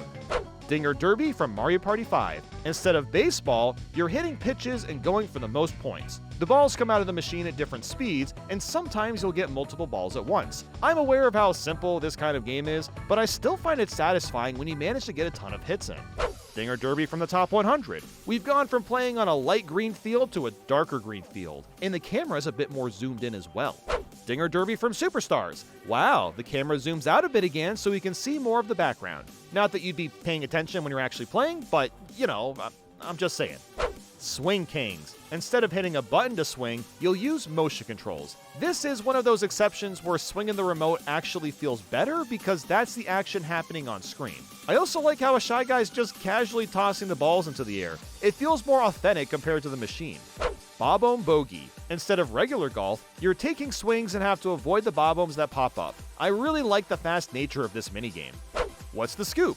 I'll tell you what the scoop is. You use mouse controls to grab scoops of ice cream and stack them with a partner. It's a lot like Cake Factory, but much faster paced and more fluid due to the mouse. Bowser's Hit or Missile Mania. This almost qualifies as a button masher, but there's a bit more to it. You'll mash A to release missiles at Bowser, and use B to shield yourself from his attacks. Halfway through, he transforms into this badass Robo-Bowser, which comes completely out of nowhere. And yeah, you rarely see minigames go this far in Mario Party. King Bob-omb's Court of Chaos. To attack the Big King, you must connect the panels together to send a bomb to a cannon. I've always had a fondness for these circuitry kinds of games. Boss Sumo Bro Blitzers. A fairly similar idea. Connect the electrical pipes to give the Sumo Bro a good old zap in the face. The farther in you get, the harder the puzzles are. And that's on top of little Sumo Bros zapping your panels. So there's a bit more going on compared to the King Bob-omb version. Peekaboo, a really clever 1v3. The goal is to tap the style of boos on screen up above. The solo player gets a lot of screen estate, while the team of 3 is more zoomed, but can move around independently. There's a map showing all the boo locations, so each side has a chance. I'd say the solo player has a slight advantage because they don't need to spend as much time moving around exploring, but it's not a guaranteed W. World Peace. Take 2 shapes and combine them together to make the shape in the middle. It's not always obvious which shapes work with what, so you'll have to use your brain a bit to secure 3 points. Target Tag. An awesome flying game. You soar through the air like Superman and collect chips for points. It makes absolutely no sense as you don't have wings or anything, but it's a lot of fun to aim and score big. Light Wave Battle. Ground pound to release light waves of death. The goal is to take out all the other players. There's a few games like this one, of course, but I like how smooth the controls are and how much strategy there is with delaying your jump or using a ground pound to maintain extra height in order to avoid lasers coming your way. Boot off the stage. Boos come flying towards you, and you need to avoid them. The only time it gets a little tricky is when the boos get bigger. Spin Doctor from Mario Party 7. It's a race to reach the end, and the only thing stopping you are these rotating circles with gates. You have to try to time out which direction will end up the fastest, and also not miss any cycles or you'll get left behind. This one can get intense when both players know what they're doing. I've had tons of matches that end up as near ties. Spin Doctor from Superstars. And would you look at that, Spin Doctor has made its grand return on the Switch. The only thing I can really add here is that the floor is more vibrant as the colors pop out more from the illuminating lights. And at 500 we have Blown Away. Fired the bazooka and knocked the other player off the cloud. This game can end in a flash. One good shot and that character is done for dinner. The Great Deflate from Mario Party 4. This is my favorite species of thwomp, Jello. The goal here is to ground pound them down to nothing with a teammate. What makes this one fun is syncing up with your partner's ground pounds, as that allows you to squish the thwomp down a lot faster. The Great Deflate from the Top 100. For the remake, you see a lot more island with some additional flowers breathing in the back, but it's otherwise the same, with a more expressive looking Jello thwomp. Facelift from Mario Party 1. Ah yeah, another classic. The Bowser face contorts in a funny way, and you have to stretch the face to match the example. It's such a basic idea, but it works so well because of the amount of precision it takes to get a high score. You really have to carefully analyze every pixel to get it lined up just right. Facelift from the Top 100. Of course, it's got a remake on the 3DS, and you can even use the touchscreen to stretch it around. The stretchiness is a bit slicker, and you also get circles indicating where you can push and pull. Facelift from Superstars. As you'd expect, the version on the Switch looks superb, and you still get light circles showing where the stretchy points are. Facelift from Mario Party 2. You might be wondering, why is this the highest ranked version? Well, it's simple. You can stretch more faces than just Bowser. Although, funny enough, Bowser isn't included. But all 6 playable characters have their own face model that can move around to your delight. I'm surprised the Superstars version doesn't have at least a few heads. It's usually pretty good about options. Herbicidal Maniac, another shooting game where you fire balls at piranhas for points. I find it a bit strange that the space to do this looks like a pinball machine, despite the fact that we aren't playing pinball. Burn Style from Mario Party 6. A massive spike log spins around, and you and your partner have to jump over and survive. This is kind of like TikTok Hop, but much more freeing because you can move around on your little platform. Burn Styles from Superstars. Who would have guessed the Switch remake looks substantially better and is just as fun? I mean, really, look at those lava bubbles popping away. Call of the Goombas. Music plays, and you need to crank it to the same tempo to draw in more Goombas. I don't know why the Goombas are so drawn to the Super Mario Bros. Theme in particular, but it's one of the more clever music-themed games. Pit or Platter. With the Wii Remote, tilt the stage and lean the marble towards the lit-up panels for points. This is a great one, and really reminds me of Table Tilt from Wii Fit. They both have the same ominous background style. Big Popper. With a fan, you'll push bubbles towards a spike floating in the air. The faster the bubbles hit it, the more the multiplier goes up. I didn't think this one was going to be all that special until realizing just how satisfying it is to guide tons of bubbles towards the multiplier. Soak or Croak. With a water gun, you'll plop shots at your foes to try knocking them off course. What makes this game a little different from the others that are similar is needing to shake your Joy-Con to refill. I'm not really sure how shaking a controller equals adding water to your gun, but it adds a great push/pull system in which you want to spam shots out, but you also need to be careful when you're refilling since that leaves you vulnerable. Dodge Fuzzy, Get Dizzy. Spin the touchscreen and climb your way to the top while avoiding fuzzies. Also, you gotta love the title of this minigame. That's a fun little nod to Yoshi's Island. I'm not usually a super big fan of games that require spinning on a touchscreen, but you move pretty quickly and it doesn't get tiring on your wrist. Shuttle Scuttle. In your little spaceship, climb up top while avoiding the electricity. This can be fun since you can push others into electricity if you're feeling a little zesty. Piranha Planetonium. A bunch of piranhas leave their pipes for some fresh air, only to get plummeted by our shots. There's a ton of minigames where you're on a rail system shooting stuff, and I like this version because there's so many targets to go for. Boudin Gallery. Another great rail shooter. You shoot down a bunch of boos while traveling around a mansion. The setting feels so right, and you battle a massive boo at the very end. Chomping Frenzy. Using motion controls, you'll shoot the correct fruit or bone at the chain chomp that wants it. You have to cycle through the fruit and make sure every chomp is fed quickly or they might be feisty. There's a lot of rail shooter minigames, and this is one of the more unique ones. Thwomper Room. Thwomps are trying to squish the players, so don't get the big squish to win. You can tell when they're coming down as they'll open their eyes ahead of time, and you can even step on the other players to slow them down. Hair Today, another bunny catching game. The bunnies will pop out of holes and you must catch them and throw them into the gated area. They're not as fast as they are in Mario 64, thankfully, so it's easy to snipe them for points. And shoutouts to the occasional golden bunny. I'm not sure if that's a callback to the shiny bunnies from Mario 64 DS or not, but that's neat if they're supposed to be. Trike Harder, an incredibly short minigame where you race via a tricycle to the end. And no, you can't just casually shake your Joy-Con to move, you really do have to make that weird twisting motion to go fast. Once you figure that out, it's a blast clearing the level in like 8 seconds. Tiny Triathlon. It takes the tricycle idea and expands it into a triathlon. You'll start by swimming, hitting the bike, and running over hurdles to finish. I wasn't very good at this one, but it's a pretty good minigame. Tilt-A-Golf. Instead of using a golf club to move the ball, you use the stage itself, monkey ball style. I'm really bad at this one, but I can recognize that it's a great use of the Joy-Con's motion controls and a fun spin on the usual golfing. Full Tilt, another tilting minigame, but it moves on its own and you simply have to run across to the end. If you're not careful, it's easy to slip off and lose progress. That extra tension makes this one a blast to do. Lob to Rob, a rail shooter where you snipe targets in quick succession. Hit the mushrooms, avoid the Goombas, that's the general drill. Since it's on the Wii, the motion aiming makes it a bit more immersive and enjoyable. Pop Gun Pickoff, a shooter where you spam shots out to hit the Koopa Kid while avoiding the Toads. What I like about this one is for the sheer fact that targets can be hit multiple times in a row. It makes it feel like you're slowly tearing it apart and doing real damage. Blooper Blast Off. Okay, come on. These blooper vehicles are just adorable. Whoever designed these deserves a raise. The goal is to reach the surface first while avoiding torpedo heads and air currents. I love that the movement works the same way that bloopers move. Slip and Slip. Penguins jump on your block of ice, and you need to stay above water. The penguins themselves aren't much of an obstacle, to be honest. The main culprit is their weight constantly shifting the ice around. Mad Ladders. Climb up a ladder and avoid the stone spikes. It's not the longest game ever, but it's really fun due to the nature of the spikes and not always knowing where they'll fall. Rinks to Riches. You slide around in an ice skate shoe collecting coins while snowballs fall from the ground. It's pretty much what you'd expect, and I like how smooth the ice feels with the boot. Pixel Perfect. This is the same thing as Tile Driver from Mario Party 2, but vastly improved. The game speed is faster, the picture you need to match it with is more complicated, and you complete it with a partner. Glacial Meltdown. Running around on ice, Lekatu drops Buzzy Beetles and tries to knock everyone off. Although, really, this is more of a brawler which involves punching and kicking your opponents off to the side.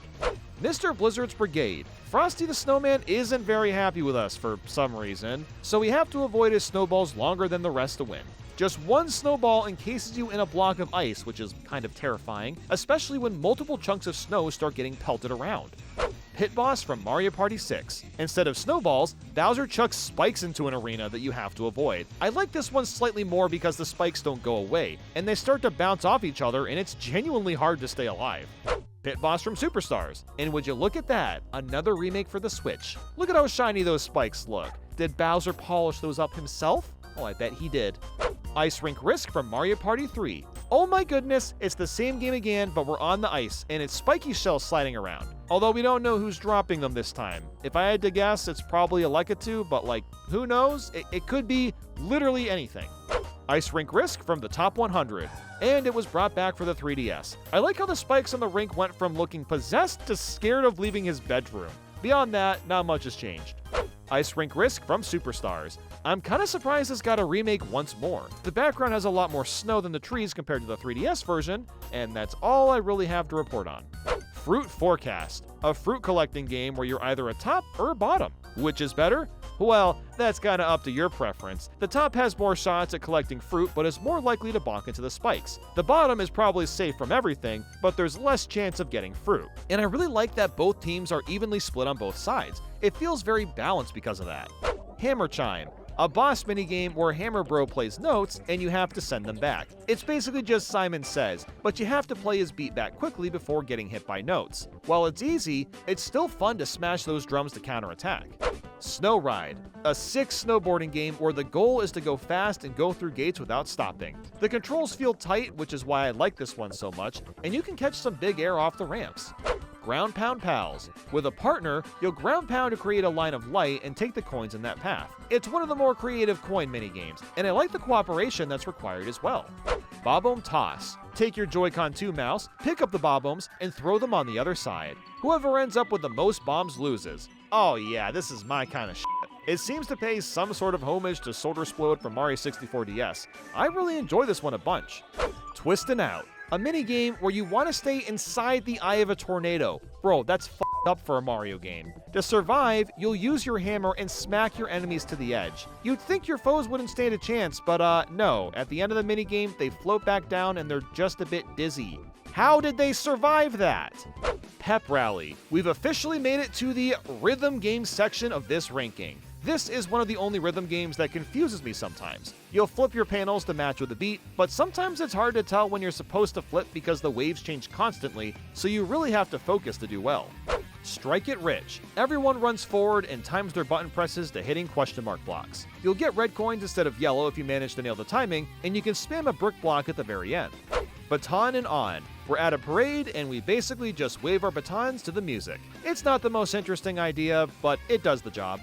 Burger Builders. It's pretty much how it sounds. You stand in one spot assembling burgers to the beat. A bit of a strange one to be built around music since I feel like it'd work well as a normal minigame, but it's still a good time.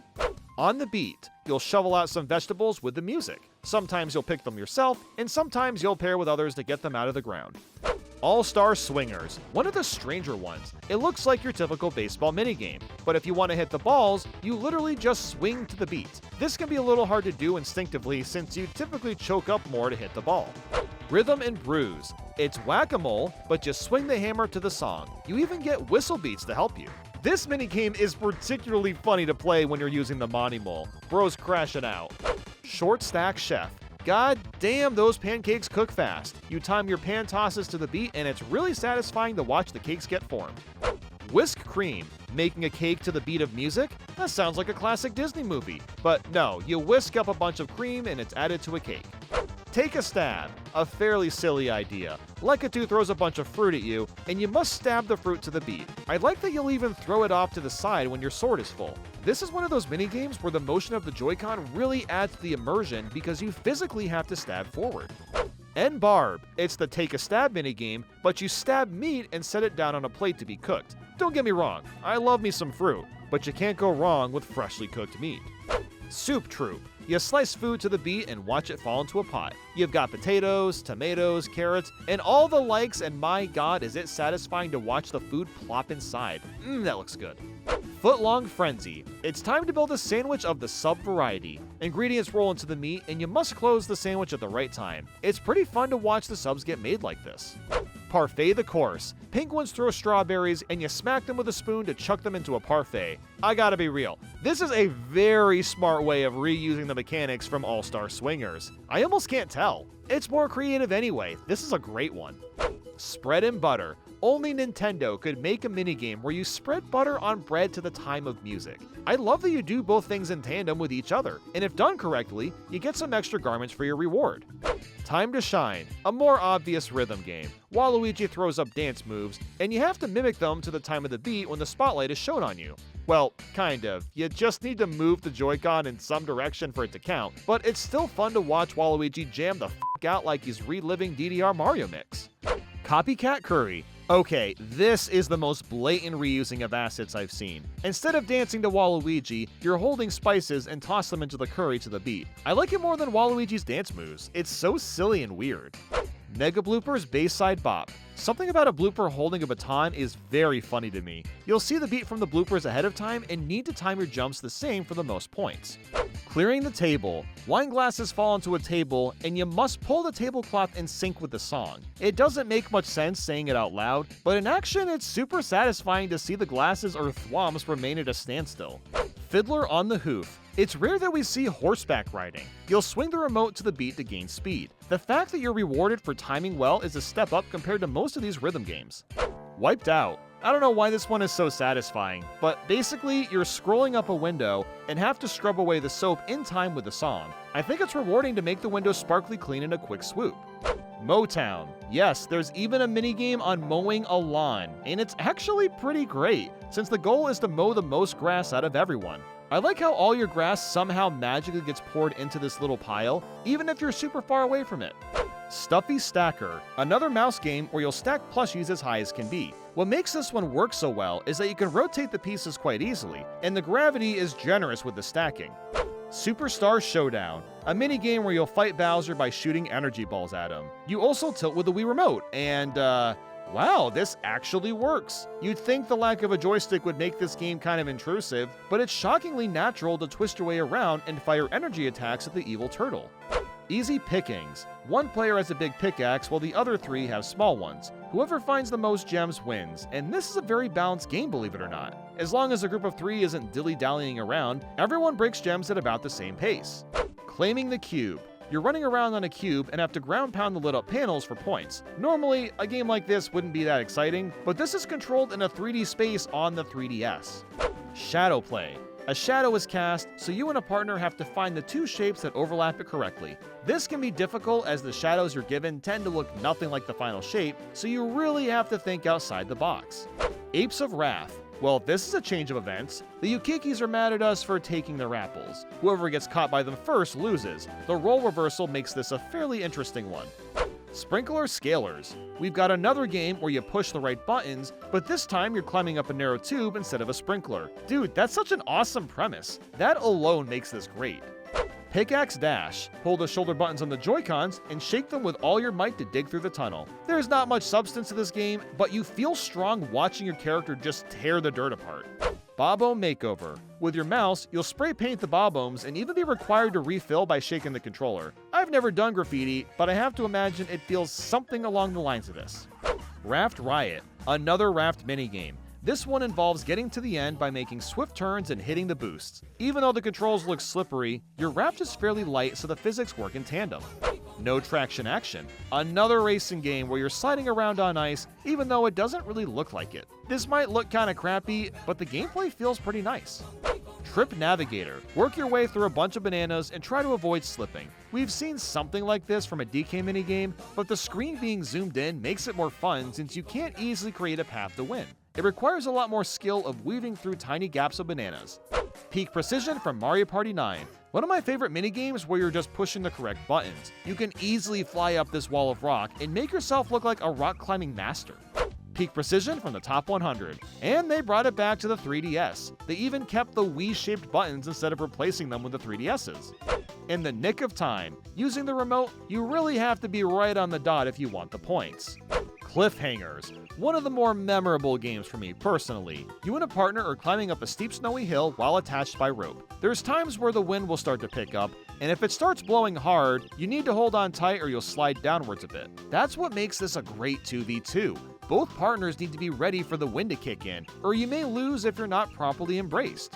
Frozen Assets. Punch the icicles to grab the gems, and the first one to get 5 wins. This is a nice little brawling game. You never know how often those gems will show up, so it keeps you locked in. Destruction Duet. You and a partner must destroy a Bowser statue as quickly as you can. You can do this with a few different moves, but the important thing is to be consistent with your attacks to take the victory. This is a very satisfying one to do, just because you can see your progress as the statue gets more and more beaten up.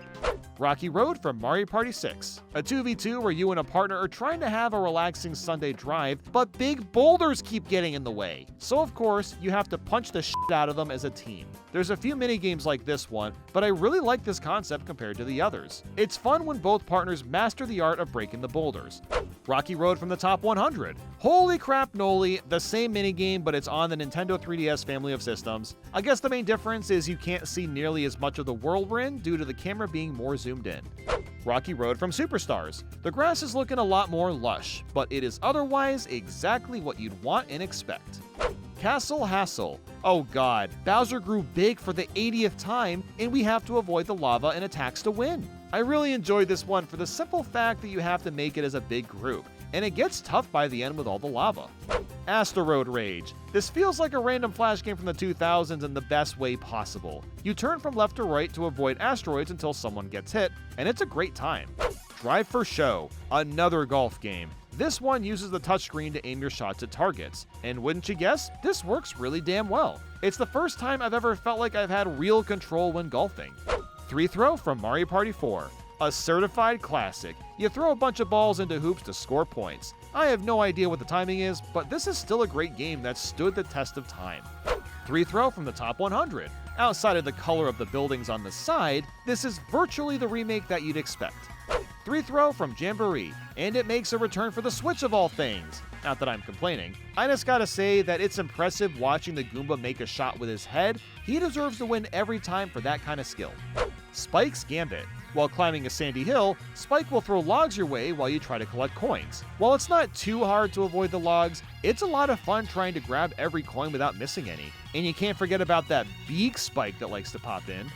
Bowser's Block Party, the scariest Bowser transformation of all time. Bowser turns into blocks! Oh, gasp! Oh, the horror. Yeah, so basically you want to attack the golden block while avoiding Bowser's flames, and each hit turns him into a different form. It's very silly, but it's a lot of fun and gets hard by the end.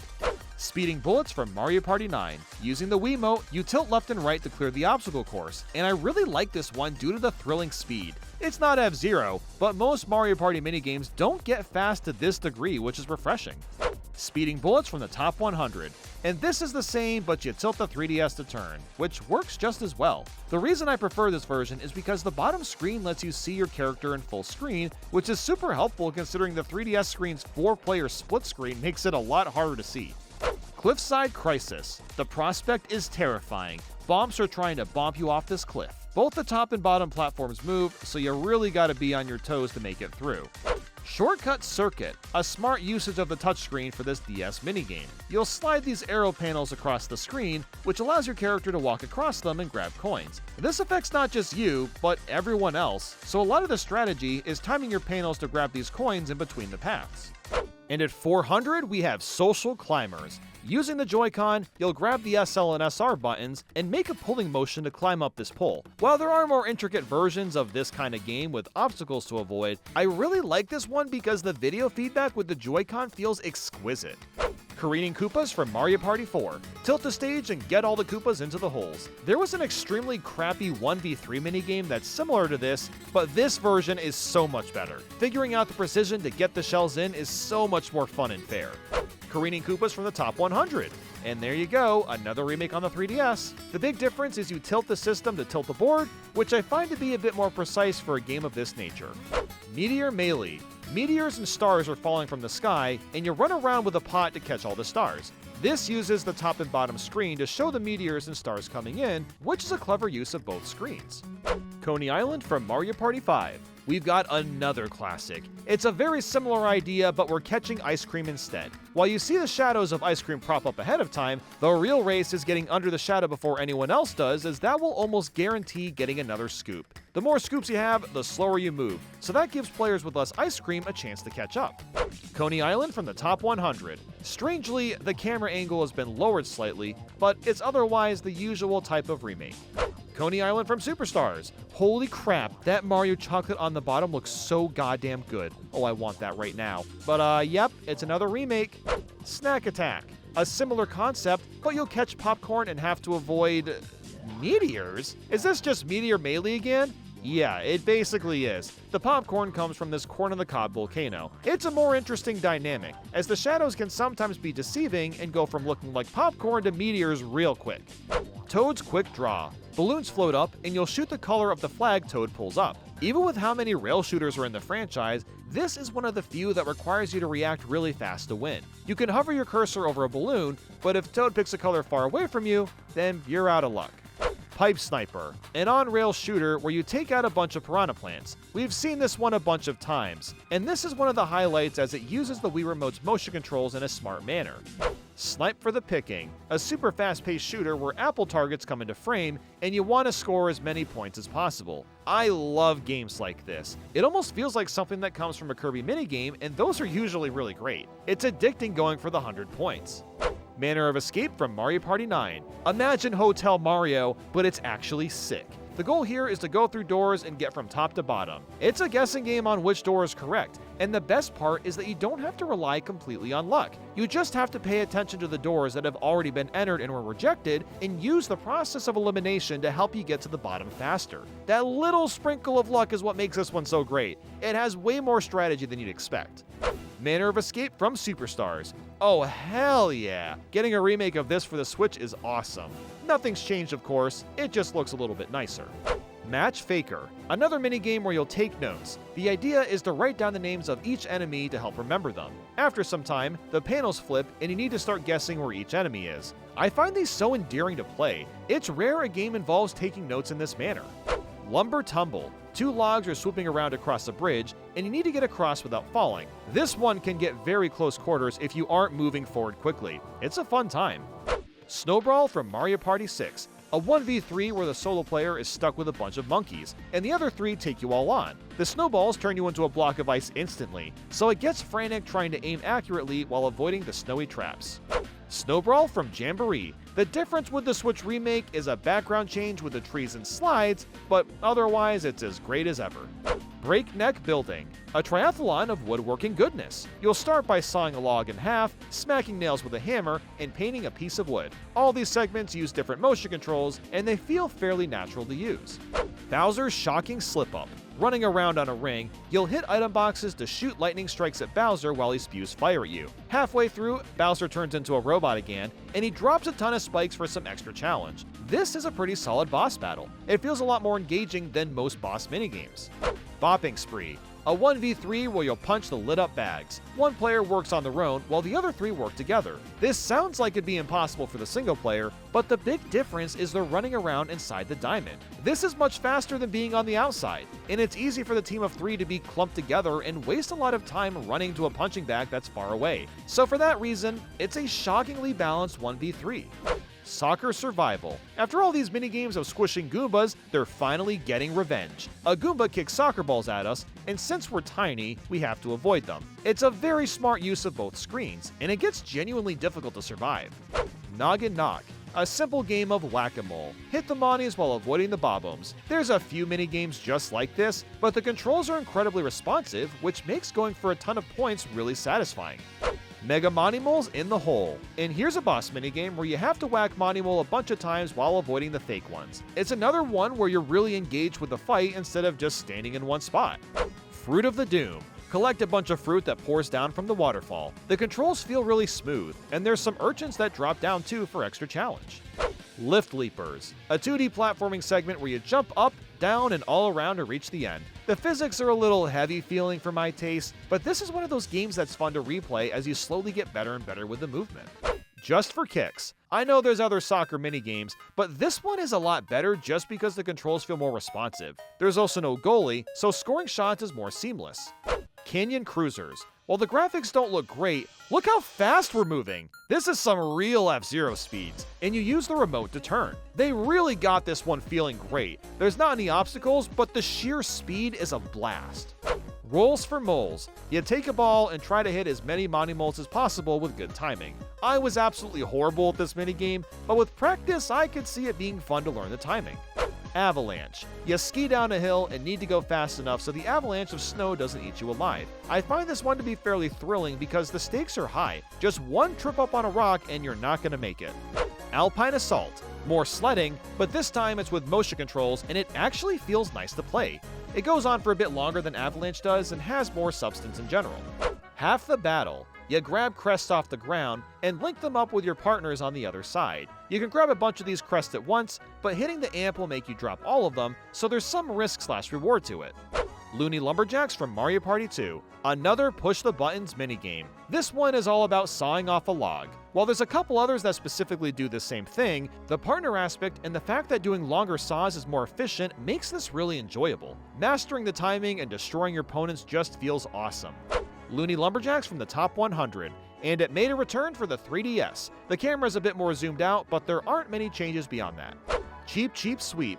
Oh man, I love minigames like this. You gotta catch Cheep Cheeps and throw them into your goal. Sneaking up on the Cheep Cheeps makes it more likely you'll catch them, which makes the game hectic when 4 other players are stomping their feet around in the water. Spearmongers. You take a bunch of spears, magnetize them to your ship, and send them down the hole for points. It's the simplest idea, but the magnet physics have such a nice crunch to them. You really feel the spear hitting your ship. Long Claw of the Law. A character is wanted, and you'll look through doors to grab 3 of them before the others. It's a very quick minigame, and very frantic since you don't need much to win. Mega Goomba's Ladder Leap. climb up a ladder, and continuously jump on a Goomba until it's down. This works well because you can bounce off the Goomba multiple times, so if you're good, you can chain together a bunch of points. Mega Stingbee Stompers. This is basically the same idea, but you're bouncing off a Stingbee, and it's a lot easier to bounce off them multiple times in a row. Light Up My Night. With a candle in hand, you'll try to light up 5 candles before the Koopa Kid can. A bit of a strange competition, I'm not gonna lie, but I really like how the minigame gets easier with the more candles lit, which is both a good and a bad thing considering both players can take advantage of it. Bowser Bop. You're in a room and it'll start coming to life with Koopa heads, and you must hammer more than the other player. This one can get quite close and competitive. Funsticle Course. Simply survive all the traps being laid down on us. You got flames, thwomps, gapped jumps, and all sorts of nonsense. I really like that surviving is not a walk in the park. You actually need to be somewhat versed with the obstacles coming up. Looking for Love. We've got a nice group of minigames that all revolve around copying shapes or actions of other players. This one wants us to stare at the heart in one of 4 directions as fast as possible. While these are very simplistic minigames, it's super fun to compete with the others, and the color of the heart switches up as you play, just to try to throw you off. Don't Look from Mario Party 9. An extremely similar idea, but instead of looking at a heart, you have to turn the opposite of the arrows. It starts off simple with only 1 arrow at a time, but by the end there's 3 of them, and it takes some brain power to actively avoid the directions you see on screen. It almost feels counterintuitive, which is what makes it enjoyable to play. Don't Look from the Top 100. And they brought it back to the 3DS. There's not much of a change here. The rooms look more yellow, I guess, if we're gonna be real picky. Look Away from Mario Party 2. Now we've made it to an iconic minigame. 1 player picks a direction, and the group of 3 have to avoid facing the same way. What makes this one so fun is that when the music stops, everyone can change their direction for a second or so, which makes this feel very frantic by the end. Look Away from Superstars. And of course, it was brought back to the Switch, and it looks as glorious as ever. I do really like the frame border that's been added in too, so they look more like photos. It's a nice touch. Look This Way. This is the same idea, but the opposite goal. Instead of avoiding the direction, you want to face it, but the challenge is the arrows give you less and less time to react. I could definitely see some people preferring the original Look Away, but I like that everyone is more on even footing.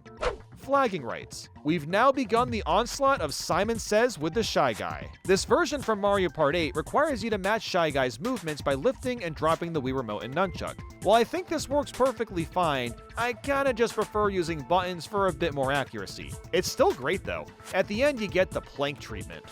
Shy Guy Says from Mario Party 1. One of the most remade minigames of all time. And funny enough, the game itself is just Simon Says. But there's a bit more to it than that. The Shy Guy's trying to trip you up on purpose. The music also has this upbeat yet unhinged tone, and the way that Shy Guy sends you to the open sea to fucking die if you mess up, it's just awesome.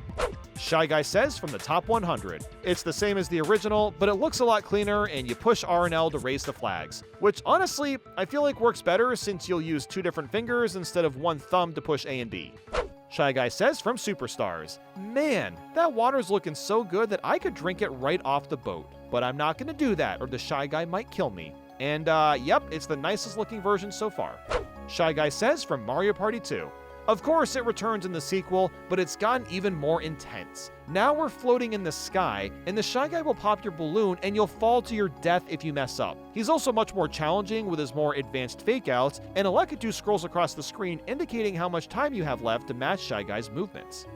Gimme a Sign. Okay, hot take, but this is Shy Guy Says done in a more interesting manner. The Shy Guy holds up colored signs, and these platforms will sink into the water if you're standing above them. This feels just as frantic, if not more so, because the stakes are so much higher, especially once he starts throwing up both signs at once. Control Stick. And yet again, this minigame feels like a better, more complex version of Shy Guy Says. Instead of just mashing the right button, you have to put in the right inputs with the joystick and C-stick. This really uses different parts of your brain to do correctly, and it's fun to get down to the end when it gets really fast. Flippin' Out. Swing across a bunch of pegs and reach the end. While the controls can take a bit to get used to, this game is pretty solid. It's fun to try and plow through the stage and safely swing from peg to peg. Some of them move around, some poke their nub in and out of the wall, so there's a good sense of variety. Rasslin' Rapids. You and another player are sailing down some rapids and have to fight to the death. It's your typical brawling minigame, but I like that it takes place while you're going down a creek. Tipsy Tourney from Mario Party 1. You run around a frame and get rid of all the tiles to reveal a photo. Even though it's over in a matter of seconds, I've always found this one enjoyable due to needing a lot of understanding of the physics to optimally move the shell around the screen and not waste time missing panels. Tipsy Tourney from Mario Party 2. Not much has changed with this remake, outside of the background, and the photo in the middle looks a bit cooler. Tipsy Tourney from Superstars, and now we've got the remake, and it looks much better as you'd expect. I guess you could argue the picture is a bit bland, but the other visuals are an improvement. Table Menace. A chill game of ping pong with motion controls because we're playing on the Nintendo Wii. While the controls aren't as complex as Wii Sports, you still need to hit the ball at the right time and aim it in certain directions. Boo Burglars. Okay, this one is such an awesome 2v2 idea. One player shines a light at a boo, and the other player catches the gem stuck inside it. The sense of teamwork is immaculate. It's an ingenious way of spicing up the boos. Bowser's Lovely Lift. You must climb up to the 100th floor of Bowser's castle. You move up by hitting the dice blocks in the corners. While that's happening, Bowser will shoot fire and missiles at you, and Koopa Kid will join in later, making the challenge even harder. I love the concept. It feels so much more demanding since the top of the castle is so high up. Goomba Gold Rush, an excellent shooter where you're on a train track and need to fire away at a bunch of Goombas. It's set up so much like Galaga where the Goombas will run around in little patterns and you're trying to nail a ton of them to max out your score. Note to self, smack the music blocks around to grab points. Since they all bounce off each other, you can attempt to combo together a bunch of points, which is gratifying when pulled off. Thunderwall. Climb up a wall while fire is getting pierced at you. There's also spikes to avoid, and the constant fire can be a bit challenging. Buddy Bounce. Jump off some clouds and collect the balloons. If you want to be real dirty, bounce off the other players to nab even more balloons and send them into a pit of despair. Or just, I guess they might lose the minigame if that happens. King Bob-omb's Boom d'Etat. This is a great boss minigame. It's one of the more engaging ones. King Bob-omb will release Bob-ombs, and our job is to throw them into cannons to use in retaliation. Peepa Panic, an auto-scroller where you have to avoid a bunch of Peepas. While more of them appear near the end, it never gets terribly hard to avoid them. Warp Pipe Dreams. I'm kinda surprised there aren't more minigames that revolve around using warp pipes. This one requires you to jump through a bunch of pipes and find the right path. It requires a lot of trial and error to find your way, but you might get lucky and reach the end quickly from good picks. Hammergeddon, a very memorable game if you've played this as a kid. You throw a bunch of hammers and try to hit your enemy 3 times with them. The concept is simple, but actually winning takes a good amount of skill. The hammers arc at an angle, so you need to be really careful of when and where you're attacking to avoid getting hit, especially since the hammers can be thrown in different directions. All geared up, it's time for a long barrage of climb-up stuff minigames, starting with this one. You need to reach the top of this clock-themed obstacle course, and it requires some tight jumps to make it up. The controls are a tad bit janky, but they don't take long to get the hang of, and it's a great competitive game. Cloud Climb. Even Mario Party Advance had one of these games. You'll bounce off clouds and springs while avoiding the amps. I think the screen crunch adds to the fun since you have to be more aware of your surroundings to successfully climb up top. Slow G. For this one, we're in space with low gravity and simply need to climb up the platforms. It's pretty basic, but the controls feel a bit smoother compared to the other game I just talked about. Upward Mobility. For this one, we're bouncing off the blocks and making our way high into the air. It's a pretty cool one, but I feel like it's missing something. Parkour War, a more creative version of the same type of minigame. You take a gem up top and have to scurry back down for the next gem. While it may not be the smoothest to control, I really like having a more firm objective. Leaf Leap from the Top 100. You knew this was coming sooner or later. A vine continually grows leaves, and you have to quickly hop up and get as high as possible. The fun with this game is just how fast-paced it is. The new leaves spawn just late enough that you can't prepare for your next jump, so you have to react to where you're going. Leaf Leap from Mario Party 5. And here's the original. It runs a bit smoother, and if you get high enough, you'll go to space. Okay, well, maybe that happens in the top 100 as well, but I've never done that before, in that version. Leaf Leap from Superstars. And of course, the Switch variant is the best just because it looks really nice. I also like that extra touch of when you're climbing through the clouds and your vision gets a little blurred for a moment. What Goes Up from Mario Party 6. I was debating on whether to put this or Leaf Leap higher, and I opted with this one by a hair. Instead of climbing up leaves, you climb up Koopas and clouds, and the turtles move around on their own. While you can more easily prepare your jumps, the Koopas are also at awkward angles, and require you to make tight jumps to keep climbing up. Or if you're playing at nighttime, down. Yeah, this is one of the few nighttime minigames where the gameplay changes this drastically. What Goes Up from Superstars. And of course, the Switch version looks drastically better, but is still just as much of a blast to play. Bomb Crossing. Bombs walk around a road and decide to explode randomly. You simply need to stay alive as long as possible. It's a basic concept, but works well because you can kind of lure the bombs to walk a certain direction, making them less likely to blow up in your face. Bowser's Tank Terror. Everyone gets in a tank, and you fire away at Bowser. He's got some fire and spike attacks, but we also get mushrooms that make our shots more effective. It's another great boss minigame.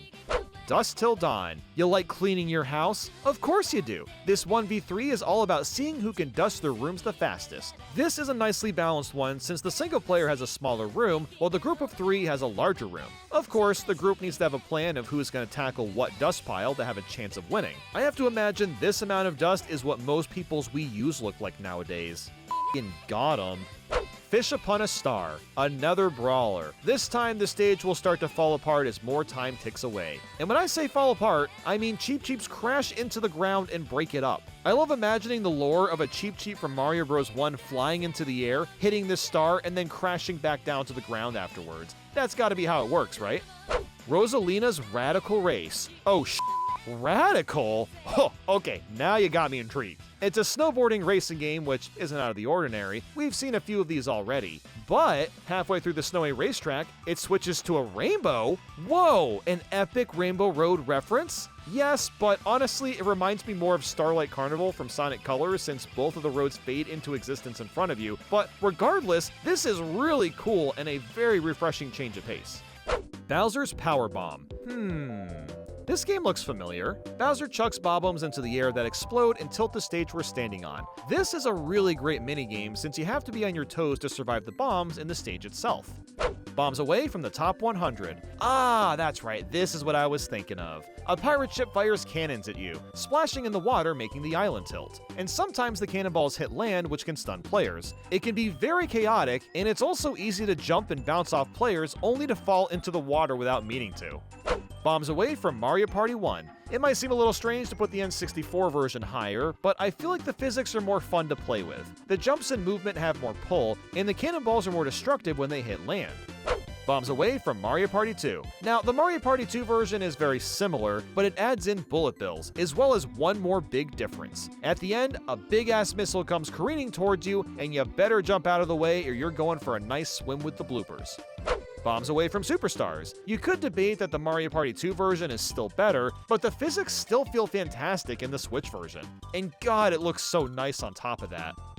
Lava or Leave 'em? Oh, a volcano just erupted and we're stuck on this tile. Well, I guess that means we need to punch the other players into the lava because only one of us can survive this. Yeah, this is honestly a pretty fun one. The fireballs quickly multiply and it makes for a romping time. Magma Meltdown, an even scarier lava-themed game. Tiles will rise and fall, and you have to scurry to a safe area to survive. I'm awful at this minigame, but it's a pretty damn good one. Platform Push. More punching people, but the grassy platforms slowly sink into the poison and you want to survive the longest. I also like that the arena shrinks over time. It adds more suspense.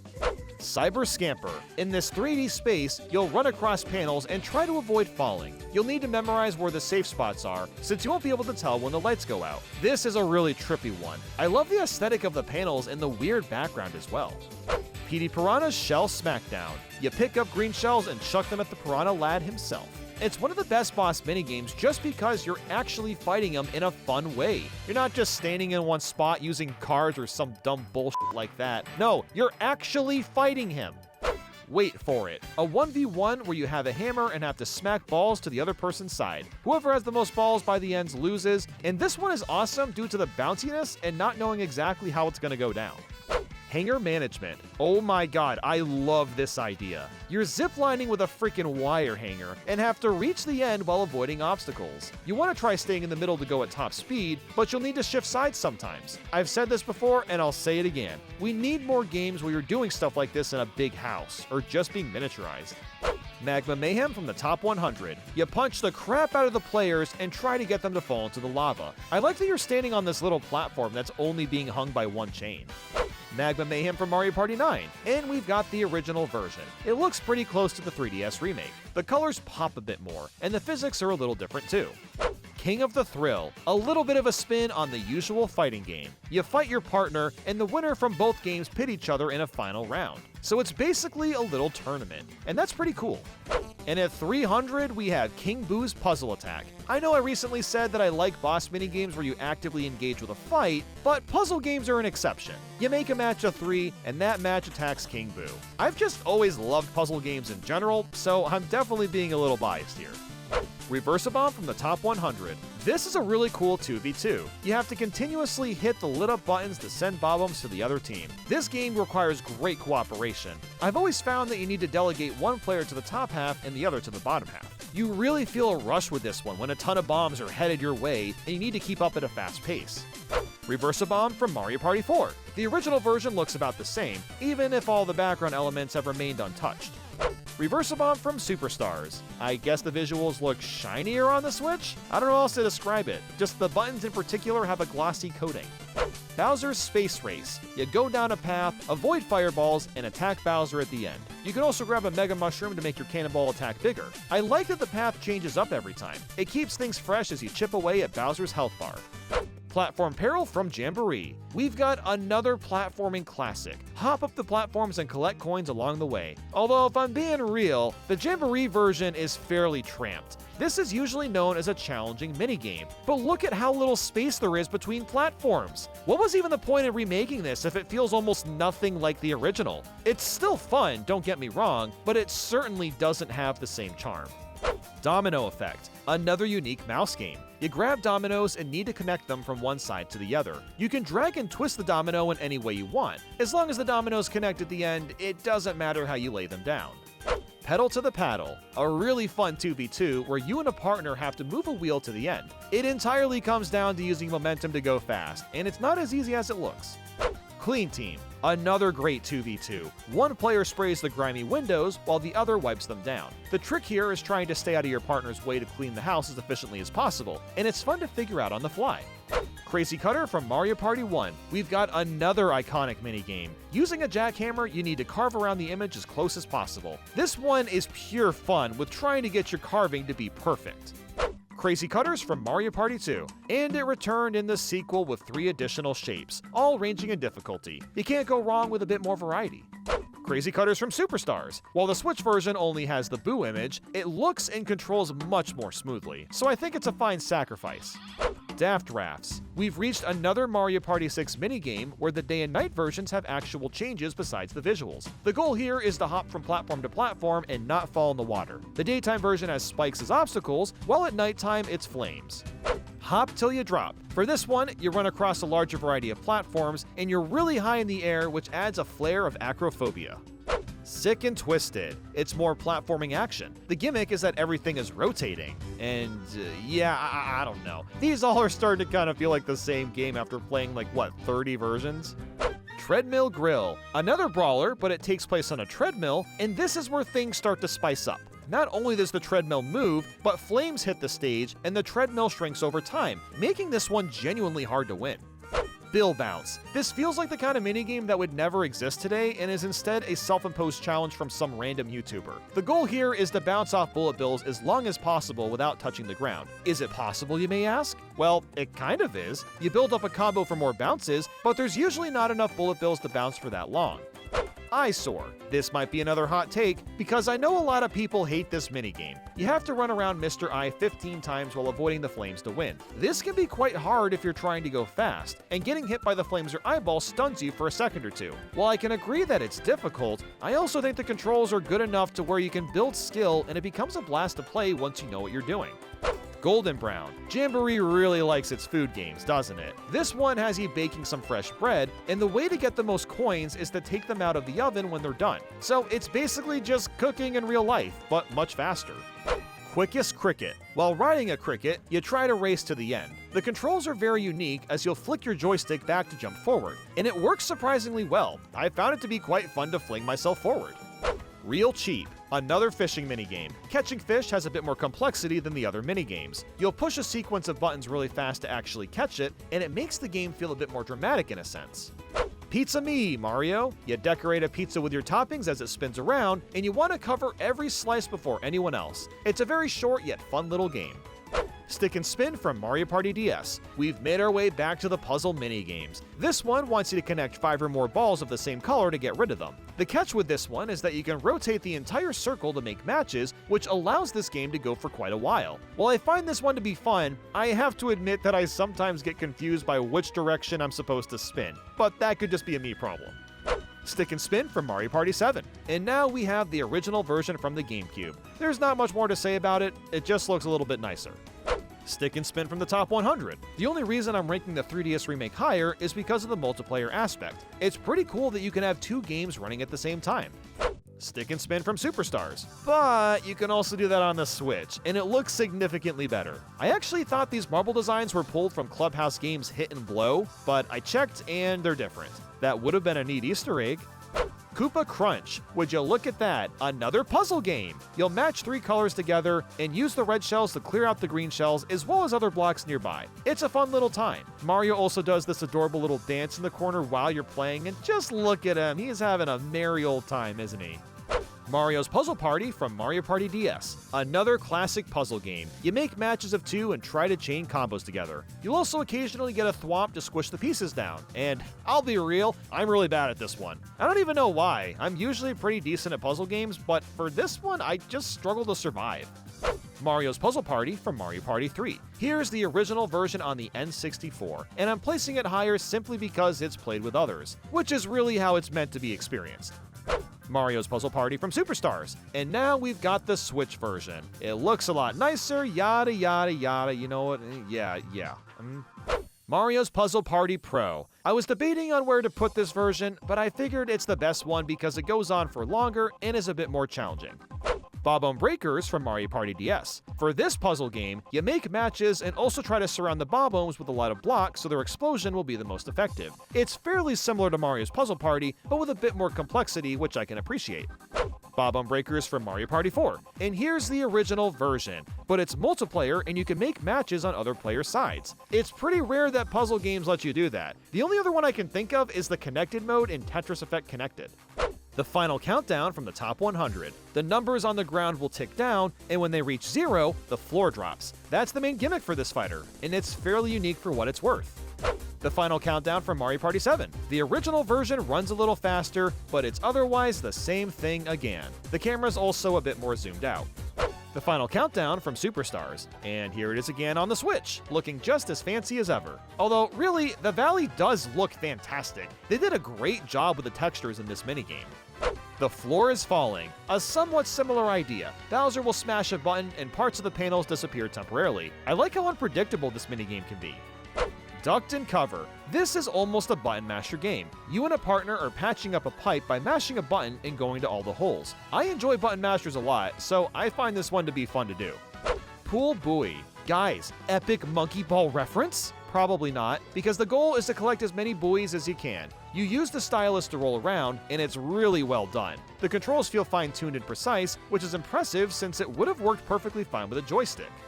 Get the Lead Out. We've now made it to the 37 button mashing minigames. To start off, Get the Lead Out wants you to punch the crap out of the lead from the pencil to win. The only reason I'm ranking this at the bottom is that the hard CPUs are impossible to beat, but even still, it's fun smashing the button as fast as humanly possible.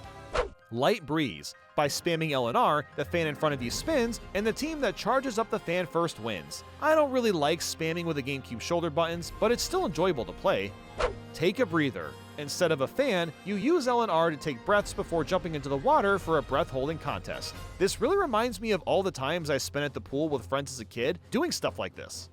Wind Wavers. This involves mashing L and R again, but you're trying to avoid a killer tornado instead. The premise is way more interesting to me compared to the others. Bolt from Boo. You'll run away from a Boo by mashing A or B that uses Mario World sprites. Although technically, Mario's and Boo's sprites are unique to this game, and they kinda stand out a little bit. Cheapers Keepers. As the button prompt shows, you'll mash away to try and catch the most Cheep. It's over quickly, but it's still a fun one. Pull It Together. A game of tug-of-war I can actually get behind. You simply mash the button to win. I'd much rather do this than destroy my hand with a joystick. Wingin' It. This time you're mashing A to get a Koopa Mobile to soar into the air. That seems a little counterintuitive, but it looks cool. Popstar. You could argue this technically isn't a button masher since only the solo player does it, but I think it technically counts. The team of 3 still has to ground pound, but mashing A won't be as effective since you get the most air with the highest ground pounds. Button mashers from the top 100, the most unique button masher of them all. Blocks fall on your character and you have to continuously hit that button. As more and more blocks come down, the more contorted your hands become, and doing this on a 3DS can sometimes get a little painful. Button mashers from Mario Party 5. It's the original game, but the GameCube controller is a bit more comfy to hold. Although even still, trying to mash shoulder and face buttons is not as easy as it seems. Manic Mallets from the top 100. You and a partner have to smash the crap out of a button to get the hammer to smash the other team. I find it funny that the hammer you use is the same styled hammer in the background. Manic Mallets from Mario Party 5, and the original version is better simply because the controller is more comfortable to hold. Even the background remains virtually the same. Psychic Safari, a quick duel game where you mash A and B to power up relics and have them battle each other. I love how nonsensical these games can get sometimes. Willflower, literally use mind power to bring a flower to life. The GameCube Mario parties were weird, man. Stair Scare. An earthquake is happening, so you have to mash your way up the stairs to win and survive. And thank God that this hot air balloon was conveniently waiting for me, or else, I would have been a goner. Pump and Jump. Mashing the A button builds pressure on this platform, and whichever player launches the highest wins. This honestly looks kind of fun to do in real life. You're basically just making your own slingshot. Tug-O-Dory. Smash the A button in a 4-player tug-of-war finale. This one can get scary. It may look like you can rest your arm when someone is falling, but trust me, you'll want to keep mashing just to be safe. Mary Poppins. You mash A and B to shoot out of a blowgun and cause the other player to fall to their death. Just imagine this scenario. You gotta have some balls to participate in this stunt. Black Hole Boogie. As we all know, you escape black holes by swimming through them, and that's exactly what you do in this minigame. And if you're too slow, well, the black hole literally swallows you alive. That has to be the most gruesome Mario Party death ever. Launch Break. I almost didn't count this one as a button masher since you technically shake the remote at the end, but it's close enough if you ask me. You hit the button prompts quickly to accelerate the launch of your rocket, and whoever's the fastest successfully explores space. Triple Jump from Mario Party 5. A really satisfying way of getting some distance with a triple jump. You switch back and forth between A and B as you perform all 3 jumps, and you even get this nice little rainbow trail. Triple Jump from the top 100. When it comes to the button mashing games, I usually prefer the versions that aren't on the 3DS because mashing isn't as comfortable. But they really did a great job with the visual touch-up, and the camera being more zoomed in makes a lot of sense since you can more easily see when to switch from button to button. Slime Time. It's mashing with a twist. If you mash too slowly, the slime will literally pull you back to the beginning and you have to restart. It can be a bit intense to stay focused and keep the endurance going. Cheep Cheep Chase from Mario Party 3. A massive fish wants to eat us alive, and the only way to escape is to mash A and dive through the water to avoid the spikes. I don't know what it is, but I've always struggled to get through the spikes quickly. It seems like I trail behind without meaning to, but the concept of being chased by a rabid fish is just awesome. Cheep Cheep Chase from Mario Party Superstars. The Switch remake is so much creepier now with the dreary lighting and somber colors. This is one of the best button mashers out there. Skateboard Scamper from Mario Party 1. Although, come on, skateboarding and jumping over thwomps while trying to avoid lava is even better. What I find interesting about this game is you can conserve your mashing energy for most of the time until the final stretch when the amount of presses actually count. Skateboard Scamper from Mario Party 2. It's the same game, but it takes place in a haunted house, and there's elevated ground to make things harder. I will always be nostalgic for the Mario Party 1 version, but this one is better for the higher skill ceiling. Gondola Glide. This is my favorite 2v2 mashing game by far. You take turns mashing A and B, and both partners need to quickly switch and continuously mash to win. What I like about it is you both rely on each other super heavily to win this. Pokey Pummel from the top 100. This is a very fast minigame. You mash at the Pokey until it's gone, but it keeps track of your time. That is what makes it fun. Who doesn't want to top their high scores? Pokey Pummel from Mario Party 7. But of course, the original version is better because of the GameCube controller, and it runs much smoother on top of that. Pokey Pummel from Superstars, and it makes its grand re-return on the Switch, looking better and snazzier than ever. Mecha Marathon from the top 100. Here's another button masher where you'll plow the A and B buttons and try to get as far as possible. Like with Pokey Pummel, you see your score by the amount of yards you cover. Mecha Marathon from Mario Party 2. And as you'd expect by now, I'd rather play the N64 version because the buttons feel better to press. I also like these more unique Shy Guy colors. Mecha Marathon from Superstars. The winner has to be the Switch version, of course, as it looks the nicest and the Pro Controller is a little bit better. Domination from Mario Party 4. I know it's kind of a meme at this point, but I feel like people truly don't understand why I love this game so much. First off, it's innately satisfying to watch all the whomps fall at the end, but I'm just really good at mashing, so having a minigame that keeps track of every single button press just makes me want to keep playing it over and over and over again. Domination from Jamboree, and here we go, my favorite button masher. I was tempted to put Jamboree's Domination as the overall #1 minigame just to be funny, but I will resist the manly urge to do so. Bubble Brawl, one of the most unique brawlers. You fight inside a big bubble and try to punch each other out of it. The bubble is not as big as it looks, as it can end quickly if you aren't careful.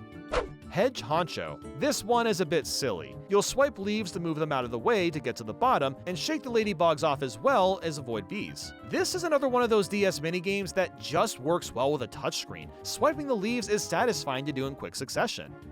Whack-A-Plant. You might be surprised to see a one-player coin minigame this high up on a list, but it's a really great one. The goal is to bounce off as many piranha plants as possible, and what makes it awesome is you can chain jump off as many piranhas as you can muster. It's not easy to do, but I always enjoy trying to hold my streak as long as possible without missing any. Baby Bowser Bonkers. A very similar concept, but it's two-player and you're bonking on Baby Bowsers instead. The physics are practically identical, and it's more fun to do with someone else as there's more Baby Bowsers on screen. Flower Shower. Aw, look at the cute Koopa couple that just got married. The goal here is to collect the most flowers as they fall from the sky. There's a sense of joy this minigame brings to the table. I think it's just the really cheery sound effect you get when grabbing the flowers. Catchy tunes. This is very similar in concept, except that you're collecting notes. And not just that, but you need to get every one of every kind of note, so there's a little more to think about and it's just as enjoyable. Leafboard Horde. Oh, now we're talking. You surf down a path while standing on a leaf collecting coins. The controls feel really fluid, and it's a ton of fun grabbing as many coins as possible while avoiding the spikes and wigglers. Say what you want about Mario Party Star Rush, but it's got some banger minigames that most people overlook. DK's Conga Line. This is essentially Donkey Konga, but you play with 4 players at once. And I love Donkey Konga and these types of rhythm games in general. It's a really great time. Xylophone Home, a similar minigame where notes come bouncing onto the screen and you'll hit them with the touchscreen. It's a little more interactive, I suppose. Battery Ram, another killer 2v2 minigame. You and a partner need to carry a battery through a block. As you can see, the battery is a little on the long side, so you have to carefully plan and weave through the blocks to get through. It almost feels like moving furniture through the house and the challenge that's faced with tight corners, but in a non-tiring way. Helipopper. When flying in a helicopter, you'll go around popping balloons. Sometimes you'll find them in clumps together for extra points, and it's a pretty fun time. Frozen Frenzy, one of the more creative brawlers. You got a bunch of crystals found in this ice cave. While you can run up and collect them, anybody can knock the crystals out of you if you aren't careful, and the goal is to end up with the most at the end. This really changes the dynamic of this type of minigame a lot, as you'll spend so much time playing defense if you're holding onto a bunch of crystals. Mecha March. You and a partner take turns to move the mecha machine by flicking your remote up. You can only move when your icon pops up, and you may need to jump over a bunch of blocks too. While I'd prefer this game being buttons, it's still really fun to do at a fast pace. Desert Dash from Mario Part 1. The idea is simple. Push left and right at the same time as your partner to push forward through the desert. Your only obstacle is this thwomp, but if both players are aligned, this is an incredibly satisfying game to play since you can move at the same time as your partner. Dungeon Dash from Mario Party 2. It's the same game, but held inside of a dungeon with a couple more obstacles. The controls are the same, it's just a more diverse premise. Desert Dash from the Top 100. Not only do the graphics look more detailed, but the sliding controls are much more fluid and responsive than before. Dungeon Dash from Superstars. I'm really glad the Switch remake stuck with Dungeon Dash. It looks breathtaking on the Switch, and the switching controls are the fastest they've ever been. Ski-Daddle, a reimagining in Mario Party Jamboree. You race a wiggler and do the switching with L and R instead of the joystick. Instead of spamming to go as fast as possible, the idea is to dash to the beat of the song, so it almost counts as a dedicated rhythm game. Some may consider this worse than the original minigames, but I like the new dynamic this one offers. Handcar Havoc from Mario Party 1, another classic minigame that's had plenty of remakes. The goal here is to mash the A button on the handcar while also trying to not go too fast or you'll fall off. What I love about this minigame is that leaning the cart actually makes a difference from barely clinging on for dear life and falling into the lava. It's an intensely fun time when it's all human players. Handcar Havoc from Mario Party 2. The sequel takes place high in the clouds, but also includes a speed gauge and even shows you when you're at maximum speed. It's a really nice touch because you know how fast you actually need to mash without exerting all your energy. Handcar Havoc from the top 100. In here we've got the 3DS version, which I find plays a little more smoothly than the N64 counterparts, and it looks pretty decent on top of that. Handcar Havoc from Superstars. I'm surprised the Superstars version recreated the Mario Party 1 version. It looks fantastic and is still a great time. Cold Front. This is technically another brawling game, but it's really more about survival. The Typhoons blow air at all angles, and it's easy to slip off if you get caught in the current. Mr. Blizzard's Snow Slalom. You become one with the snowball. Roll down a hill and smack Mr. Blizzard in the face. The entire premise of this minigame is hysterical and really fun on top of that. And for 200, we have Ice Moves. I've never played an air hockey game where you literally drive the puck. Like, obviously you still control the puck, but physically being on top of one is very different, and it makes for a really fun minigame. And also, I just vastly prefer air hockey over regular hockey. Speed Hockey from Mario Party 2. Oh, would you look at that? It's more air hockey. Some may argue this minigame is kinda crappy because the Koopa Shell loses way too much control, but I think that's what makes it so great. This is the epitome of Mario Party, an extremely hectic yet enjoyable minigame. Half the challenge here is trying to not score on yourself. The limited controls make the game feel so much harder.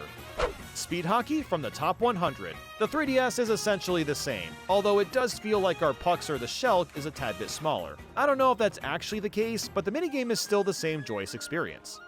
Speed Hockey from Superstars, and here we are with another remake. The track is looking as supreme as ever, and the red shell's been replaced with a green one, for some reason.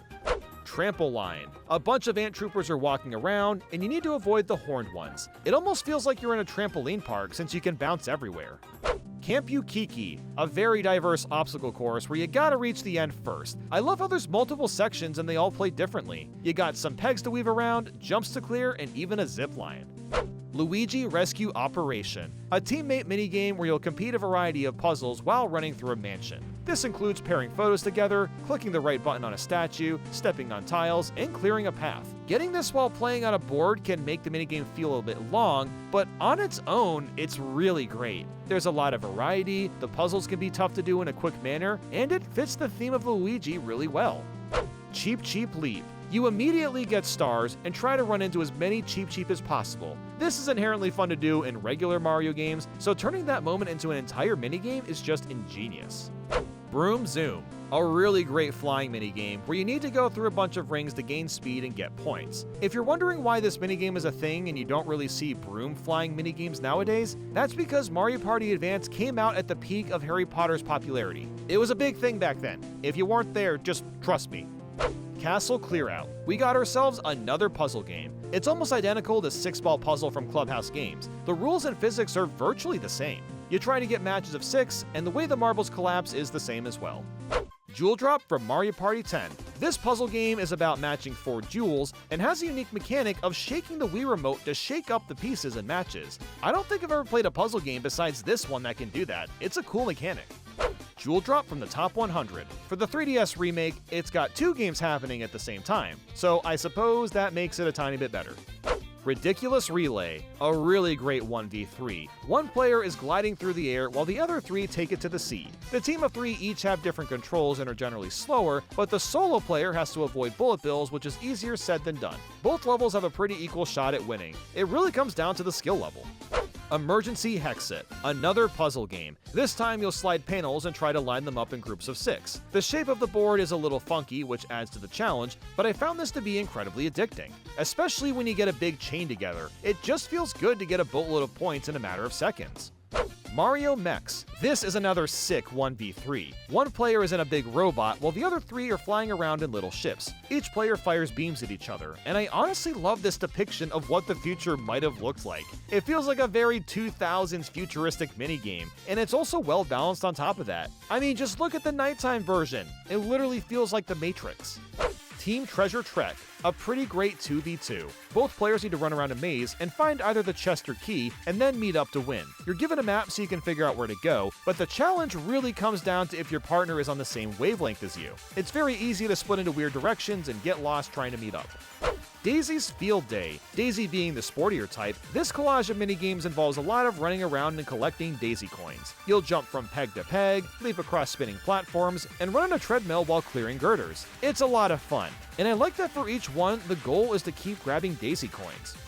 The final battle from the top 100. The title speaks for itself. You'll go through a variety of obstacle courses to eventually fight Bowser at the end. While I do enjoy the boss minigames in the more modern titles, I feel like this style of boss minigame is so much better. It's more fleshed out, there's extra objectives, it just feels like a more full minigame. And sure, maybe the pacing can be a little slow, but I also feel like that adds to the experience. There's genuine build-up to fighting Bowser at the end.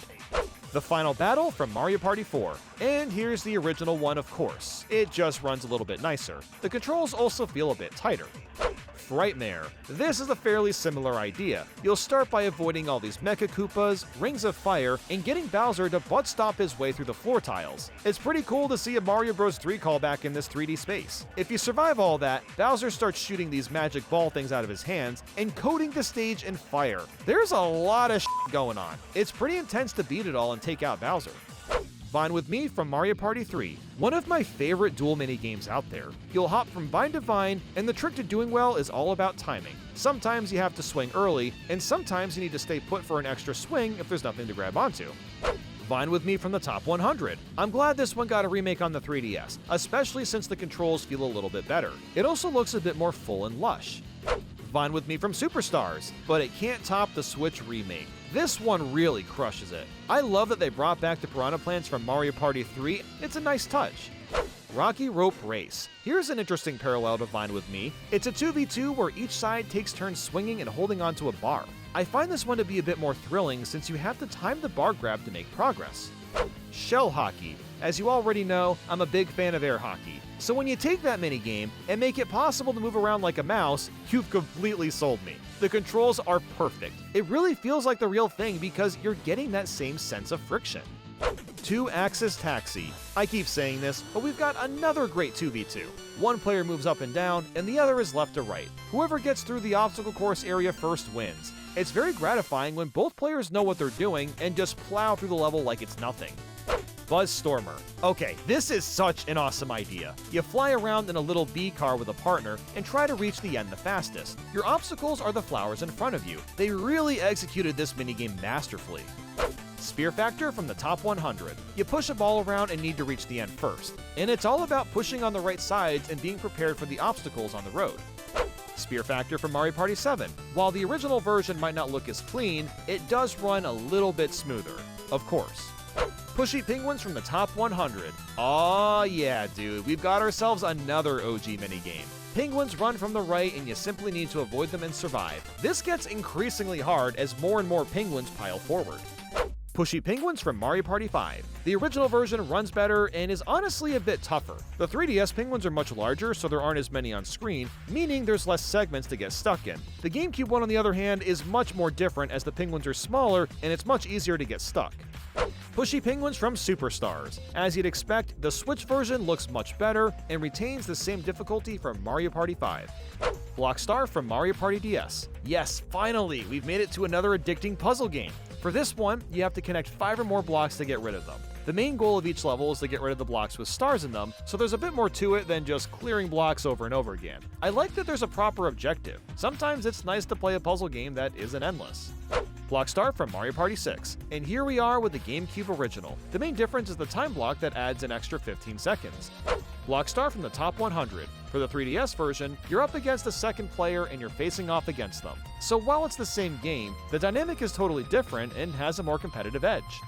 Blockstar from Superstars. And finally, the Switch variant is also against someone else, and I'm very glad that this minigame has had so many remakes. Jump the Gun from Mario Party 6, one of the highest skilled 2v2s out there. One player shoots bullet bills into targets, while the other jumps on them as platforms. With practice, the player jumping can clear really far distances, meaning that fewer bullet bills need to be fired, and that makes the game take less time to finish. Jump the Gun from Jamboree, a really nice remake. The clouds have more detailing and the jumping is a little bit floatier. Chain Chomp Fever. You're stuck on a stone platform, and a rabid Chain Chomp randomly lunges and tries to attack players. On top of that, the wall he collides with falls apart and parts of the stage light up with fire. There's a lot to consider. You'll be on your toes trying to survive this one. Take Me Home. This one kind of reminds me of Chain Chomp Fever. A bunch of thwomps hit switches and cause shockwaves to cover the area. I find it to be a bit more threatening and exhilarating, especially when multiple shockwaves come rushing in. Filet Relay, a 1v3 relay race. Both sides are trying to bring a fish to the end in different ways. The solo player lugs themselves across the ice by himself, while the other three split up the segments. The fun in this one is trying to not go too fast, as you can trip over and fall. Fuzzy Flyers. We've got another creative minigame concept. We all know about using clouds in Mario games to fly around, as it's a fun little thing you can do. This entire minigame is built around that. You have to continuously collect clouds to build up time and avoid the fuzzies. Polar Extreme. You run across blocks of ice and have to survive the whole way across. There have been plenty of minigames that do this, but what I like about this one is just how hard it is. The ice constantly breaks apart and flops around, and dying isn't the end of the world. You can keep going, but you'll get stunned for a couple seconds. Color correction.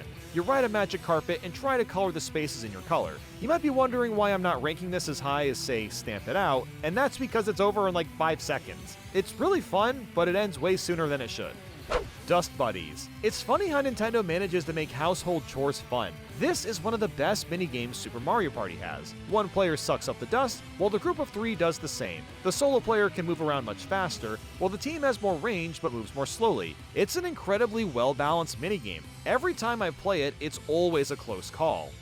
Magical Journey. Run across a bunch of rocks while also avoiding the Koopa Kids. This one can get a bit uptight, as there's a lot of platform to jump across to reach the end.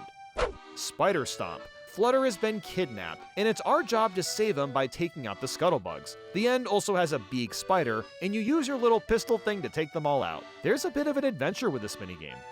Cookie Cutters. I'm a huge fan of minigames like this. You need to cut out a ton of cookies, and do so by pushing the right button to match the cutter with the shape. It's a lot of fun to mash through the cookies at blistering speeds.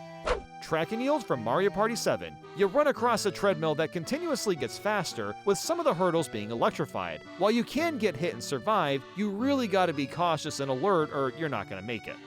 Track and Field from the Top 100. Okay, this is a strange change. The angle has been completely shifted compared to the original. Seriously, it went from a side view to almost behind the conveyor. And I actually like that, as it's a little more clear of when it's safe to jump. Trounce and Bounce. It's the ultimate skydiving extravaganza. You bounce off jump blocks over and over and try to bump your opponents towards the hard, unforgiving ground. Each jump has less and less platforms, and I really like how strangulating this one ends up being. Spiked Ball Scramble. An auto-scroller where you have to avoid a bunch of spiked balls and make it to the end first. Or really, just don't get hit by things. That's how you're most likely to win this one.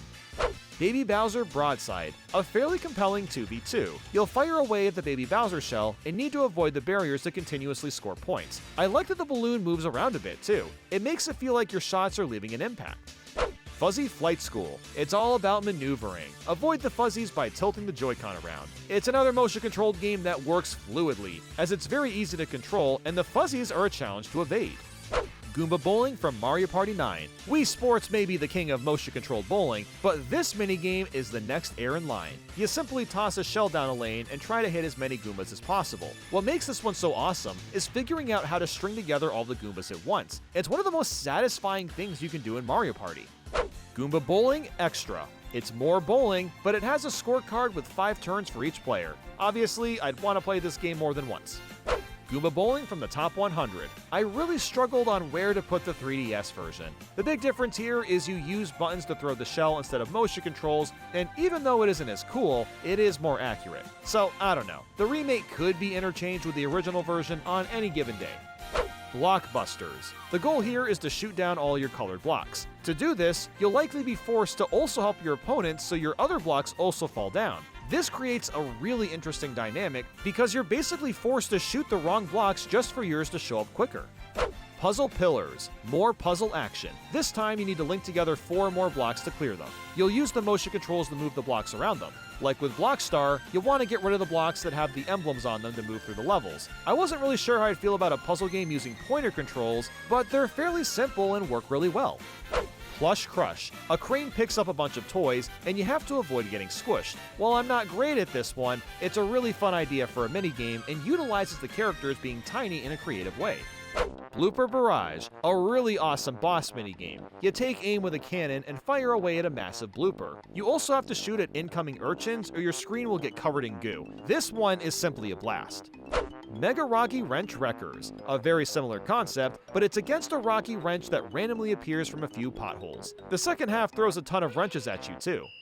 Scare-Ousel, run around a merry-go-round and survive the longest. You got boo toys that'll bop up and down, and even a chain chomp. Every lap, the merry-go-round moves faster and faster, making it more difficult to avoid the zap.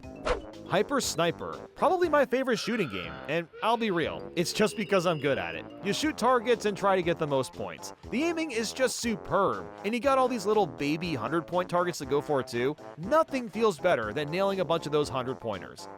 Snag the Flags. Running around in a 3D space, you collect more flags than the others. There's a minigame also like this on the DS, and I don't know what it is, but there's something about running around on a planet that's just really fun. Tiles and Tribulations. Oh my goodness, it's another puzzle game. The goal here is to make matches of 3 and you'll move them by rotating in the shape of a square. I really like the cute custom icons. It looks a lot more personal than just reusing faces or enemies in the other puzzlers. Blown Hover. Oh, now we're talking. This is a high-speed racer where you're on a hoverboard while trying to avoid the flip panels. When you're going full speed, you need to react fast or risk falling behind. Brick Breaker. This is another genre of game that I'm shocked we don't have like 50 clones of in Mario Party. You break the blocks and try to keep the shell from falling to the bottom. It's a ton of fun and always has been. This kind of game has been around since the frickin' 1980s. Hot Shots, another fantastic target shooter. This time you use the stylus to draw your bow and aim for points. The precision of the touchscreen is unmatched and feels perfect. King Boo's Light Smite, a boss minigame where you take a headlight, run across some spinning platforms, and give the Boo a nice taste of phone screen brightness when just waking up. Yeah, that's why it's actually hurting him, because King Boo, he just got up from a nap, and that bright light's hurting his eyes. Bob-Omb Combo. You throw one Bob-Omb and try to create a chain reaction of explosions. There's a lot of Bob-Omb themed minigames, and this is the only one where you're encouraged to make them explode. Go with the flow. You carry penguins to the mama, Mario 64 style. The ice blocks are the main obstacle as you'll need to time your path out to avoid falling in the water. Making faces. 2 players try to adjust parts of the face to get it matching to the original image. This, of course, is very hard to perfect and leads to a lot of goofy and sometimes cursed results by the end. Cucumber Jacks. If only slicing cucumbers were this easy in real life. You and a partner have to slice this veggie down to nothing to win. You'll use the touchscreen to achieve this, and what's really cool about that is the speed of your slicing actually matters. Going too fast means you'll catch less of the cuke, so you have to find the right tempo. Shape Up. You got a bunch of shapes, and you need to stack them up as high as you can without the tower tipping. It's basically a game of Jenga, and you'll work with a partner for better or worse. Any minigame that uses momentum in this way is automatically a favorite of mine. Sort Stack. Finally, a minigame that caters to my OCD. The goal is to sort the books and put them in the right colored row. However, Mario can only hold 2 books at a time, so you'll need to do a lot of mixing and matching to get the books lined up correctly. It may seem basic, but it's satisfying to get those books organized and tidied up. Camera Shy, one of the all-time best Mario Party DS minigames. You run around with a camera in a cornfield like Zardy's Maze, and you have to be the first one to take photos of everyone else. You can only snap a photo when your flash turns back on, so you have to be ready to capture when the opportunity arises. Sign, Steal, Deliver, a 1v3 where you're trying to deliver some mail. One player grabs the packages with a drone, and the other 3 have to manually run up the stairs to grab them. What makes this one work so well is the team of 3 seemingly has the advantage, but the player on the drone can sneakily take away packages that are close to one of the players, making them waste a bunch of time and are left forced to find another package. Freeze Frame. You got one shot to capture as many enemies as possible in your frame. During the day, you'll also see Shy Guys, and at nighttime you'll see UFOs, so there's a bit of variety. I really like this one because it's a naturally fun concept of snapping photos of things in a video game. Why else do you think Nintendo keeps adding photo mode in all their titles? They know what they're doing. Point and shoot. Using the motion controls on the 3DS, you grab snapshots of enemies, and the ones that you need change as you're playing. While a desync can happen, you can fix it with a quick button press, and I don't know. I think this one's pretty awesome and is a great usage of the motion controls. Camera ready. This is the same idea, but much more expanded on. This time, you get a photo of something happening in the scene, and you have to snap the photo to match it up as close as possible. What's cool about this is the scene is happening in real time, and sometimes it can be hard to tell what trees to get or what angle you really have to be at. It's an absolute blast, especially when you get a near-perfect replicated shot. Yoshi's Mountain Race. Ride around with Yoshi and reach the end first. What I really like about this minigame is it almost feels like an extension of a 3D Mario. The level is surprisingly fleshed out. You can even gain speed boost by eating the fruit along the way. Candy Shakedown. This is one of those oddly satisfying kinds of minigames. You shake a candy jar with a Joy-Con and try to knock out all the candy. Some pieces are big and some are small, so you'll need to shake the jar around at all sorts of angles and speeds. Sizzling steaks. And now we've got these perfectly cube-cut steaks. The goal is to simply cook them to perfection. You need to cook all 6 sides the fastest, and you flip the steak by flicking with the Joy-Con. Half the reason the minigame is so high up is because the steak makes me hungry every time I play it. I mean, does that not look absolutely delectable? Bath Bob-Ohms. As a group, you'll try to keep the Bob-Ohms away from the gate by throwing them overboard. A lot of times, minigames with like 8 to 10 players feels kinda pointless, but this one doesn't. There's a whole army of Bob-Ohms trying to invade the castle. We actually need all these characters' help to keep the peace. Picking Panic from Mario Party 3. You and a partner are trying to move cherries from tree to tree, so of course you do so by swinging upside down and tossing the cherry in the air. It's very silly, but incredibly fun if you get the timing down and manage to get all the cherries in the basket without error. Picking Panic from Superstars. If there's anything I can say about the Switch version, is that the basket actually looks like a basket this time. I have no idea what this abomination was supposed to resemble before, but it's finally been remedied. Driver's Ed. Here we've got a hidden driving minigame where you have to hit all the balloons within the time limit. These controls take some time to get used to, but that's what makes this one so invigorating. You feel gratified once you've mastered the controls and are zipping your way along. Dizzy Dinghies. This is very similar, but a lot more enjoyable. First off, you can pick from different types of vehicles, which is surprising, and there's multiple courses on top of that. The goal is to zoom your way from point A to point B, and the physics feel really nice. Shell Shock Deluxe. They may call this Shell Shocked, but it only kind of is. The camera perspective is completely different, but it's otherwise the same idea. Shoot down your player while in a tank. It's mindless fun, and there's a few different stages you can play on. Shell Shocked from the Top 100. Here we go. This is what you're likely more familiar with. You have to be the last player standing in this all-out tank shooter. It's especially fun when it's all human players, and I also like that the bottom screen shows my gameplay so I don't have to stare at the tiny top screen. Shell Shocked from Mario Party 2. And now we have the original. It comes included with 3 stages. The controls have this natural feeling of tankiness to them that work well with this minigame. There's a reason it's been remade so many times. Tanks a lot. It's Shell Shocked again, but the level is way bigger and you also drive faster. Look, I like Shell Shocked, but this version of it is pretty underrated if you ask me. Think Tank. The tank minigame is now a 1v3. The solo player has a ton of hearts while the team only has 3. And my god, it turns into an all-out war without many places to take cover. Tread Carefully. Another remake of Shell Shocked, which got a name change. It looks fantastic and has all the stages from Mario Party 2 included. Gyro for the Gold. Tilt the 3DS to roll yourself through an obstacle course. This kind of reminds me of Monkey Ball, so I might be just a tad bit biased from that. But even still, the course is constantly changing and new shit is thrown at you the whole way through. Bounce and Trounce from Mario Party 3. You bounce on a ball and try to knock people off while the platforms below you are falling. The strange thing about this minigame is you can only do a spin attack while in the air. You have to pair it with jumping. So there's a bit more to this brawler than most. Bounce and Trounce from the Top 100, a fairly similar remake. It looks more vibrant and has similar controls. Bounce and Trounce from Superstars. Here we go. The Switch version pays homage to Mario Party 3's graphical style, and it controls the best out of them all. Bouncy Brawl. This is kind of the same concept, but without the bouncy ball. You can create much more of a vertex this time around, but it's also possible to get dizzy if you aren't careful.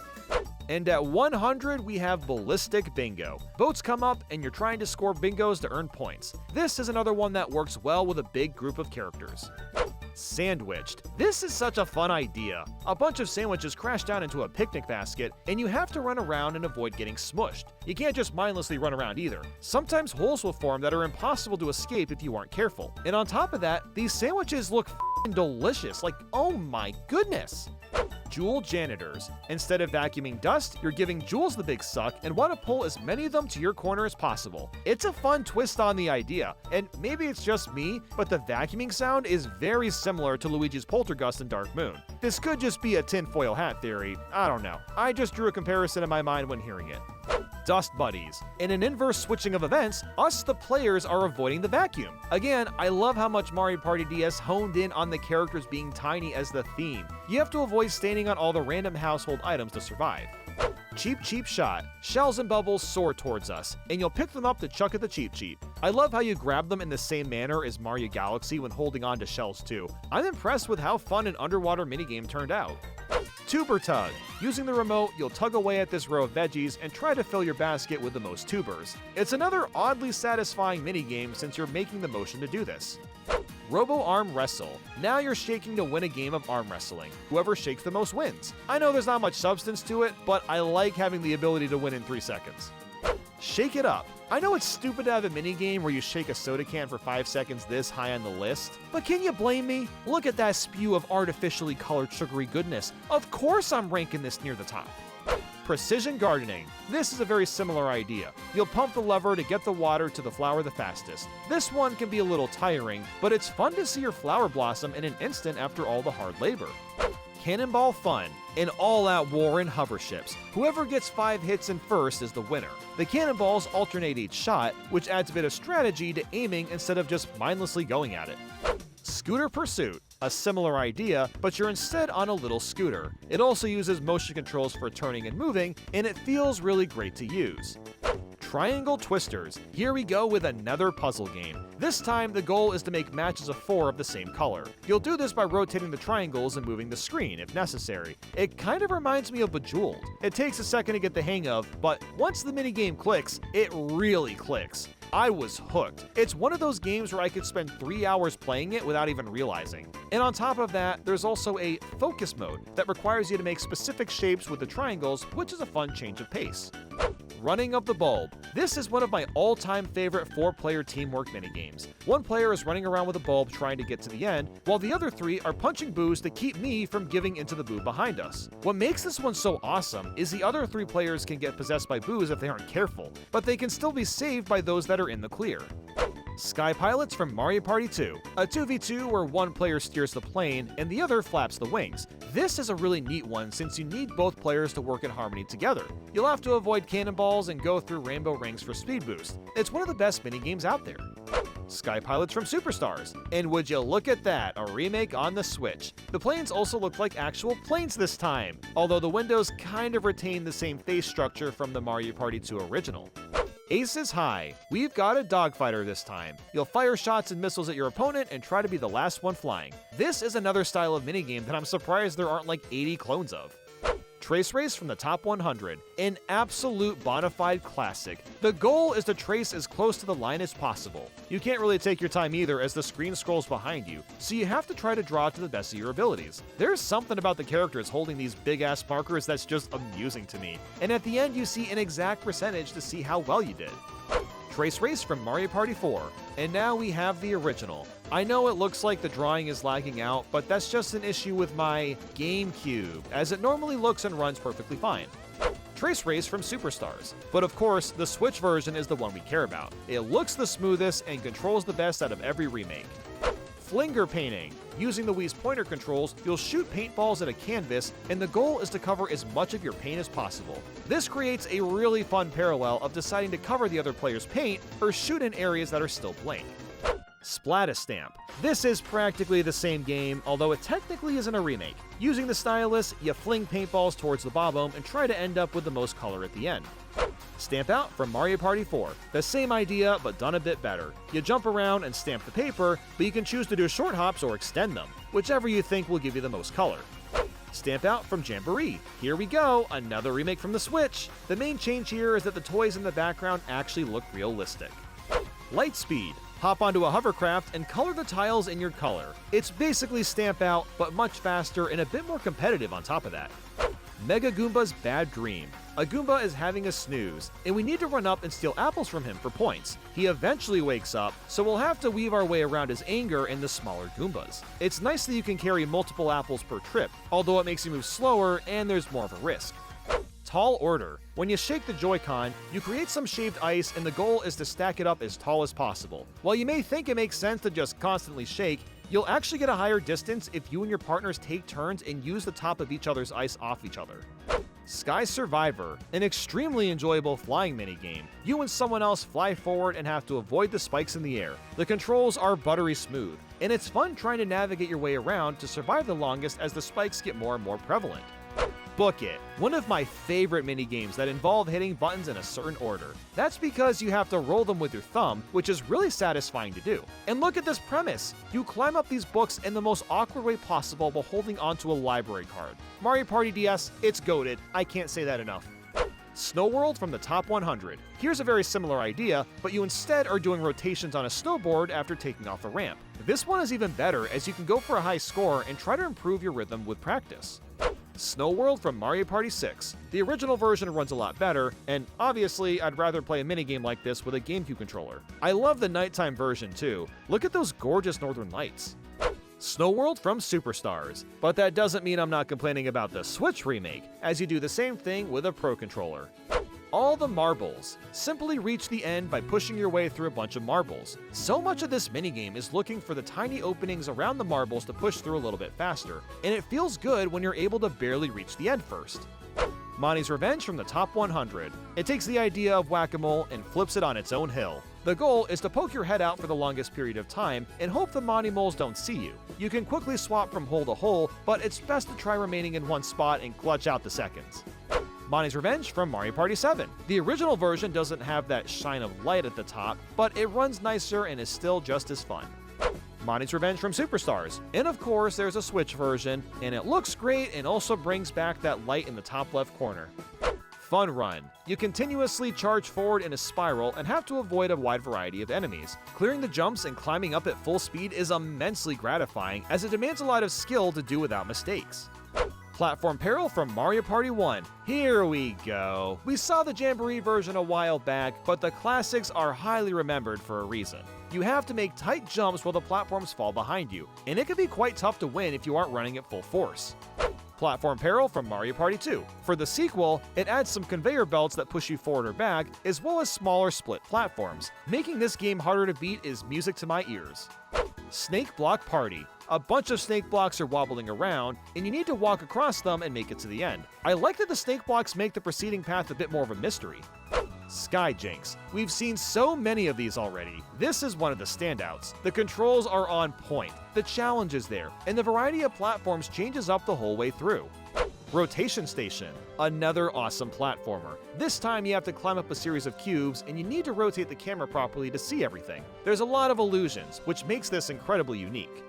Diffuse or Lose from the Top 100. King Bob-omb is calmly relaxing while sparks are heading his way. The goal with your partner is to ground pound the sparks to put them out. They'll always come back somehow, and you want to last longer than the other team. This is a great co-op one, as you need to try to not squish each other, as that'll cause the sparks to travel farther.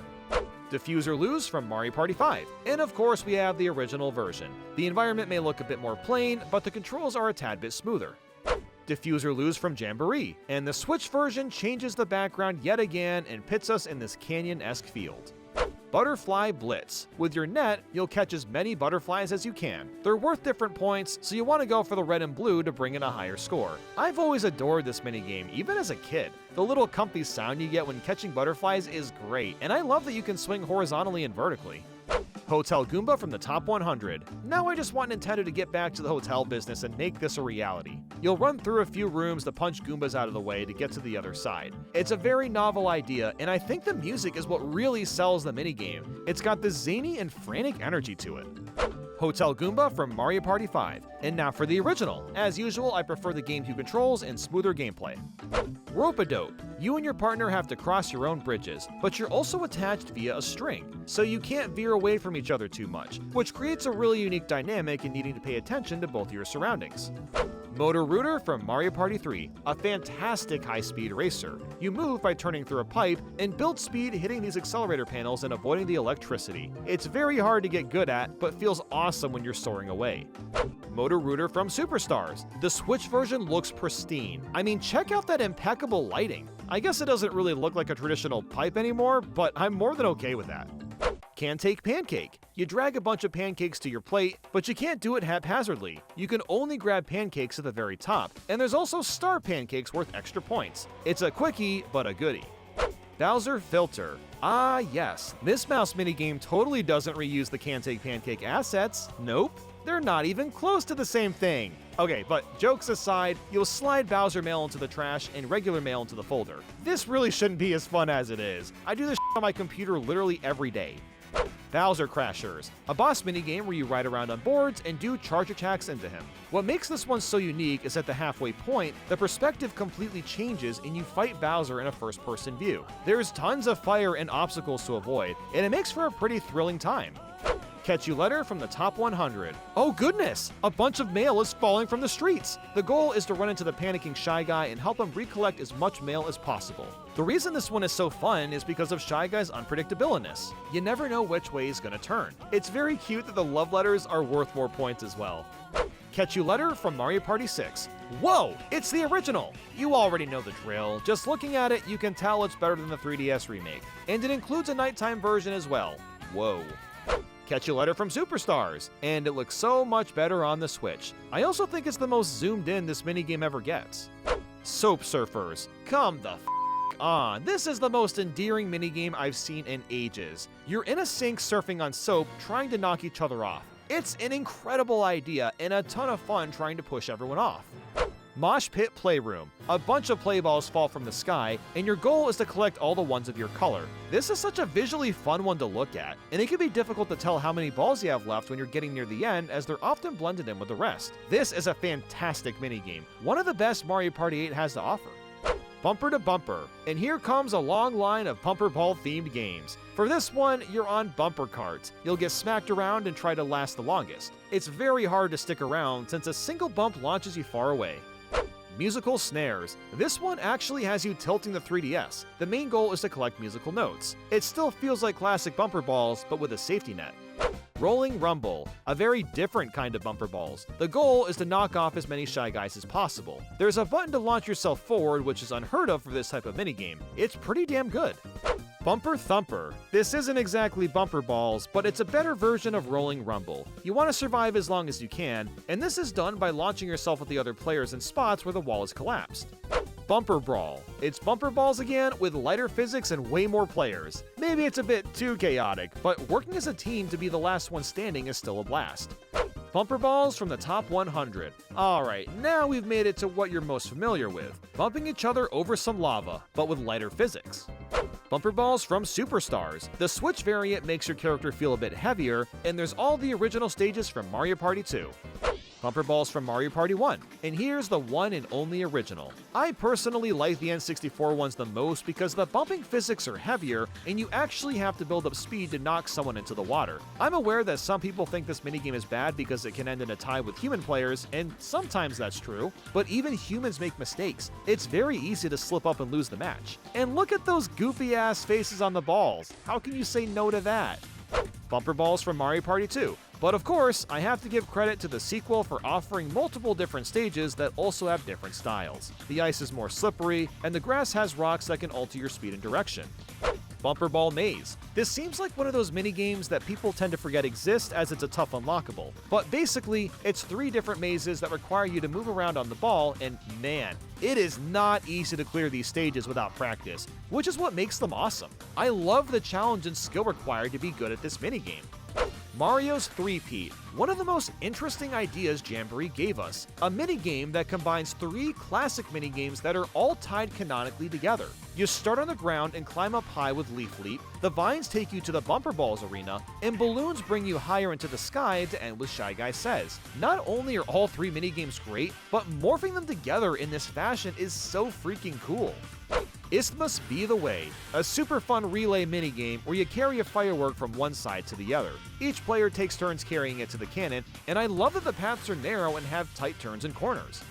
Paths of Peril from the top 100, another all-time classic. You run on top of a canyon and try to make it across without falling. What makes this one so nerve-wracking is the perception. You're perched up hundreds of feet in the air, and all the paths in front of you are skinny thin. It's a very rewarding minigame to get good at. Paths of Peril from Mario Party 4. What I like about the original version more isn't just the smoother frame rate, it's just that it's way easier to switch from slow to fast due to the joystick being larger and having actual depth. Paths of Peril from Superstars. So then of course the Switch version is in widescreen, it looks nicer, and yeah, you already know all this junk. Unhappy Trails. Oh hey, it's the same minigame, but it's a 2v2 relay race. That's a fun way to spice it up, even though this must be the way technically does this, but now it's competitive, so woo! Cube Crushers. The idea here is to smash through these ice blocks and hit the switches to clear the stage. This on its own is a ton of fun, but look at the character animation. This is the goofiest looking I've ever seen, and like, I get it. They're running on ice, so it's more slippery, but the excessively fast running motions look so goddamn silly. It cracks me up every time I see it. Lab Brats. And here we have a genuinely elaborate maze. There's a handful of maze-themed minigames, and none of them require proper exploration to figure out where to go. Not only do you have to find the exit, but you also have to retrieve the lost enemies. I also like that it's EGAD's maze for some reason. This is never elaborated on. He's just throwing us in the maze for shits and giggles, I guess. Cosmic Coaster, an incredibly enjoyable 2v2 where you slide around in a cart while trying to avoid the Bowser signs. The reason it's fun is because of the sheer speed you're going at. The exhilaration builds up the longer you manage to go. Rapid River Race from Mario Party 10. And this is a very similar concept, except that you get to control your speed. I personally like to go one bar lower than the max, as it's just fast enough for me to react to all the urchins in the water. Rapid River Race from Superstars. Well, the water looks a little bit nicer on the Switch, but it's otherwise the same zany fun as before. Lane Change. It's like Rapid River Race, but on a larger scale. You'll fly down a straight path collecting coins and avoiding amps. It starts off easy, but gets increasingly difficult as you move up in levels. Snowball Summit from Mario Party 3. Build up a snowball and roll it around nice and big. If you can, roll the ball away to throw people off the cliff. I like that there's a few steps to actually building the snowball, and the mind games you have to play to hit the other players. Snowball Summit from the top 100. It's very similar with smoother controls, and the shooting stars in the background look so much nicer. The PNG scrolling in Mario Party 3 is charming and all, but you really can't beat these beautiful northern lights. Snowball Summit from Superstars. And it looks even better, of course, on the Switch. The game is also a bit more zoomed in and angled down so you can see more of the action. Peace Out from Mario Party DS. And we finally made it to my favorite puzzle game in all of Mario Party. You'll grab pieces off a conveyor belt and lay them down on this field. The goal is to completely fill the field with pieces to move on to the next level. This is very satisfying because you have a definitive goal, and it gets harder as you move forward with wackier shaped pieces. Peace Out from Mario Party 5. The original version is still the GOAT though. The conveyor belt gets pretty fast by the end, and you're also playing against another player. Coin Conveyor. Would you look at that? They created a reimagined version in Mario Party Jamboree. The biggest difference is you want to blow up the bombs this time, and this is done by creating full lines. This is just as addicting as Peace Out, if not even more so.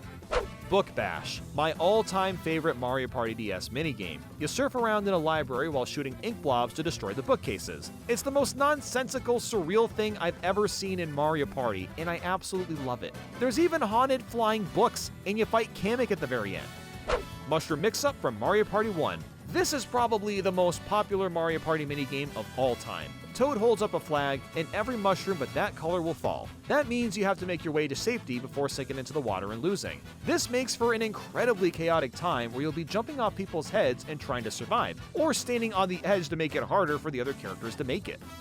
Hexagon Heat from Mario Party 2. And the sequel got the same game, but now it takes place over the lava, which is terrifying. I love that the music speeds up as the tiles fall faster and faster too. Hexagon Heat from the top 100. Holy bright Batman, it's the 3DS remake and wow is it colorful. You're still surrounded by heat. I always forget that the tone has shifted a bit, but even with that, I think it's a bit better as the controls are a bit more fair. Jumping on players' heads are much easier to survive too compared to the N64 versions. Mushroom Mix-Up from Superstars. And of course, it landed itself a remake on the Switch, and it looks incredible. And the controls aren't quite as funky as they are in the originals, although it could be argued that's what makes them so great to begin with. Eats a Pizza from the top 100. This almost counted as a button masher, but it technically isn't. You and a partner are laying on the ground and have to move around and mash A to eat the pizza as fast as possible. I don't think I need to overstate why this is one of the best minigames ever. You get to chow down on this huge pizza in a matter of seconds. Eats a Pizza from Mario Party 3. I was unsure of putting this or the 3DS one higher, but I went with this one simply because it's easier to mash A with the controller. Eats a Pizza from Superstars. Oh my god, they added a burst of steam at the very beginning. That just makes the pizza look even tastier. Dungeon Duos from Mario Party 4. Without a doubt, the best 2v2 minigame of all time. You and your partner have to navigate your way through a dungeon in a large variety of ways. Opening up this big door, rotating the lever platforms, jumping through pipes, and blowing up the hot air balloon to escape. This entire minigame is perfectly centered around you and your partner. You have to rely on each other to move the levers at a speed you can comfortably jump at, you need to screen sheet each other to find the correct pipe the fastest, and you need a consistently good rhythm to blow up the balloon. It is 100% skill-based and is a genuinely remarkable minigame. Dungeon Duos from Superstars. Oh yeah, and it got itself a juicy remake for the Switch. You got widescreen, more brooding light, and the same fun as before. Booksquirm from the Top 100. We finally made it! After several hours, these next 4 minigames are my personal favorite from the entire series. Booksquirm involves being stuck under the pages of a book, and they continue to flip down. The only way to survive is to find the holes in the pages. These pages get faster and faster, so it becomes increasingly difficult to hold out. After decades, this is the one minigame that I actively go out of my way to play without playing the board because it's that addicting. It's got a great gameplay loop, a fun concept, and perfect music to top it all off. Booksquirm from Mario Party 4. I figured the original version would go next as it looks a bit sharper, and it's also a little easier to see the page holes coming. Challenge Booksquirm. I know this is basically the same thing, but Mario Party 4 counts it as its own minigame, so I guess I will too. It's Booksquirm again, but with no limit. You can go for forever, and the pages will continue to get faster and faster. Booksquirm from Mario Party Superstars. And here we are. At number 1, we've got the Switch remake of Booksquirm. It looks amazing in HD and widescreen, and it also has an endless mode included. I honestly don't know if Nintendo will ever make a better minigame to me. It's about as perfect as it could possibly be. If there's anything I've learned from ranking over 1,000 Mario Party minigames, it's that tons of these are just rehashed concepts over and over again, which isn't a bad thing per se, but in terms of actual unique minigames, there's maybe only a few hundred. But whatever, I'm tired of talking, my throat actually hurts a lot, and I'm amazed if you've watched this entire video. If you did, thank you so much. I'll be back later. Thanks for sticking around, guys. Ugh, my throat hurts.